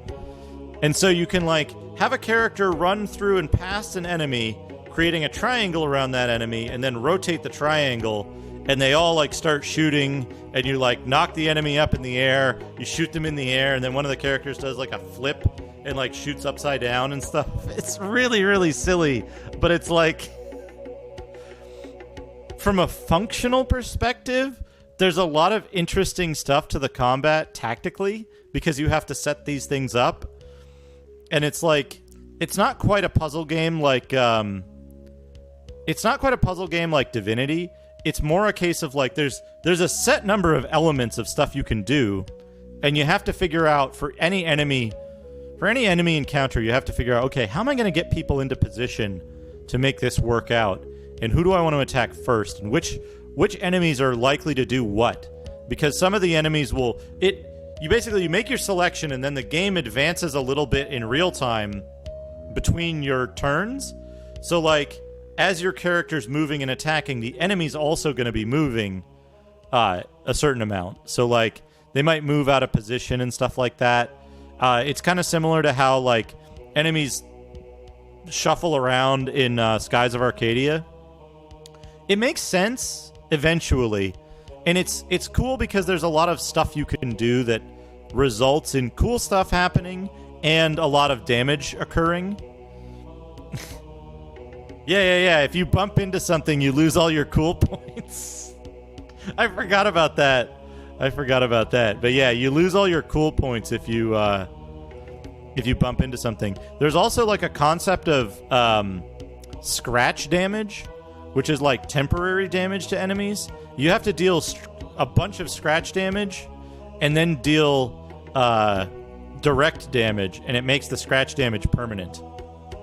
I forgot about that as well. And so, like, you have somebody run by with an SMG and shoot a guy, and then you spin your triangle, and the last person in the order there does... the last person in the order uses a pistol or something, and the pistol does direct damage. So, like, you build up a whole bunch of scratch damage, and then you finish the enemy off with direct damage. Some enemies are immune to scratch damage. Some enemies, like, take far reduced direct damage and stuff like that. It's really, really weird. The game itself is pretty silly. It's a pretty silly game outside of, like, the fact that the overall plot is extremely serious, like JRPG stuff. It kind of reminds me of, like, ergo proxy or something. Then there's these characters. These are the characters that you play in your squad. You status abnormalities. You shoot different body parts, I think. All right, good night, Raccoon. Have a good night. Thanks for stopping by. Customize your guns, searching dungeons, all this stuff. We get hints and tips. And then stuff you can do on Xbox Live. You can get achievements. And then the warranty as well. But yeah, if you like JRPGs with weird tactical combat systems and like extremely strange metagame elements that seem like, to me, the metagame elements of this are very satisfying. So if you're interested in that kind of stuff, this is definitely something to check out. I believe it was re-released recently on Steam and or PS4. Maybe PS4, not Steam.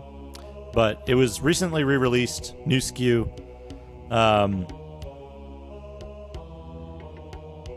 And yeah, it's weird because this is like, it's a really creative game. It does all kinds of weird stuff, and like the story is very, very weird and surreal to me. So I don't know, like, I can't tell you like, oh yeah, it's got a great story that I really got into, because I didn't understand the story, but it had lots of cool moments. It had lots of creative and interesting stuff. I've never finished it,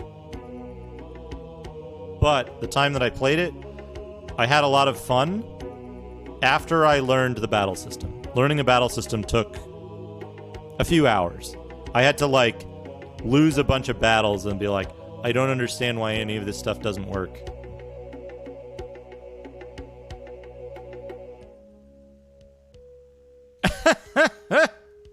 It was too backwards compatible. But yeah, this is a real software. This is another one I picked up. I picked this up used like within a year of its release or something. But I hadn't thought about this game because like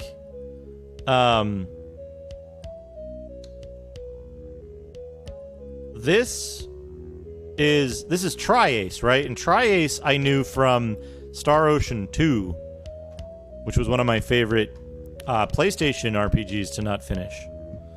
But yeah, this is a very interesting one. Very, very interesting metagame elements in it.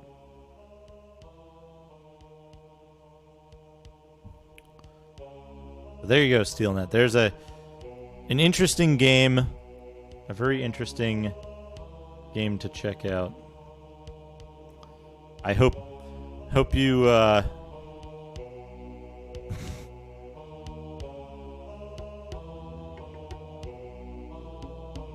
I hope you enjoyed that. Yeah, Resonance of Fate, it's interesting. There's at least one scene in it that I know you will not like, Dot. Specifically, there's one scene in it that I know you'll be like, "Oh no."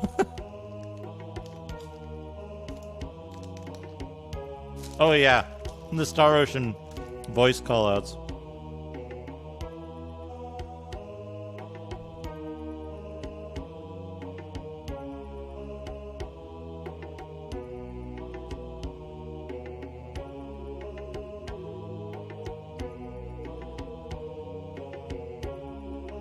It's the, is it the wine scene? I want to say.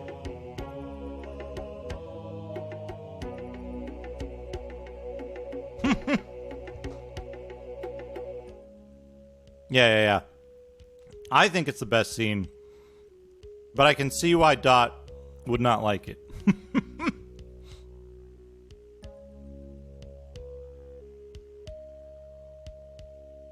It's a huge spoiler for what the game is really about, and I think it's best to experience the game just from like what it says on the tin and find out what the game is about.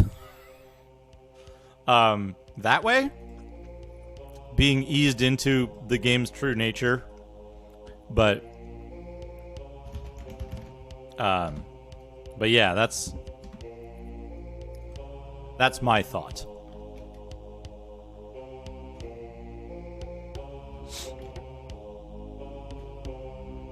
But if you want to know what the game's about, that one scene, the wine scene, is the one to watch.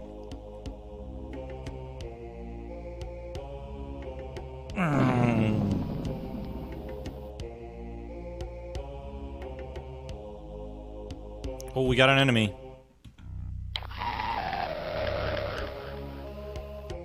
I don't know what kind of enemy that was.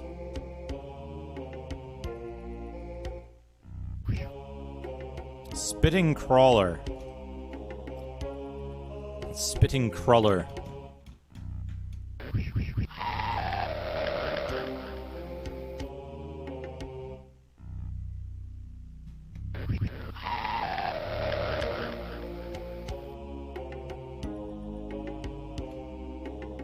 Yeah. Printing out maps was a thing for a while until they realized, like, literally no person playing video games on a computer had a printer for some reason. Okay. What I'm doing here, you see, is I'm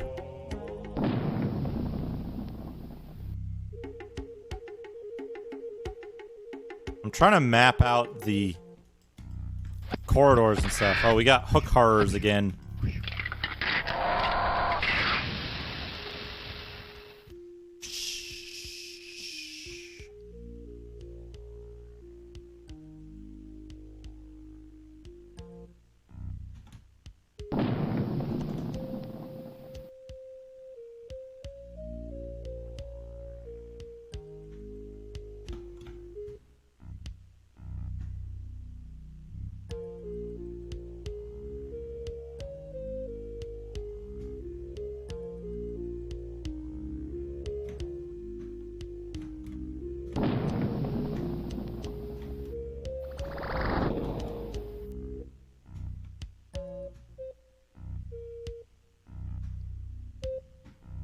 Music.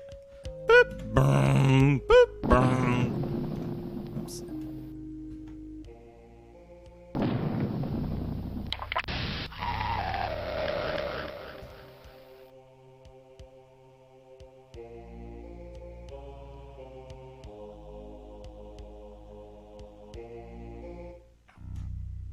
Turn stepping mode off.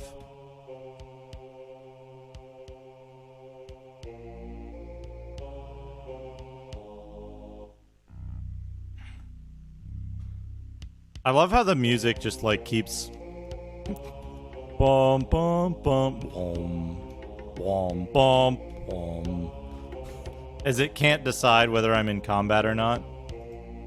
Oops.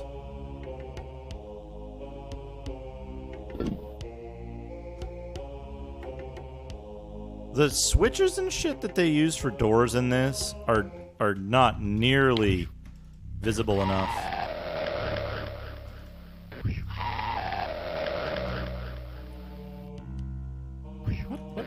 Was it third?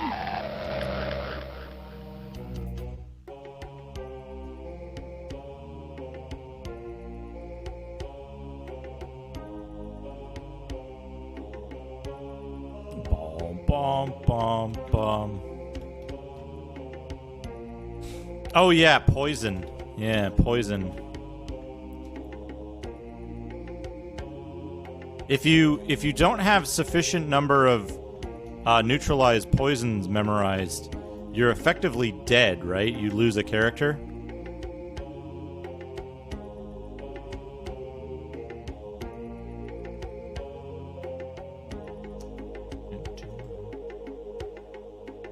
Oh, good. Good. Get a neutralized poison. Hell, get two. Get 2 neutralized poisons. Now we have 4. We can unpoison the whole party. Like, if you don't have enough... Like, if I'm not mistaken, right?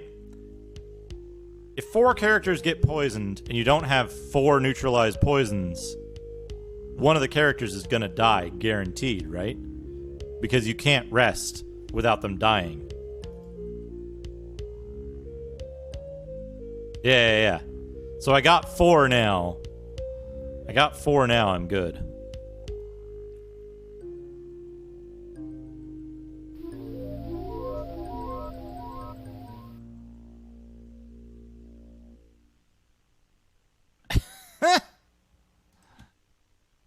You can get rid of your main characters in exchange for crappier NPCs, right? That is to say, if you max out your characters as they've designed the game for,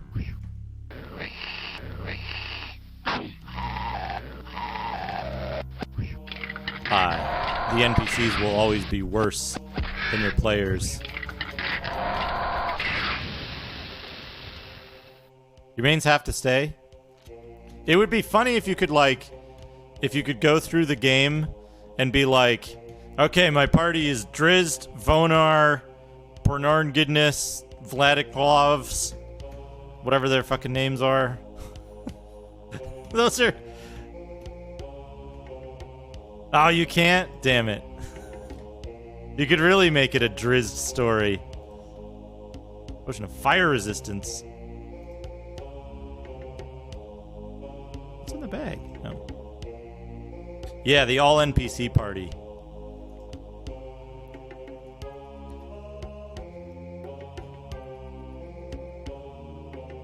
Right. It's just... I don't think it's severe enough that it would make Dot dislike the game. It's just... It's one of those scenes where I know... If I know Dot, Dot's gonna be like, oh no. Oh good, what a good room to exist. A room with literally nothing in it. Like...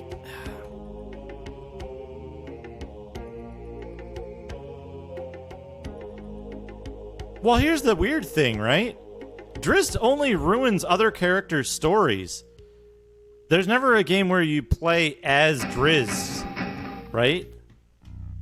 There's never a game where you're playing as Drizzt. It's always just he shows up and the story becomes about him, but you never get to play him. Right? That's the problem I have with him. You play as in the... Wait, in Demon Stone? I thought you played as like 3 random flunkies in that. I thought like the main... Look, there upon the floor. Our slain foe has dropped something which may prove of use to us. Get identify. You get to control him once he shows up. See, okay. Yeah, okay. That's what I was trying to describe, I think. I described it kind of poorly. It's not that you don't get to play as him or control him for some portion of the story. It's just that, like, it's a story about something else, and then Drizzt shows up and it's all about Drizzt, and then you go back to, like, the main characters are... Yeah. That's what I mean, right? So Demon Stone definitely, like... fits in really well with my problem with Drizzt. It's not a Drizzt game in which Drizzt is the main character and you don't, like, you play him all the way through to completion of a full story. I guess is to put too fine a point on it or whatever.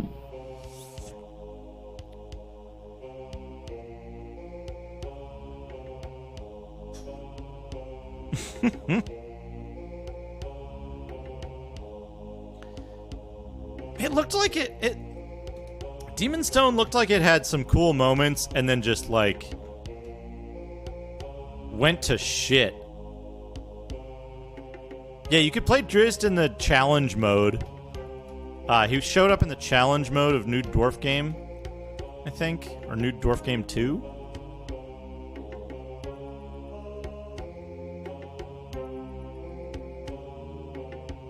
Another completely empty room.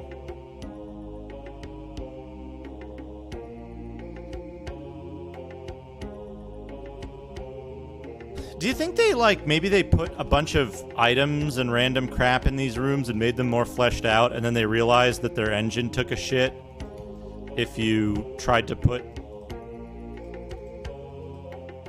too many things in a room all at once? Hey, you know how... Fuck. You know how, you know how Drizzt has that picture of a panther that he summons a panther from? Do you think we can summon a big nude, poorly defined nude guy from this? Wouldn't that be good? Wouldn't that be good?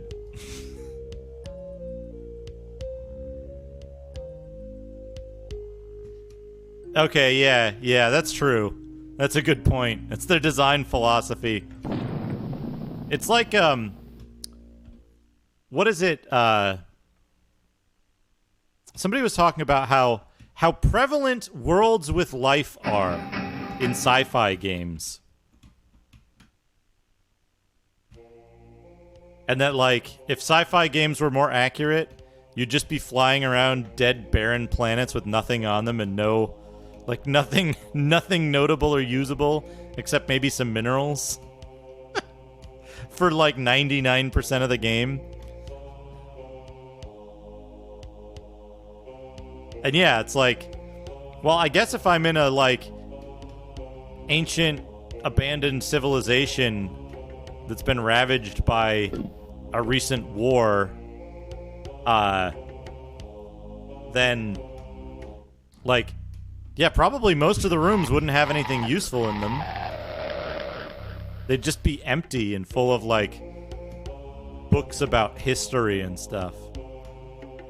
And magical items would be rare. Right? You'd find an armory with a whole bunch of stuff you'd seen a million times before because it's just standard mass-produced stuff. Realistic dungeon design.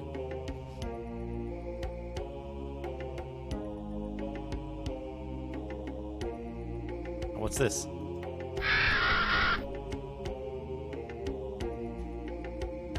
What's this? Claws / Umber Hulk. Sure, I'll learn Claws / Umber Hulk.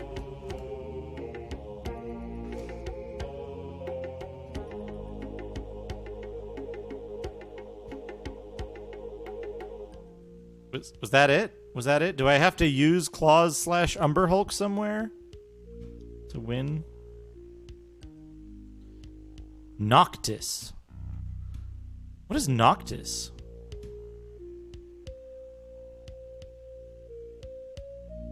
Well, that's the question, right? Would books in a post-apocalyptic setting actually be valuable? Like, how far post-apocalypse are we talking? Long enough that people stop knowing how to read? Because then they wouldn't be worth anything, right? They'd only be valuable to a small... A like...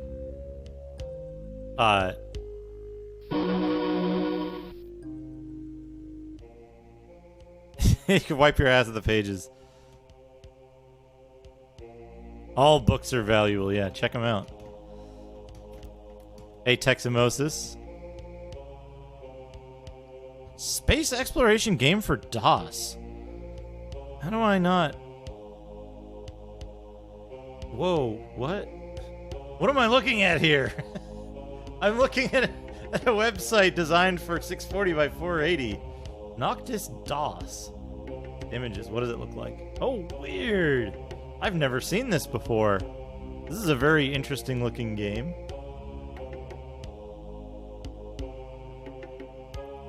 Very weird looking.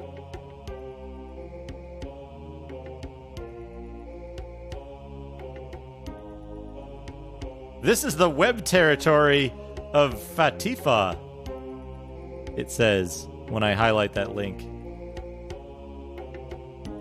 Yeah, that's what I thought of too, honestly, but I knew that wasn't the case.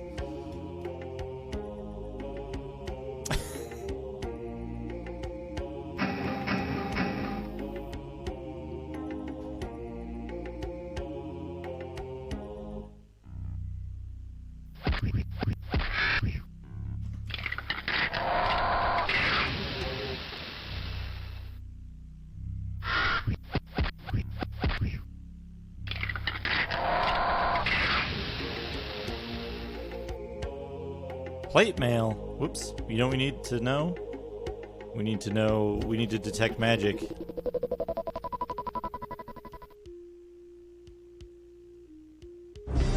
It's not magical. I'm being followed. What could they want from me? Adventurer Don Locke, thank you for the follow.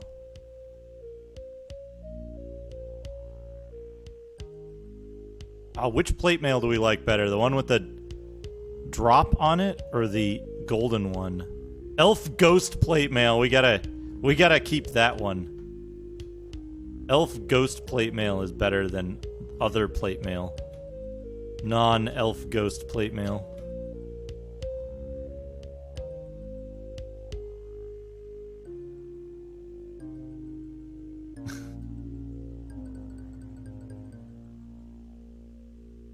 You know what game I was really impressed with recently is Pulsar, The Lost Colony. I think that's the name of it. Pulsar, The Lost Colony.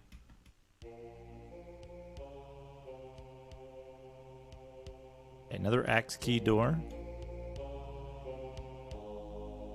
Yeah, Pulsar is really cool. The only problem with it is you really need to play it with 4 people. You need 4 people to play. Yeah. Yeah, exactly.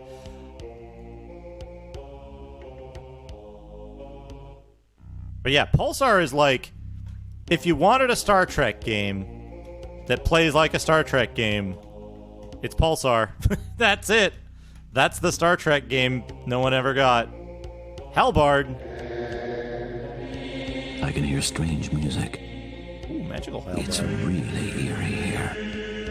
I feel as if I'm in a strange world. Je_circumflex. Astrid, thank you for the 3 months. Thank you for the 3 months.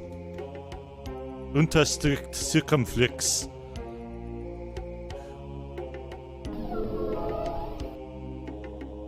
Oh, 5-player. It's 5-player. Halbard +1. Perfect. Perfect.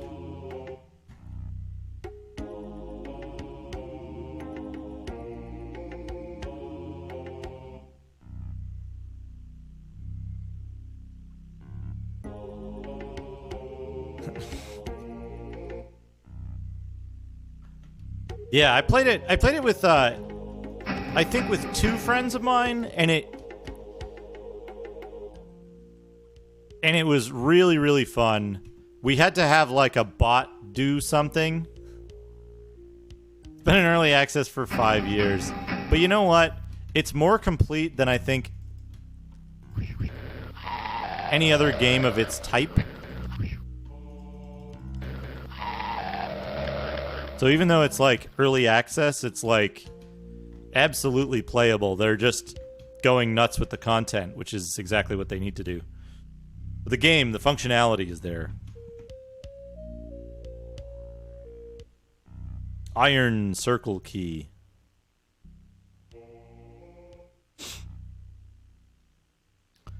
Oh man, has anybody here seen Circle of Iron? Circle of Iron? That fucking... What is it? The Kung Fu guy?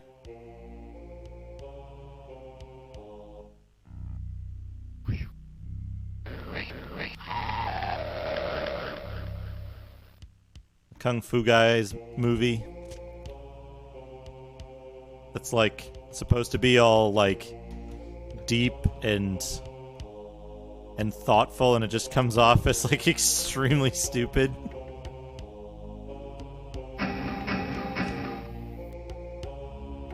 There, a diamond is mounted in the wall of this chamber. Let us find a way to free it from its place, as it may prove of value to us later.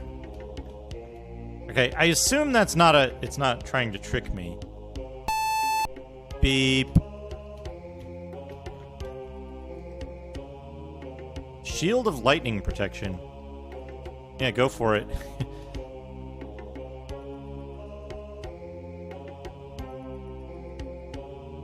Yeah, weird kung fu barbarians with David Carradine.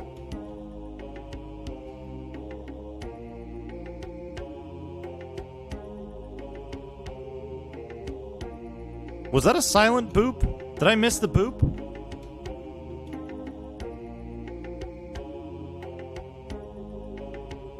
There's a diamond attached to the wall. Is it this diamond? Is it part of this? No, it couldn't be, right? Okay, good. I sometimes don't hear it and I get, like... There's a beep. I sometimes don't hear it and I get, like, paranoid that it didn't play.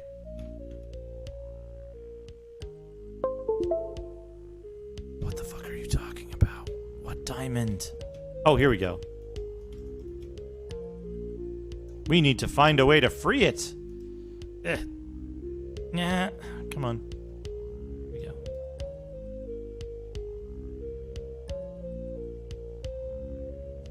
I knew I'd need one of these eventually. Diamond. Do I need this figurine for anything? Hey, Study Kim, you know this game, right?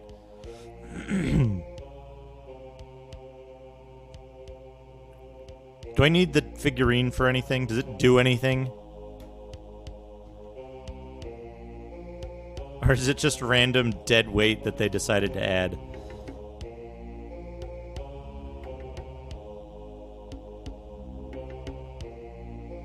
I guess I can put this in here. Can I not? Oh, wrong bag, I guess.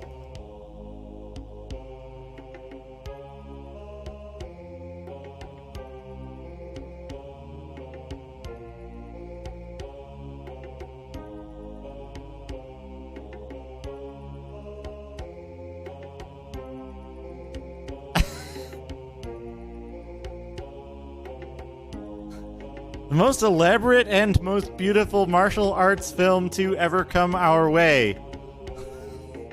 Every word is capitalized.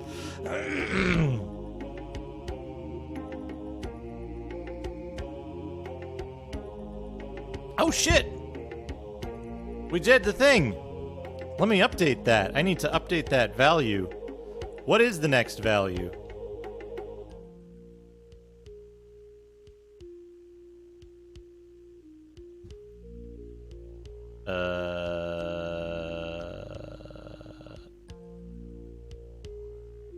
Back. This one.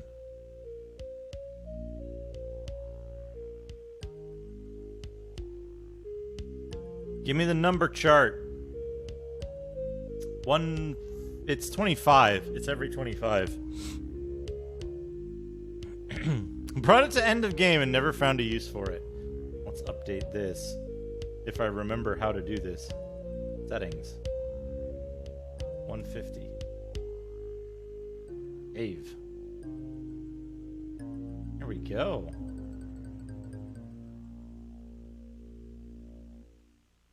It'll take a second for it to update, I think. Because of how frequently. Same with the candles, yeah.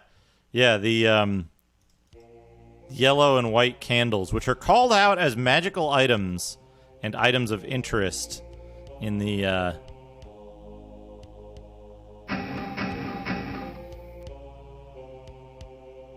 clue book, even. Continue light. Continue light. Marmot, thank you for the 25 bits and the much appreciation.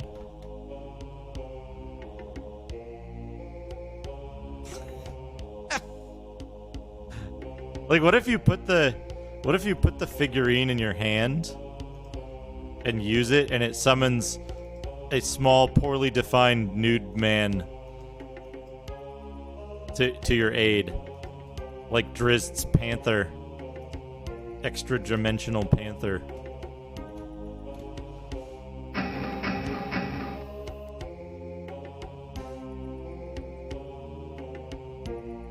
Wouldn't that be good?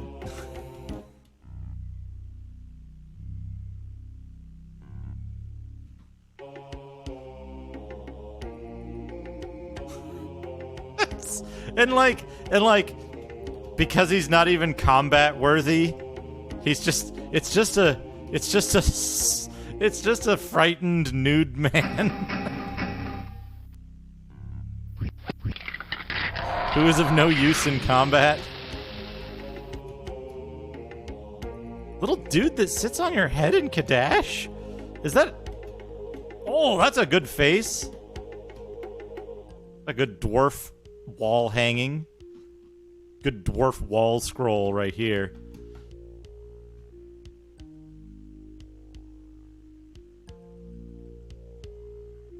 It's like... You know what I just noticed? Hold on. Was it the angle? Yeah, it was the angle. Okay, so these things are supposed to be like a lever, right? But if you look at them at an angle like this, yeah, that was about it. That was about right. If you look at them at an angle like this, they look like the fucking that weird artist who draws messed up kimono friends, the like ceiling ball sack, because they've got that like split down the middle of the texture. It's the, like, ceiling ball sack that Otter is constantly brutalizing. Yeah, the disembodied ball sack. You see what I'm talking about, right? Right, Chubo?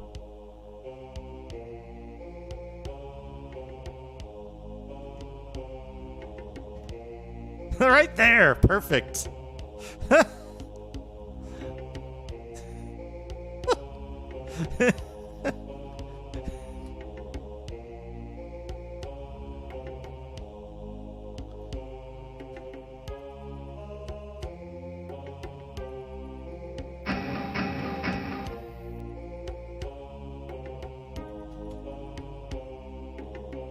I like that with a light radius this large.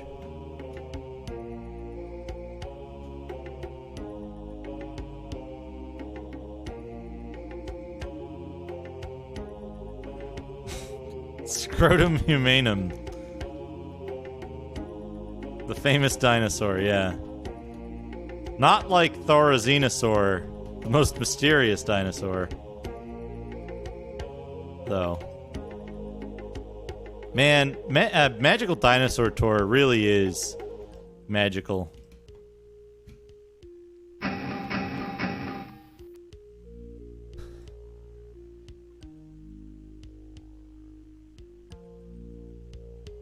Yeah, it would be good if they'd included more empty rooms. Speaking of empty rooms, or lack of empty rooms specifically, I want to play, one of these days I want to play a round of Dwarf Fortress. But I gotta figure out which version to play, because I think they took all the fun bugs out in later versions. Silver Axe Key, okay, good.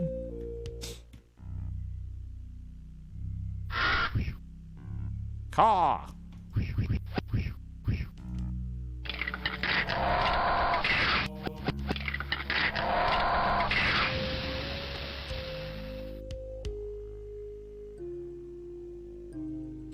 So, the thing that I want to do is like the thing that I want to do is I want to do a version in like haunted territory or something. One of the like extremely fucked up biomes where it's almost impossible to win or do well. But within an evening's session, you can lose horribly, and it's hilarious.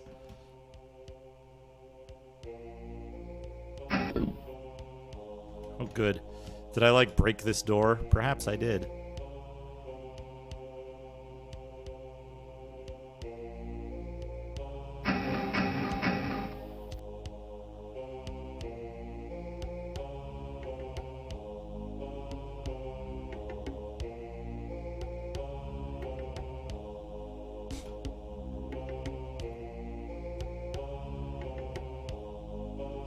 So the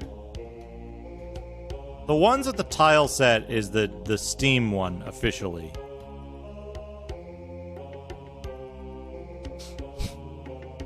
Yeah. Yeah.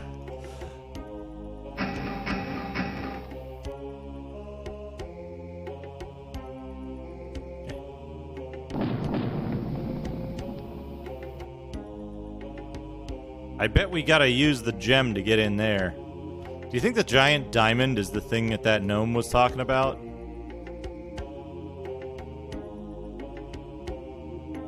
Okay, silver axe key. Open that.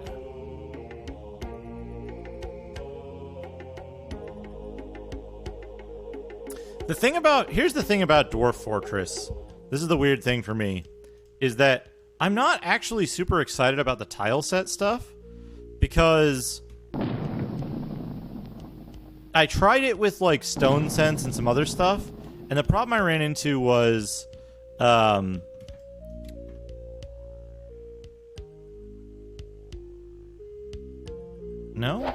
Is this not? No. What do you want? What do you want from me? Oh, there's a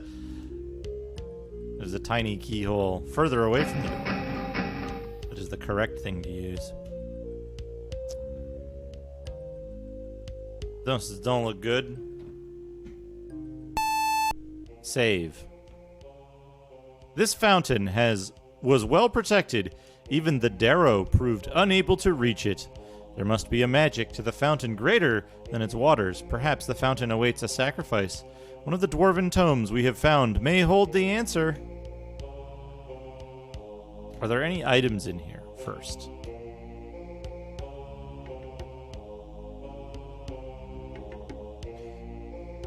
Okie dokie, okie dokie. Here we go. The fountain. Save. Beep. Save.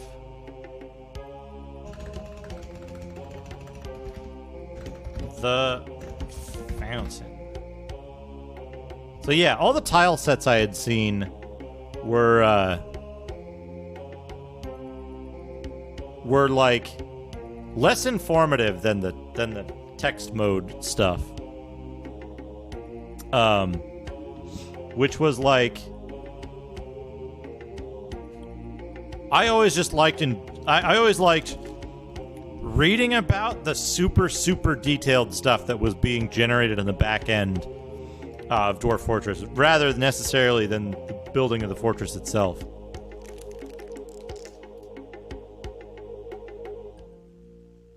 Okay.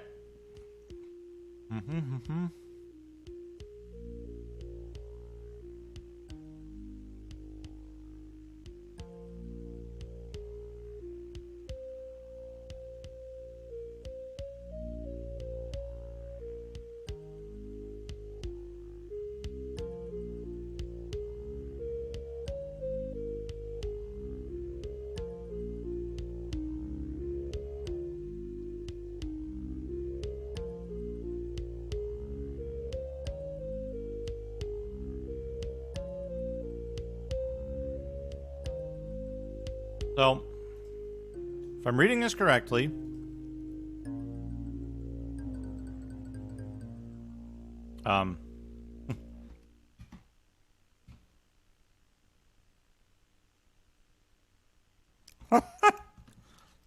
okay, not that way.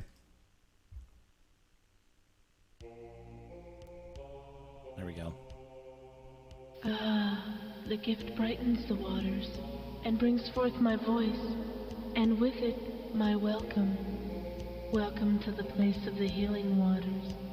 Drink, stand before me, and using the chalice, partake of my purest waters. May the waters heal you. Voice of an ancient dwarven fountain, folks. The gift brightens the waters, brings forth my voice. Welcome, for here the spirit of the Black Axe clan resides. He who stood against the drow bids you welcome. He who sank into the stones awakes. He who stood with the brave beards knows that you have come, and asks of you an audience. Listen now. He awakes. Hear me. Long ago we fought the Drow and failed. Driven from our homes, we came here, only to meet the same fate again in later years. The renewed ambitions of the Drow have stolen everything from us. Everything. You who hold both the chalice of healing waters and the holy symbol of Dumathoin, take up our fight. Avenge the dwarven warriors slain in battle by the Dark Elves. Dumathoin. Near the fountain lies a weapon, the axe of hurling. In loyalty it shall return to he who wields it. Thrown in battle it circles back to the hand of its master. A voice cannot wield it, and for so long I have been nothing more than a voice. Take it, in memory of the Black Axe clan in the Cavern of the Cloven Heads. Unleash its anger. Unleash it against the Drow. Okay, we got the Axe of Hurling, which can be used as a secondary weapon, but probably doesn't work. Probably doesn't work. Let's see here. We have to give the chalice to this guy. Oh no! The water restores my flesh. By Dumathoin, I am healed.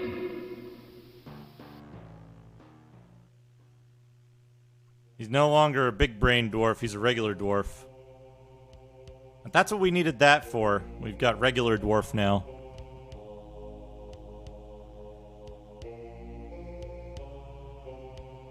By the way, now that we hit the number, now that we hit 125, I'm thinking that's what the next emote is gonna be, a brain with a crown on it.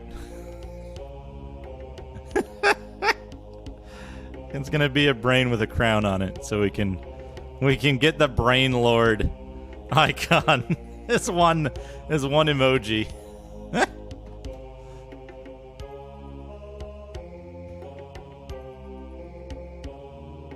Save the fountain.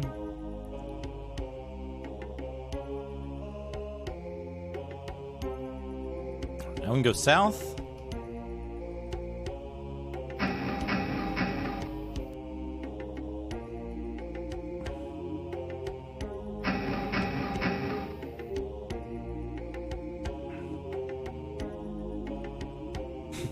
Big Brain Academy and Normal Dwarf Academy. I need detect magic.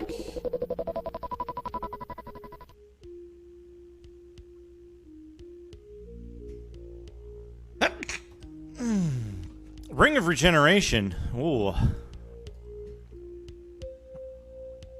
Do you think they made it such in this game that Normal Academy? Is this figurine also a shit? Potion of Jump. I don't think we'll ever need Jump.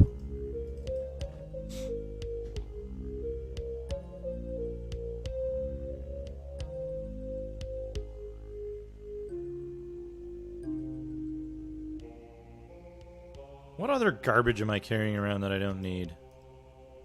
I don't need Passweb anymore.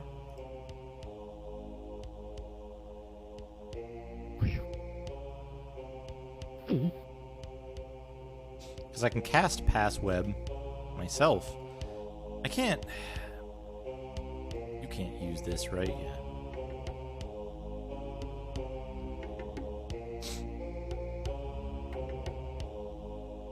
He had been corrupted by an aboleth, I guess.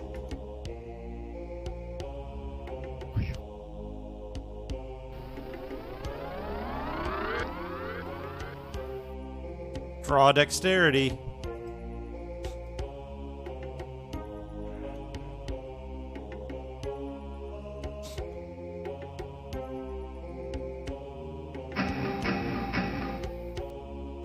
Which, like, why neutralize poison and dispel magic didn't work on it? Who knows, right? We killed the aboleth. Whoops.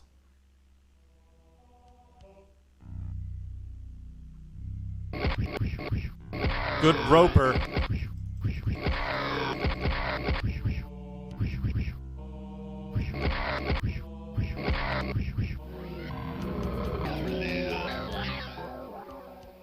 What a noise.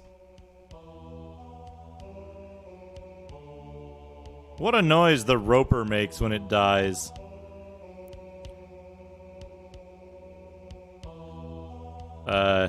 Stairs down. Oops. Okay, now we're gonna go back down and see what's through the other door to the north. Zoom. Can you imagine how long this game would be if they made you move at, like, normal humanoid walking speed? Fires that have been burning here for thousands of years in these little fire pits for some reason.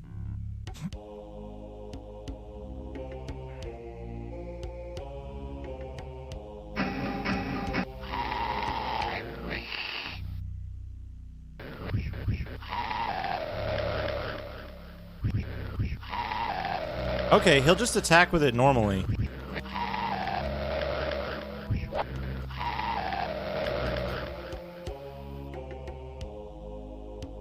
He'll just attack with it normally. Clark Scroll of Remove Paralysis. That's probably good to have.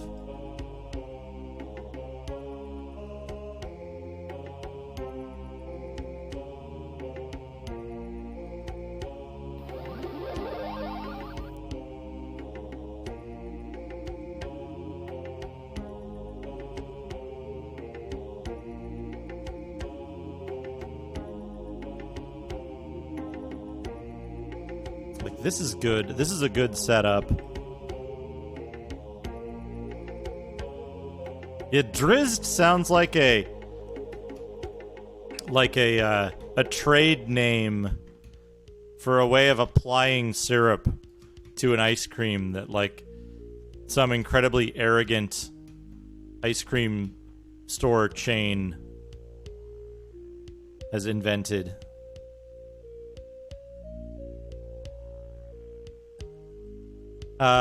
Yeah, can I get the,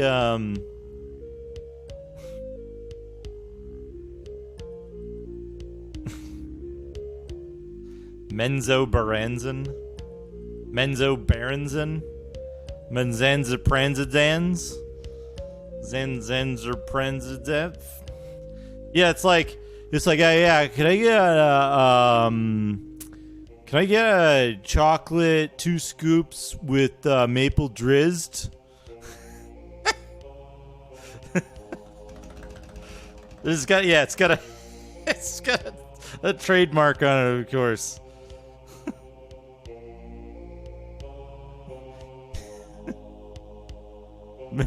Menzoberranzan praline with caramel drizzt.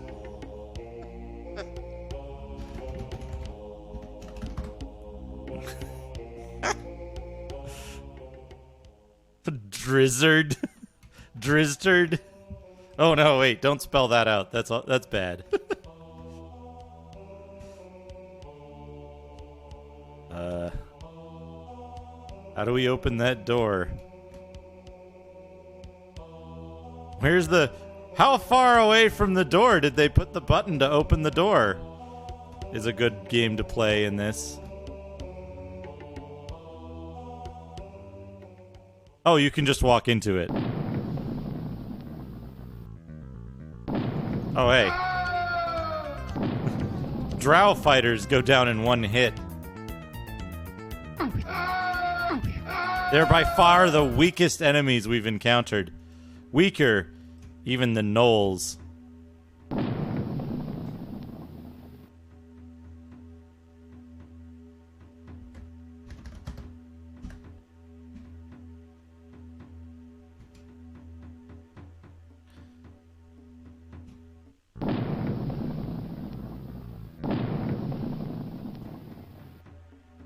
What's the name on the order? Bald Asser. Oh, ha ha, real funny. No, seriously, what's the name? Is it a Mind Flayer? The drow just hanging out with Mind Flayers now?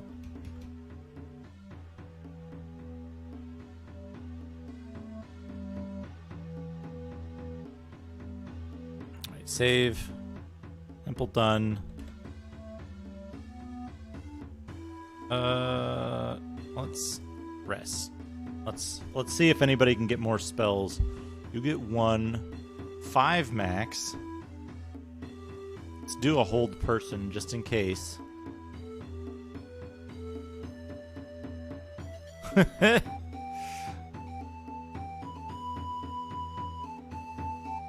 Remove paralysis to spell magic. Good. 5, good. 2, 3, 5. We don't need slow poison anymore. Spiritual hammer doesn't fucking work. My God, that's fantastic. Gamma Chris, thank you for the host. I'm like looking over, I'm like, if Gamma Chris is hosting me, that means it's kind of late, huh?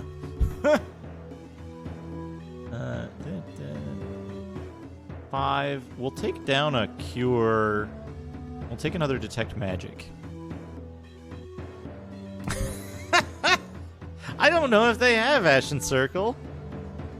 Now, what were you playing, Gamma Chris? Welcome, everyone, from Gamma Chris stream. Everybody here, check out Gamma Chris. Gamma Chris has been playing a lot of really interesting classic first-person stuff recently, which has been really, really fun to watch.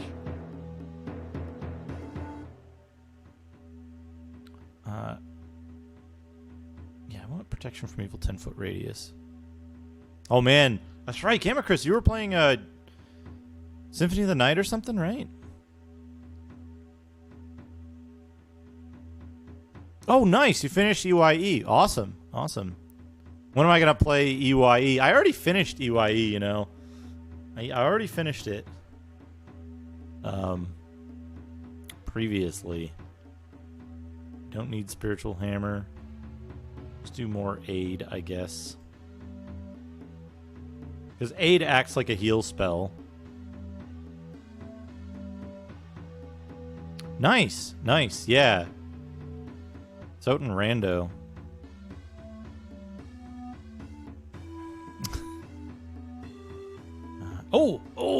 We got Stone Skin. That's going to be good. We get the opportunity to do that. Yeah, EYE is a heck of a... We'll get Stinking Cloud. Stinking Cloud. Brozoofs. Yeah, my legs are okay. 4. Yep. Oh, right. You got Identify. We're gonna give you Identify because the rest of the level 2 spells are useless. Rest, heal, cast, light, cast detect magic. Yeah. Save the game. Temple done. I assume this is going to be a one-way trip. So let's real quick check anything we missed. I think that was an item we dropped on purpose, and that was an item we dropped on purpose. This is the Dwarven Mines, even. Yeah. We're done here.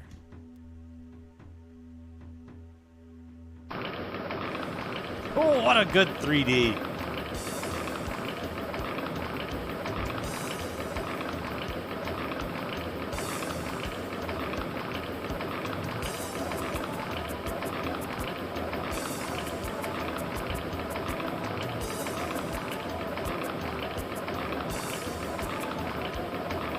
I like the 90-degree track parts. Oh, and then it just fires you out of a thing. The dwarves designed it that way.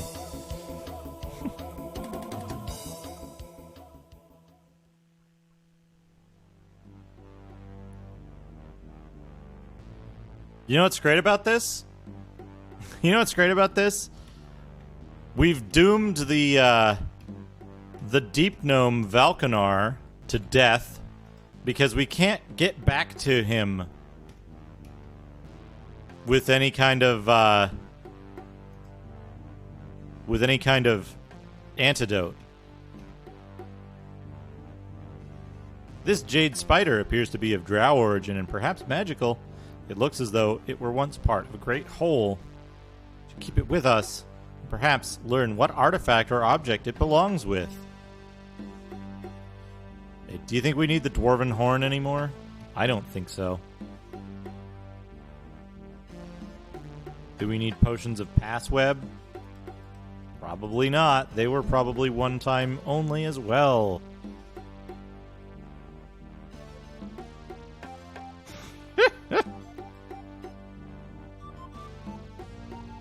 You can't make an omelet without killing a couple of dwarves. Do you think the chalice is also useless? I bet it is.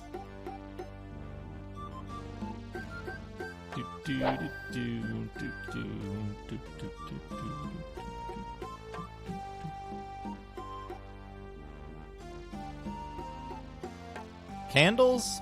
Dunno.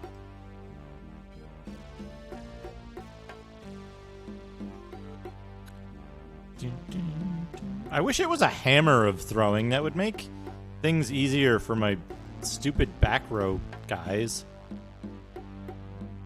I could put it on him, because he can use a halberd. Potion of speed. Cleric's roll of free action. Cleric's roll of dispel magic. Cause critical wounds. We'll use that one up as soon as possible. Potion of flying.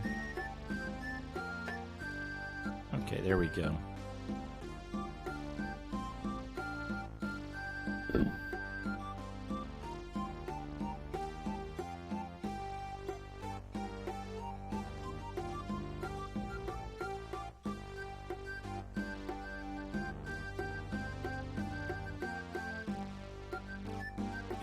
Oh yeah, it's a throwing weapon, but it's a throwing weapon that the guy with the halberd, like, only the guy with the halberd can use it. So it's like, there's not much point in... Oh no. Oh no. This is one of these fucking things. It is a throwing weapon, but it's a throwing weapon that our cleric can't use.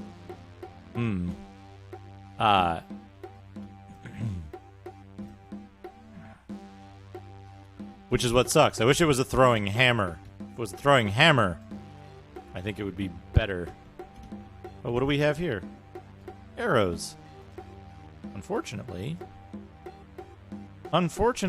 every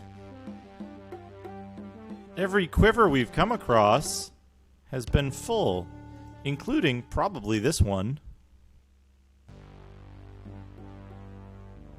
So, like, why are there a bunch of random arrows on the ground as well? Oh, what do we got here?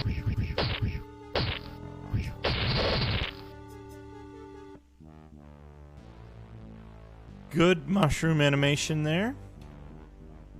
Gosh, we got mushroom animation. Mushroomation.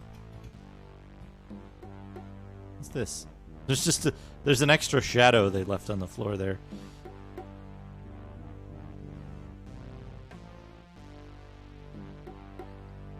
Am I like Sake, this is hard to navigate.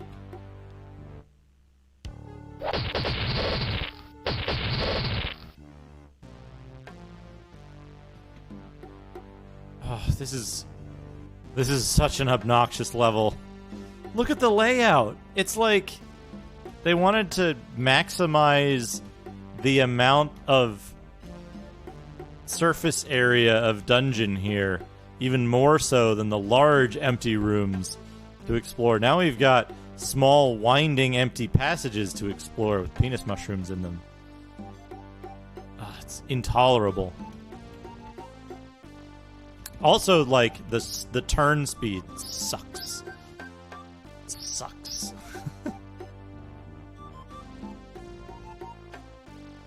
I might want to... Well, no, because there's a lot of stuff... Like, you can't walk through a square that has an obstacle in it.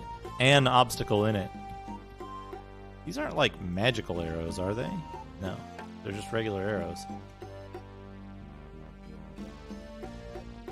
Welcome back, Cuba.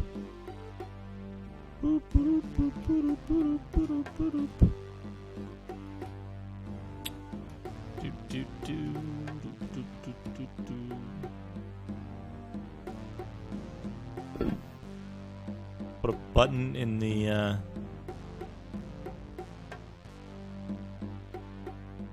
weird semi-alive wall. Just install a button on it. Oh, there it is.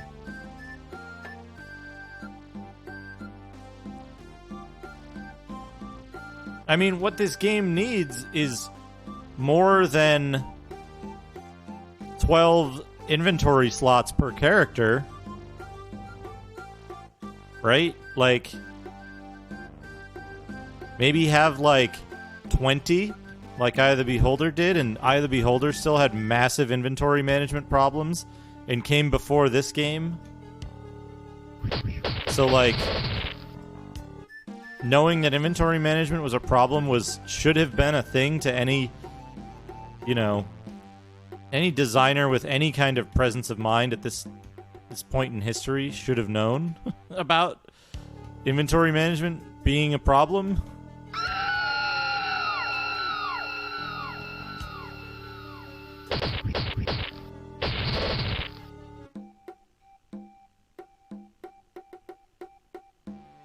Magical stones.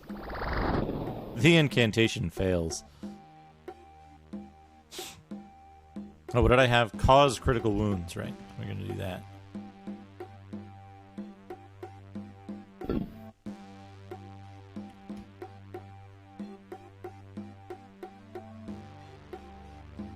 Resident Evil had inventory Tetris in 4, I think.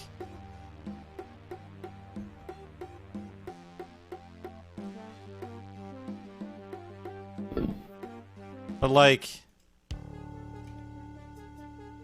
was a conscious decision.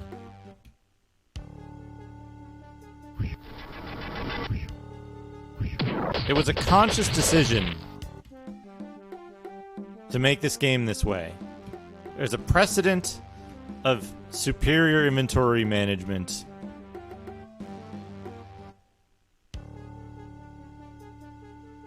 In previous games, and even that was insufficient.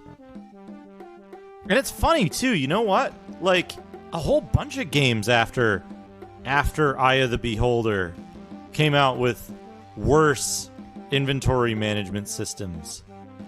Whatever happened?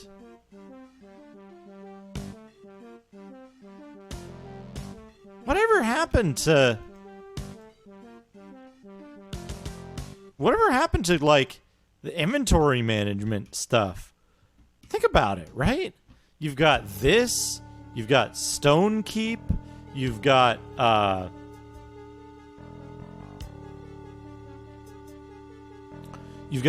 this, Stone Keep, Lands of Lore. Like, did everyone see Eye of the Beholder and be like, you know what? Good game, but the inventory is too permissive. You can carry too much stuff.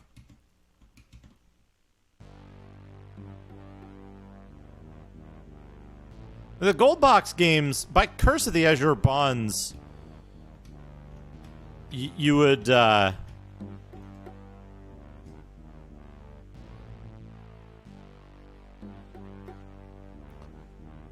Curse of the Azure Bonds, like, you'd be running out of space constantly, but, like,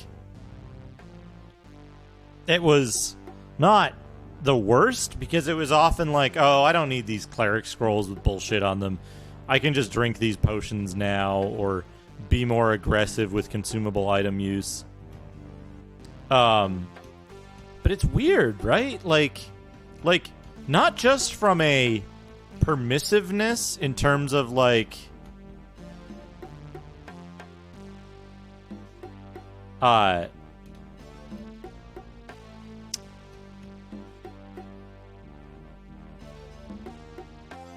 am I trying to say? It wasn't just that, like, it wasn't just that the games were making it more restrictive in terms of how many items you could carry, but the way in which you carried them, right? Like, look at Stonekeep. Stonekeep lets you carry an unlimited number of items, I believe, right? You can have an unlimited number of items, and the interface to get at them is completely unmanageable. Completely unmanageable.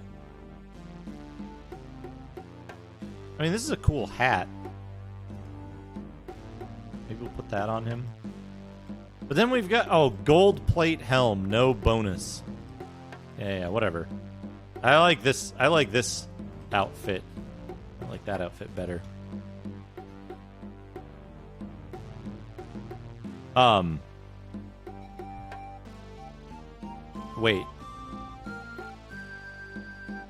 Wait. I'm bad at mazes.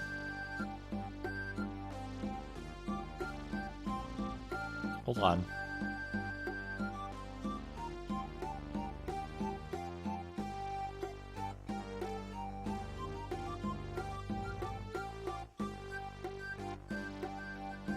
There's one thing that's odd that I can check.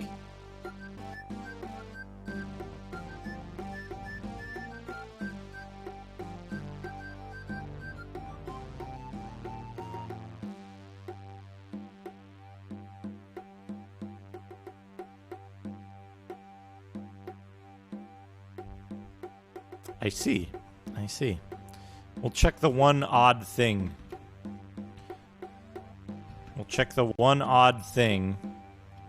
And then we'll look at the clue book.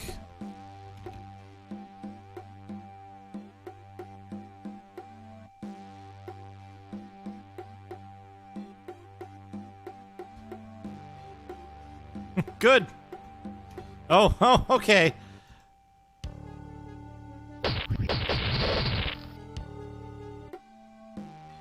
Well, hopefully we didn't get ourselves stuck.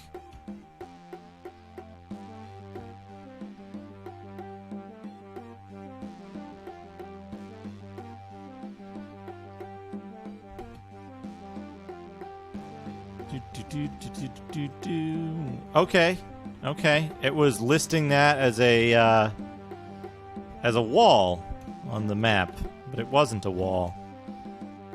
That's not the wall, brother.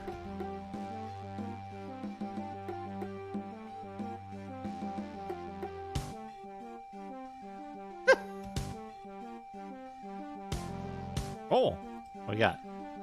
Levitate.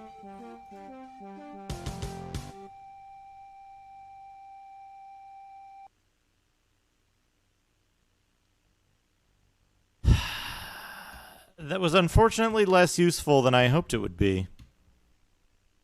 So as soon as we get back through this impassable obstacle here, we go. Just phase right through it.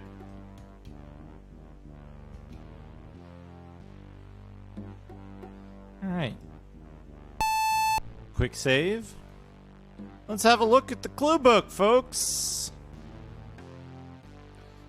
Let's have a look at the clue book.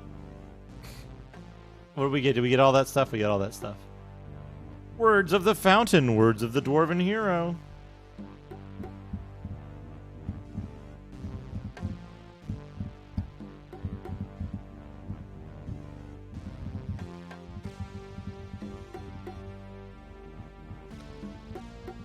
I like that for the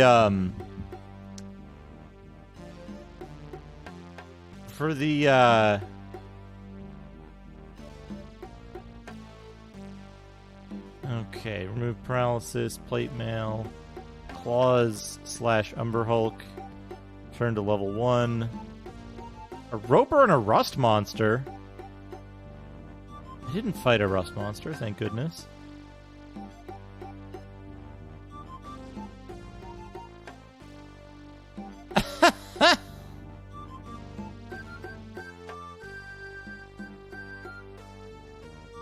An ambush occurs. Unseen drow fighters cast globes of darkness, blinding the party long enough for Driz to be taken captive. A door immediately to the south of A2 opens via a pressure plate before the door. Yeah, at least it's not 50 Umber Hulks. The Cavern of the Myconids.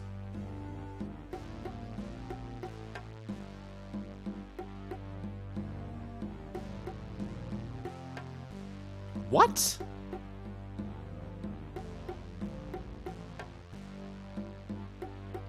If attached to the helm in the party's possession is the ability. Okay, so you need to find it. Dagger of Throwing. Isn't that a regular? Yeah, Drizzt is like... It's anytime Drizzt is involved in a game, it becomes the Drizzt show, but it's never like you're playing Drizzt primarily. He just shows up and like the story becomes about him.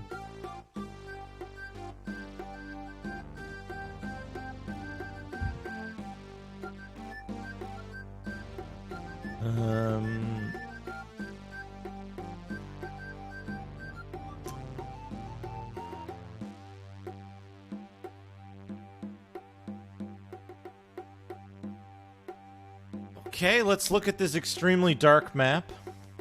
Presumably it's not this bad in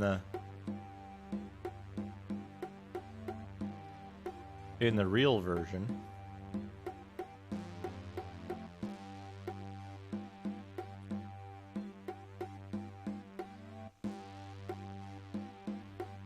And compare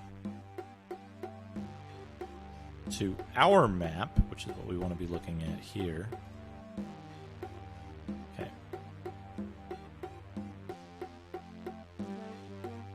Okay. Oh, I see it. I see it. There's a door there that I missed. All right. How do I get there?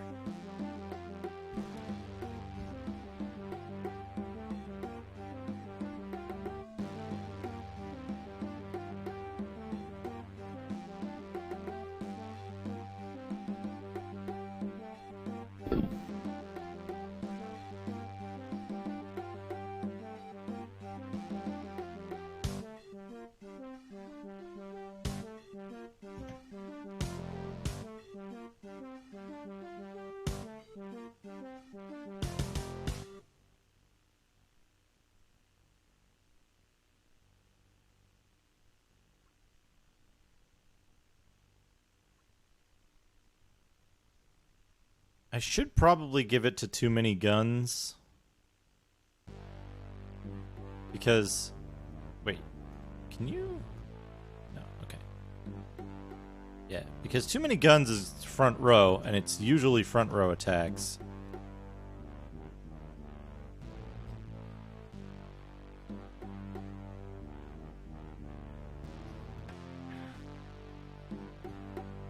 Can I just...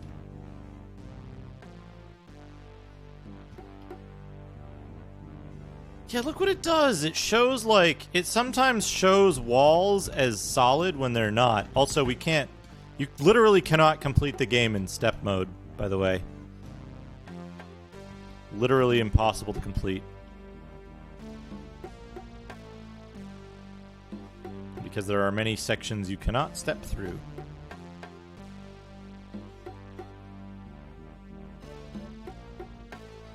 Which must be traversed.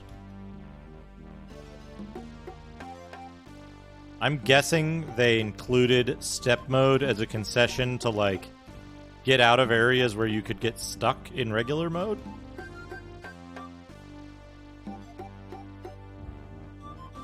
Okay. There is still a place to go. did I miss that goddamn door when I was reviewing the map a minute ago? I went along the entire boundary of the map and I didn't see a door anywhere. Like here. Right? This area is fully zoned in. Right? Okay. This area is completely blocked off as of right now. We're gonna further explore it and see if any of the walls turn into doors or passageways or other shit like that as we get closer to them.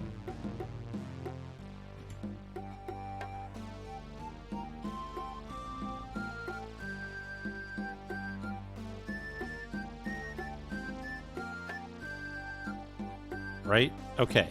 That part's done. Now we'll go down here. We'll just look at every part of every wall.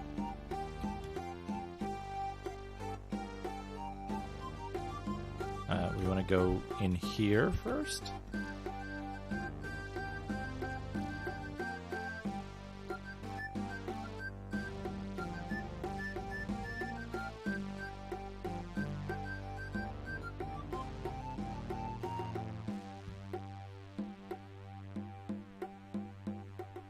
What is it? There's an interview with a metal band at some point somewhere.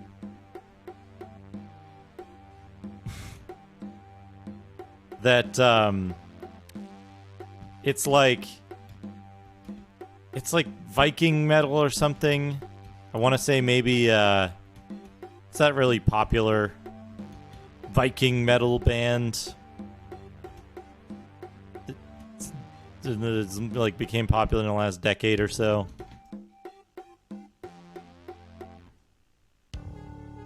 Of course, there's like a wall here. Yeah, Amon Amarth. There you go. There's an interview with them, and someone asked them like, "What do you think actual Vikings would have thought of your music?" And what do you think they would have thought of your music? Do you think they would have liked it? And they were like, I think Viking music was like flute and bongos or something. It's so good. They're like, I don't think they would have liked it. And I mean, they're not wrong. They're not wrong. That's pretty much what the instruments were available at the time. I wish I could find that interview because it's really good. He's just like, he's just honest about it. And like, he's clearly not a Viking historian. It's a very good interview, though. Okay, so there's nothing in there. Back to the hint book.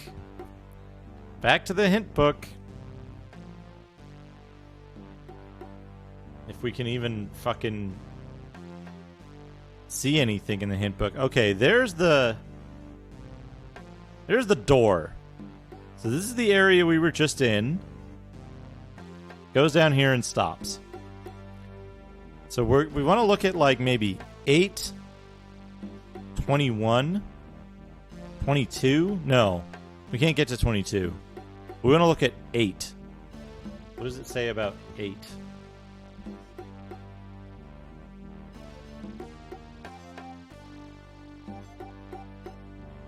A wall once stood here, but now an opening leads to the southwest. At location 8. 5, 6, 7, 8.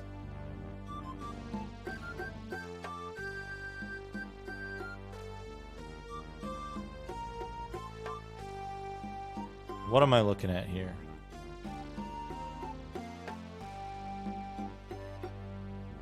Here's the entrance. 3.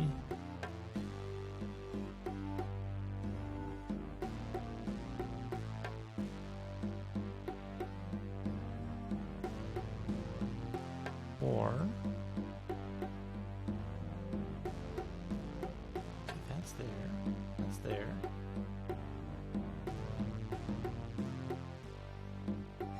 What? No. That's there. Goes around there to there.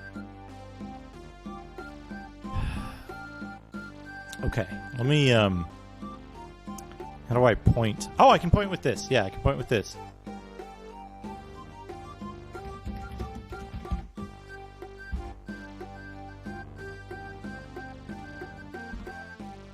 Okay. Solid wall. Solid wall. Hi! It said, because I forgot to unclick a thing.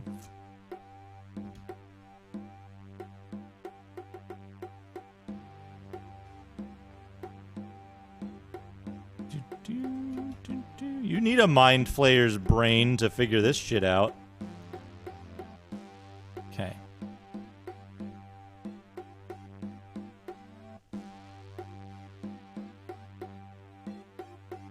Ladies and gentlemen, everyone, please appreciate the mapping system in this game.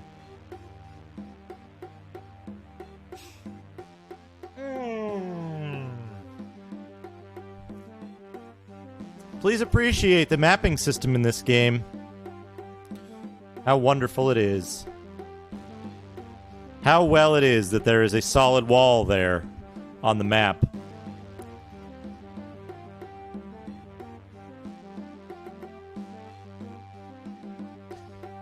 What a good thing. What a good thing for it to do. For it to show you a fake solid wall on a map for an area that you might have explored or not? I don't know.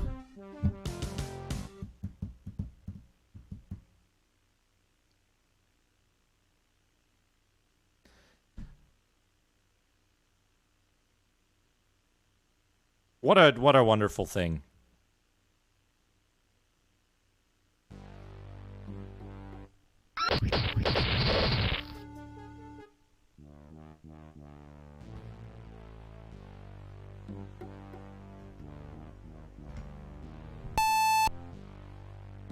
So, a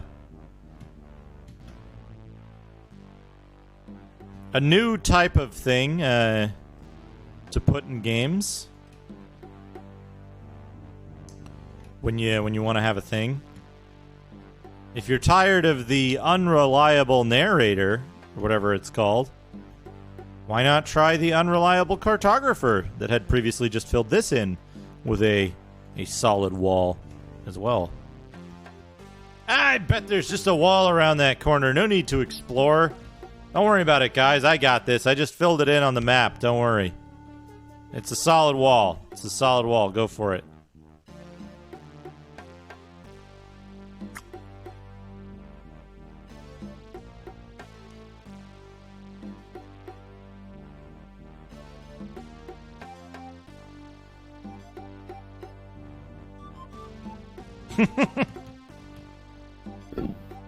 You sure that's a wall? Yeah.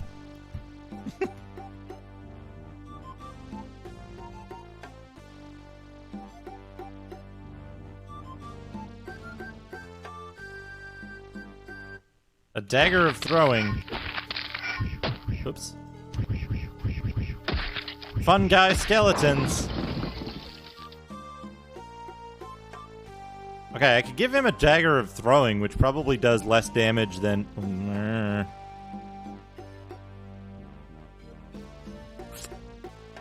Like...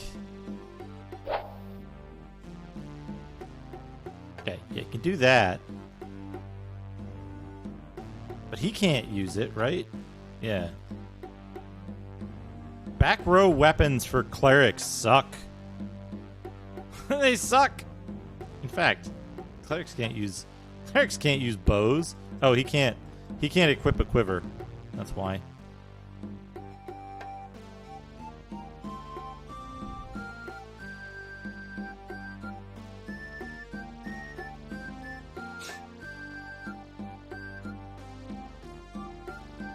So the halberd's better. +1 halberd's going to be better than a dagger of throwing. Right? What? Did you just spawn fun guy skeletons behind me?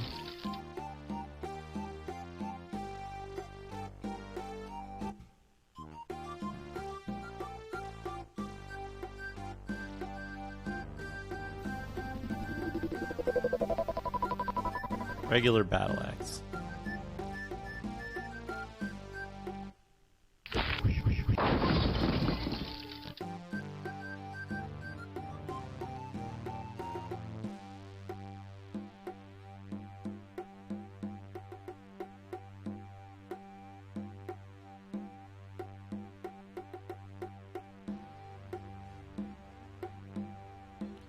Hold monster. We'll give him hold monster because I think that's...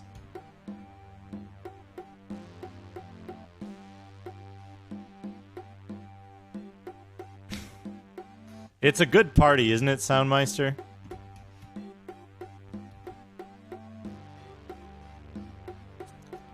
It's quite a good party.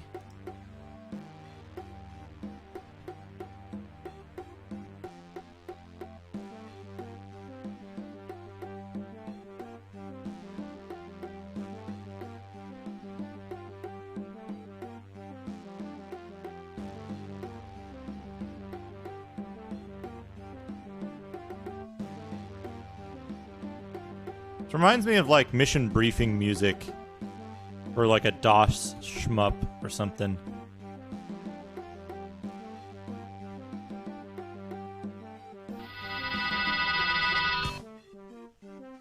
Protection from evil 10-foot radius.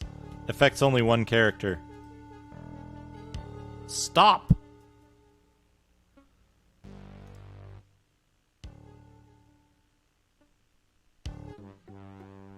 Good spell to know. Flame Strike. Probably good to be walking around with an item on the cursor at all times.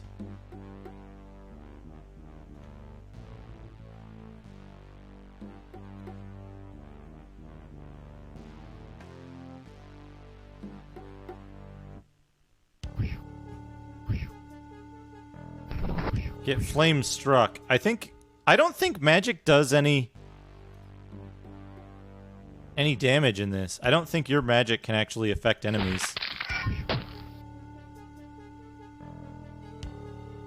I could be wrong.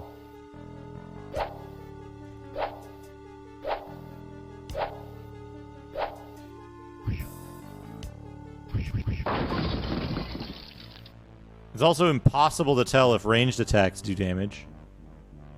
So we gotta check down here.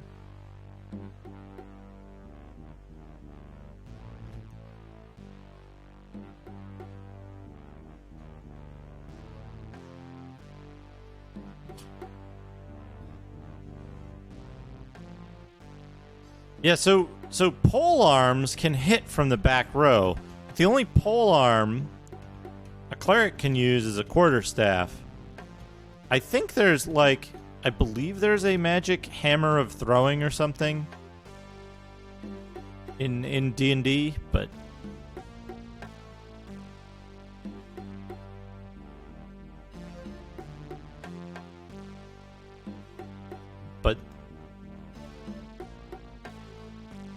instead we got a throwing axe. I guess they do this because, like, I guess their whole thing is that, like, if you just keep taking the characters that it forces on you and dropping the previous characters, you end up with oops all fighters by the end of the game, and you don't have the extra, you know, magic user and cleric, which are the characters I want because they have useful utility spells. And my frontline characters are far more useful than someone in the back row having... Wait a second. Wait a second. Wait a second. Nope. Nope. Nope. It doesn't work that way.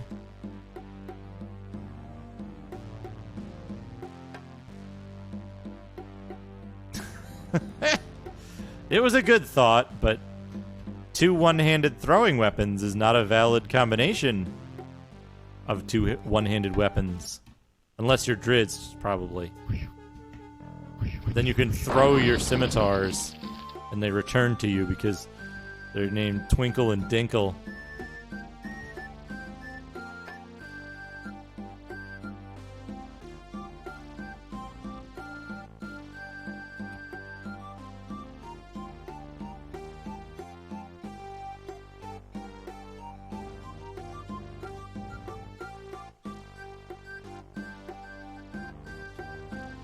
Seriously, though, that's fucking, like... Oh, good. A wand of enemy detection, which enemies show up on the fucking map already. You know what's great, I beat? On Saturdays, we've been playing a,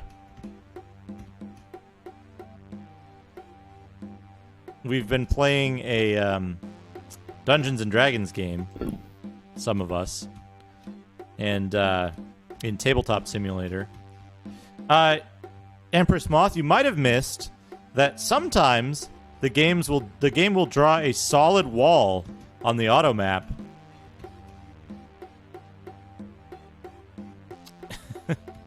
It'll draw a solid wall on the auto map, and then when you go back there, it's not a solid wall, and you can walk through that area, and then it draws it normally.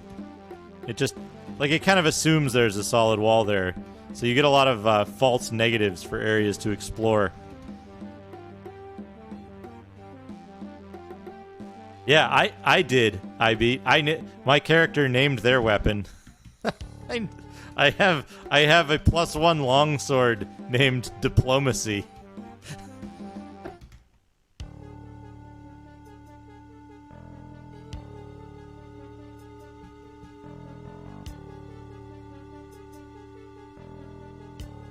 Gary Sue. Oh, adamantite plate helm. Yeah.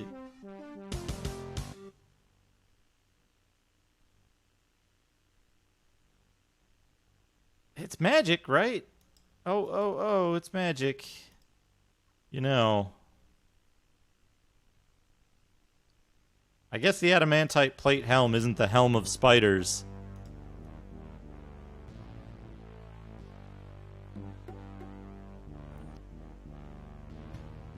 But it's great because, you know, if we see... Yeah, naming your sword Twinkle or Icing Death is not great. It's not great. Twinkle and Icing Death. Fuck's sake. Oh. Like, I fucking swear. Drizzt was made by, like, a very enthusiastic 5-year-old.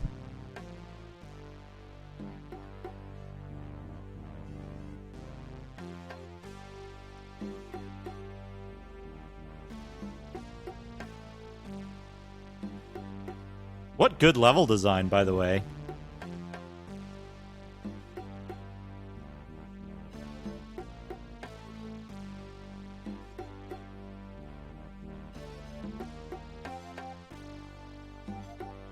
Oh, I'm sure.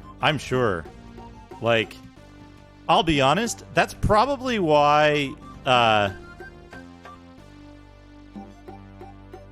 Frosting Death. Butter Death.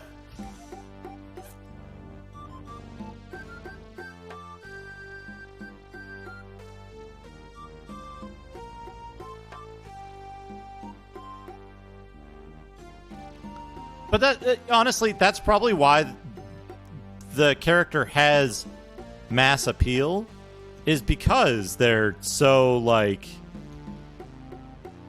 Because they're so... What's the word I'm looking for? Is this... Hold on.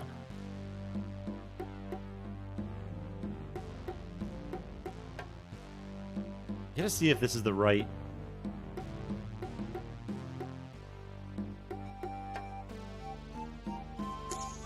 Where's Merriam-Webster?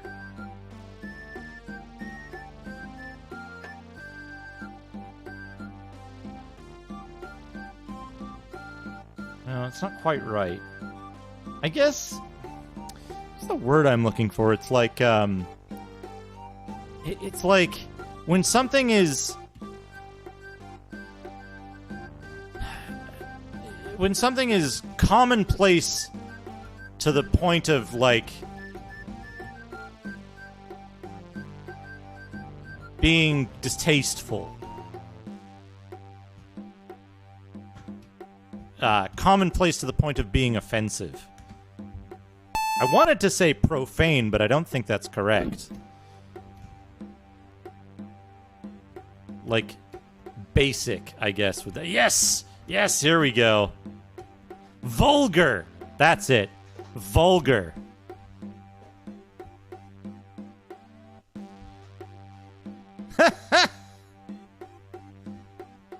Yeah, vulgar, I think, is the right word. Let's have a look. Yeah, vulgar. Undeveloped. Lacking in cultivation, perception, or taste.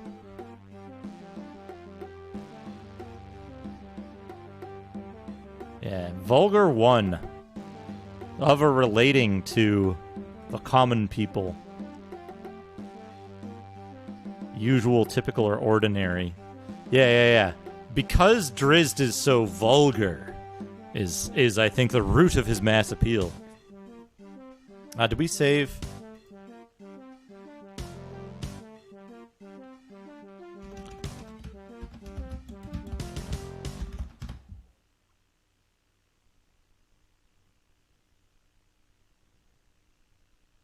Bluge Liang. Fart knocker and butt knocker.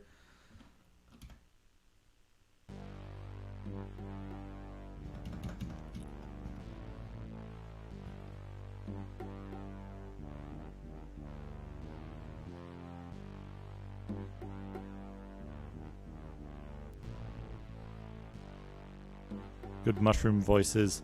The legends of your kind extend even to the trails of my youth. How came you here? Stop. You enter the realm of the Myconid King Firth.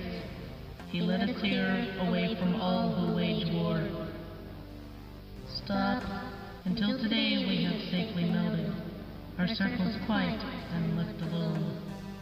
Here we live, and here we wish to stay.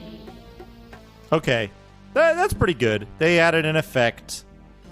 They didn't make it like, stop. You enter the realm of the Myconid King Pyrrhus. He led us here away from all who wage war. Which is like every other character in this game.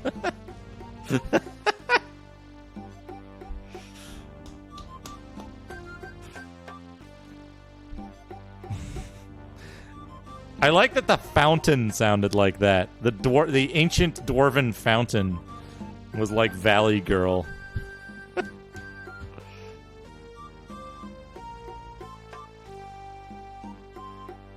We have heard that the Myconid grow a certain fungus, an antidote for poisons? Our fungus is not for outsiders. Go away. You are to leave. Hold. I'm being told the king awaits. He has heard of you. Your journey has been watched by Myconid scouts. Please step within the hall of the king and behold Ferris. Yeah, the Lucratas. Those were good. Oh, they just step inside and behold, fear us. As they disappear completely.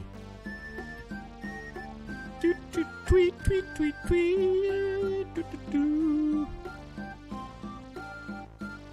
Right? Go away. Actually, don't go away.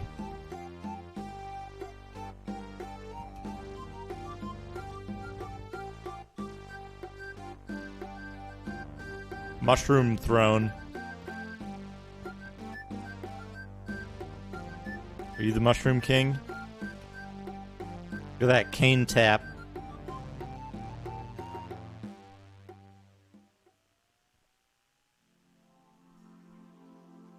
Oh, that's a good mushroom man.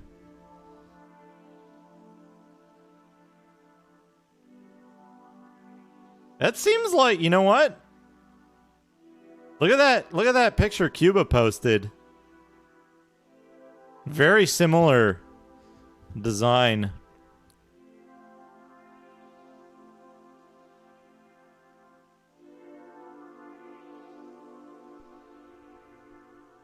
I've heard you possess a curative, an antidote for poison. Is this true? You speak of the fungus.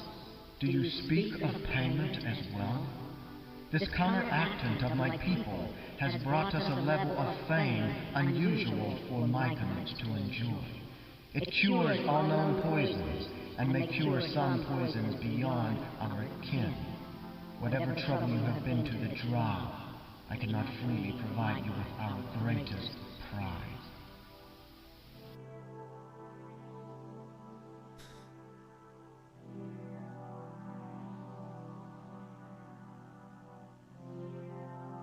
See no pockets I might pick, says Vonar.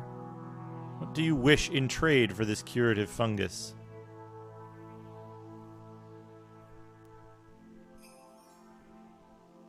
Though I stand before you in stern majesty, my people are a folk of quiet lives.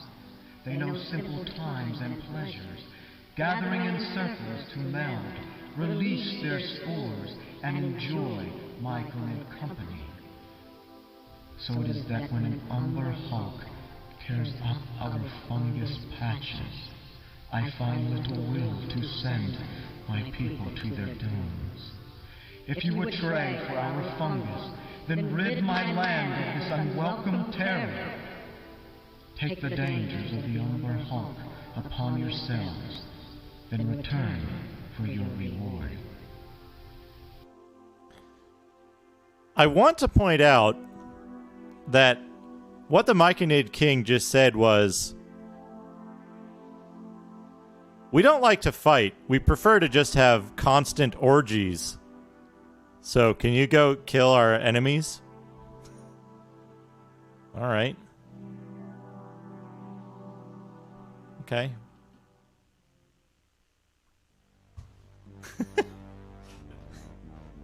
It's the wait, who is the creepy orgy guy in D&D? The D&D circles?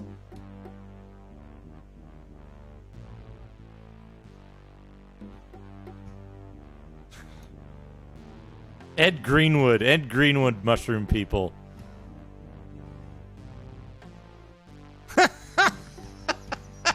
Please narrow that down. Yeah. Well, we are in the Forgotten Realms, right? The Fart-gotten Realms. Get it? Get it? Get it?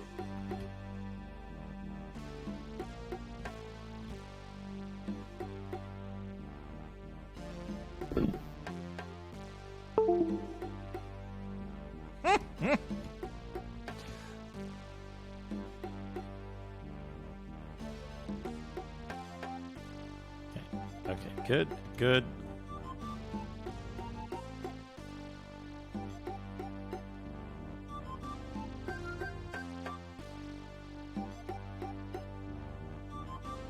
What the hell? What on earth?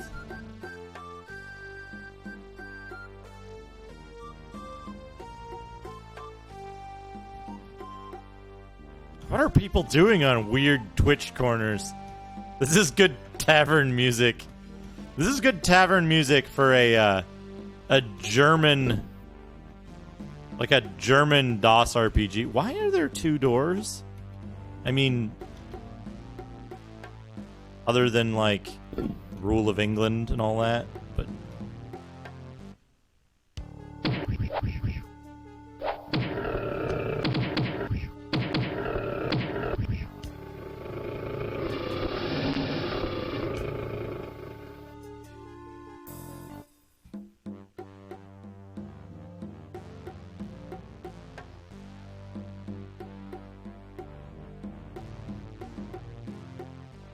One of these walls seems, well, unusual. Perhaps a closer examination is in order.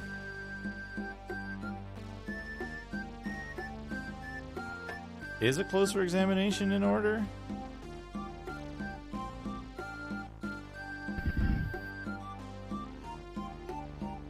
Okay, we found the secret wall.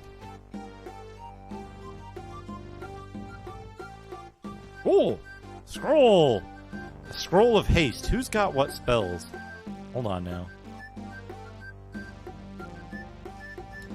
2 level 3 spells. He's got Lightning Bolt, Fly. He's just got Fireball. We'll give it to Vonar. He's really voning it in.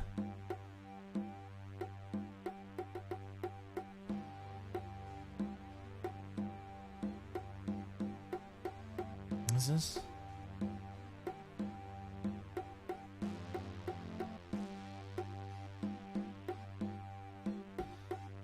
Back to phonographs.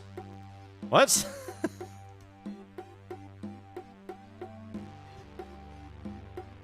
I mean, a certain subset of people never stopped listening to records because they thought they sounded better because they have, like, tremendous preamps on them. And it's like, well, of course it's gonna sound warmer and different if you have a mega preamp on it. This.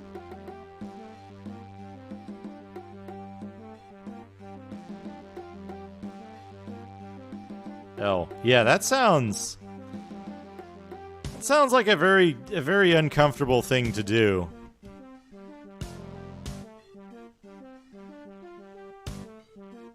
Wax cylinders. Do you think in Skyrim they made Droog wax cylinders to listen to sound recordings on eventually?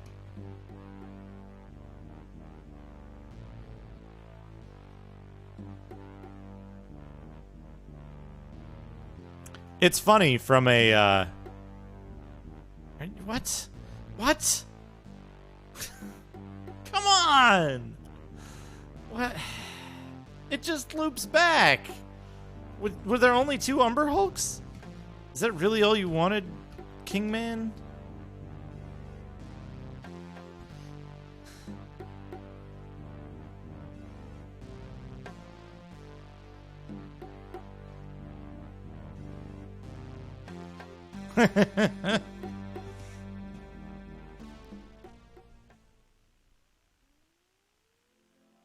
We have returned. Oh, we have returned, Zero, great king of the Myconans. The Umber Hulk has lost its claws and all else in the bargain. Will you honor us with your promised reward? I welcome you on your return and congratulate your success. Yet not just 1 bit of fungus, nor just 2, shall be your reward. As precious as our antidote is, I have decided to bestow upon you no less than 3 doses. You will find Menzoberranzan a treacherous place, and the drow are fond of poisons. Good luck to you.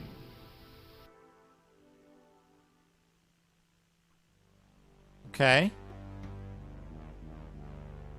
We got 3 doses of anti-venom.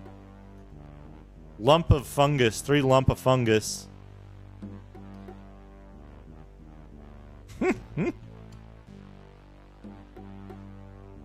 He's just vaping. Oh, good. Oh, good. Oh, good. After getting the antidote, this wall mysteriously opened for no reason.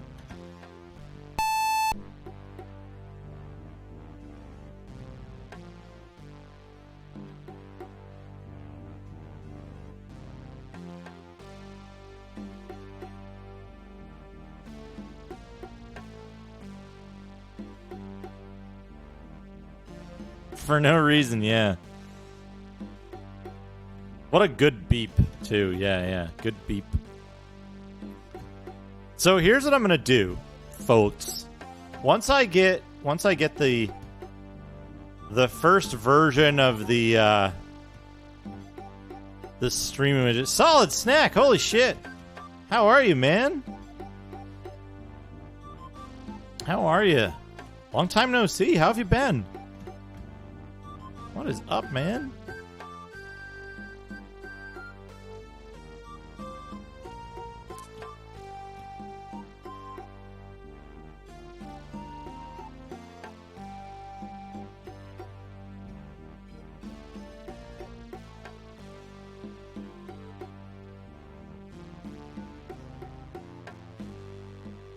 Yeah, I'm doing all right. I'm doing pretty good. Had some pretty high stress times recently, but those seem to have calmed down, and well, I got partner, so that's good. That stress is off.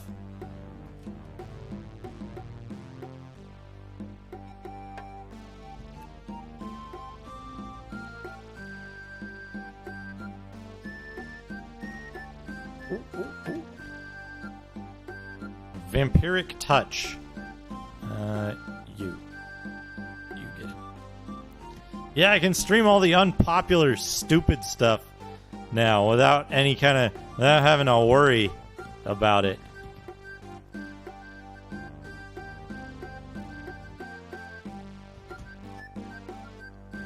Tweet, toot.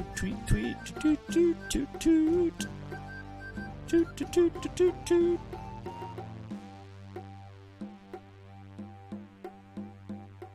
So,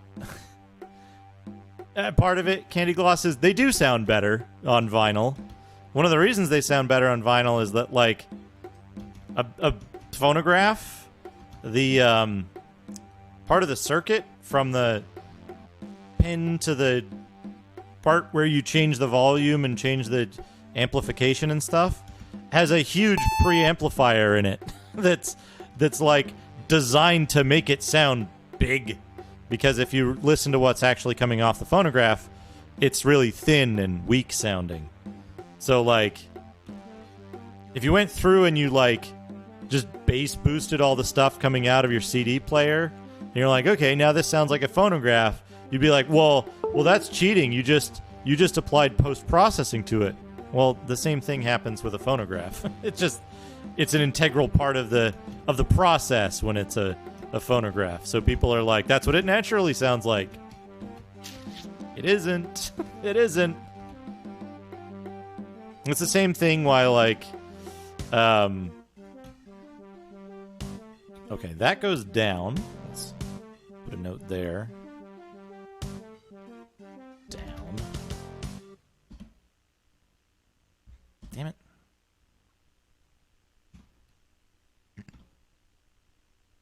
It's one of the reasons why, like, people talk about how good, like, some crazy headphone amp sounds or something, because it's just boosting everything up, right? It's like two-handed sword. Magical two-handed sword.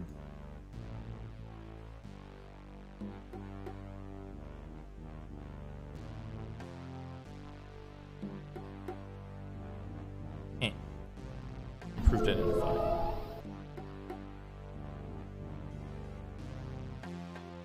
Dagger of Throwing +2.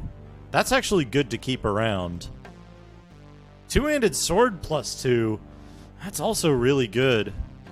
Two-handed swords can reach from the back row. Good. Oh, that's even better. That's better.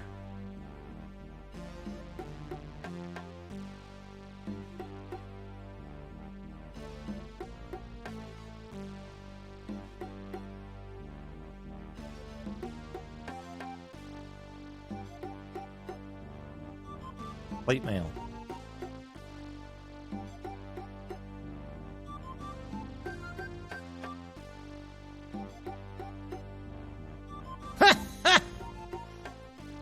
Cloak of Protection.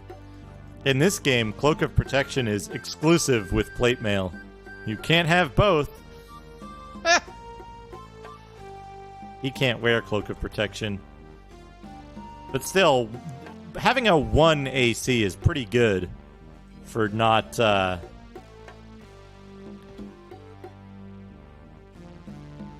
We're not doing it. Too bad that fucking gnome is fucking is gone. He's fucking dead. Cannot be accessed anymore. Okay. Hang on, I'm a mushroom.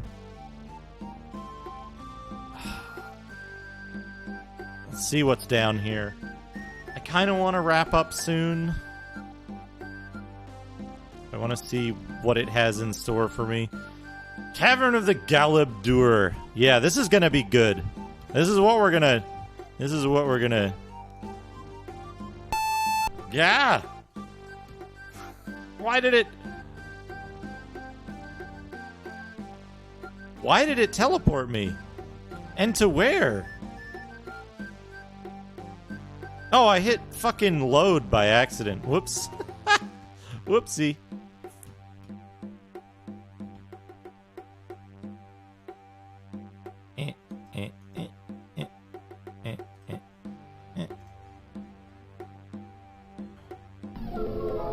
Good that there's no prompt for that.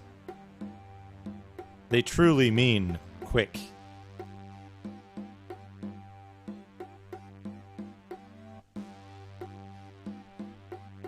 Two to four. 3 to 5, 3 to 5. This fucking dagger is better. The dagger is better than the, like, secret fucking mega weapon of the dwarves. But you can only have one throwing weapon. You can't do two. I wish he could use it. He can't, though.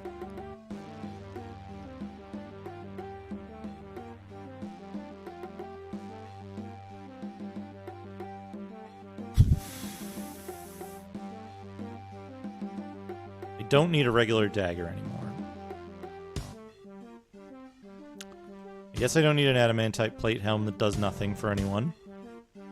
The candles, I don't know. Halberd +1 and an axe of hurling.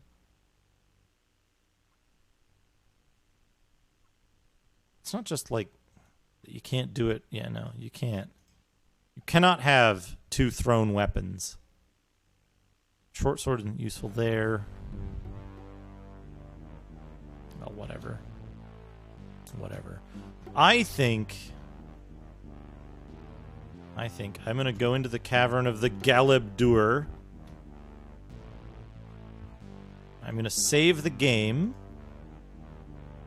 A new slot.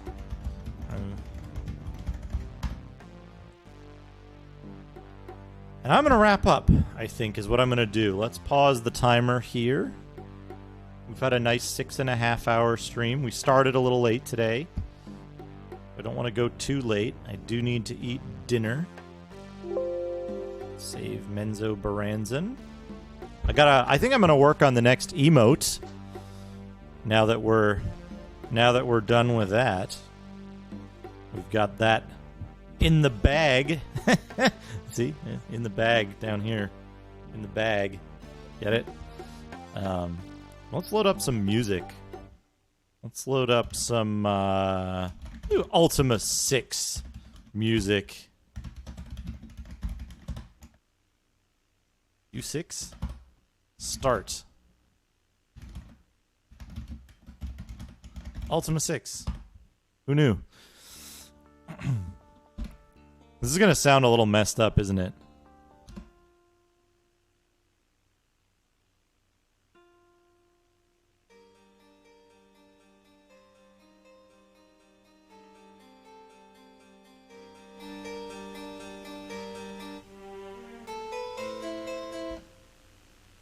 There's a good one. Let's go to the end screen. Let's look for somebody to raid. But yeah, thanks for stopping by, everybody. Thanks for stopping by, everybody. Great to see everyone. Especially Solid Snack. I hadn't seen you in, like, forever. Always good to see you around. Hope to see you streaming again sometime soon.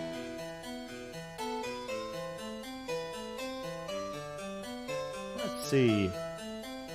Who's all streaming?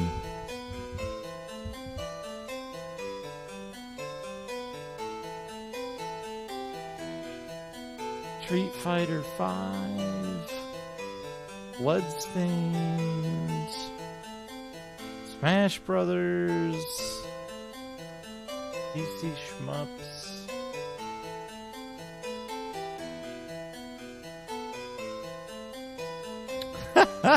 Yeah, Doc, I was glad you made it by. Glad you were able to stop by. Oh, this looks like Mr. Radon is playing some kind of Lufia type game. That seems to be the most interesting thing that I'm seeing. I think so. It's either a Mystic Quest type game or a Lufia type game, I think. Well, let's raid Mr. Radon. Say hi over there. He streams doing some chill streams. He's been doing a Nintendo 64 challenge, which seems like an easy challenge until you realize they're all Nintendo 64 games. But yeah, stop by there, give him a follow if you like what you see. I'm going to probably check it out for a little while. But yeah, have a great night, everybody. Thank you so much for stopping by. Thanks for all the support. I'm going to go work on a new emote for us. So, thanks for that. Thanks for the support. And, I'll see you all again soon. Have a great night, everyone. I think I'm being followed. What could they want from me? Thanks for the follow, Pita Pita.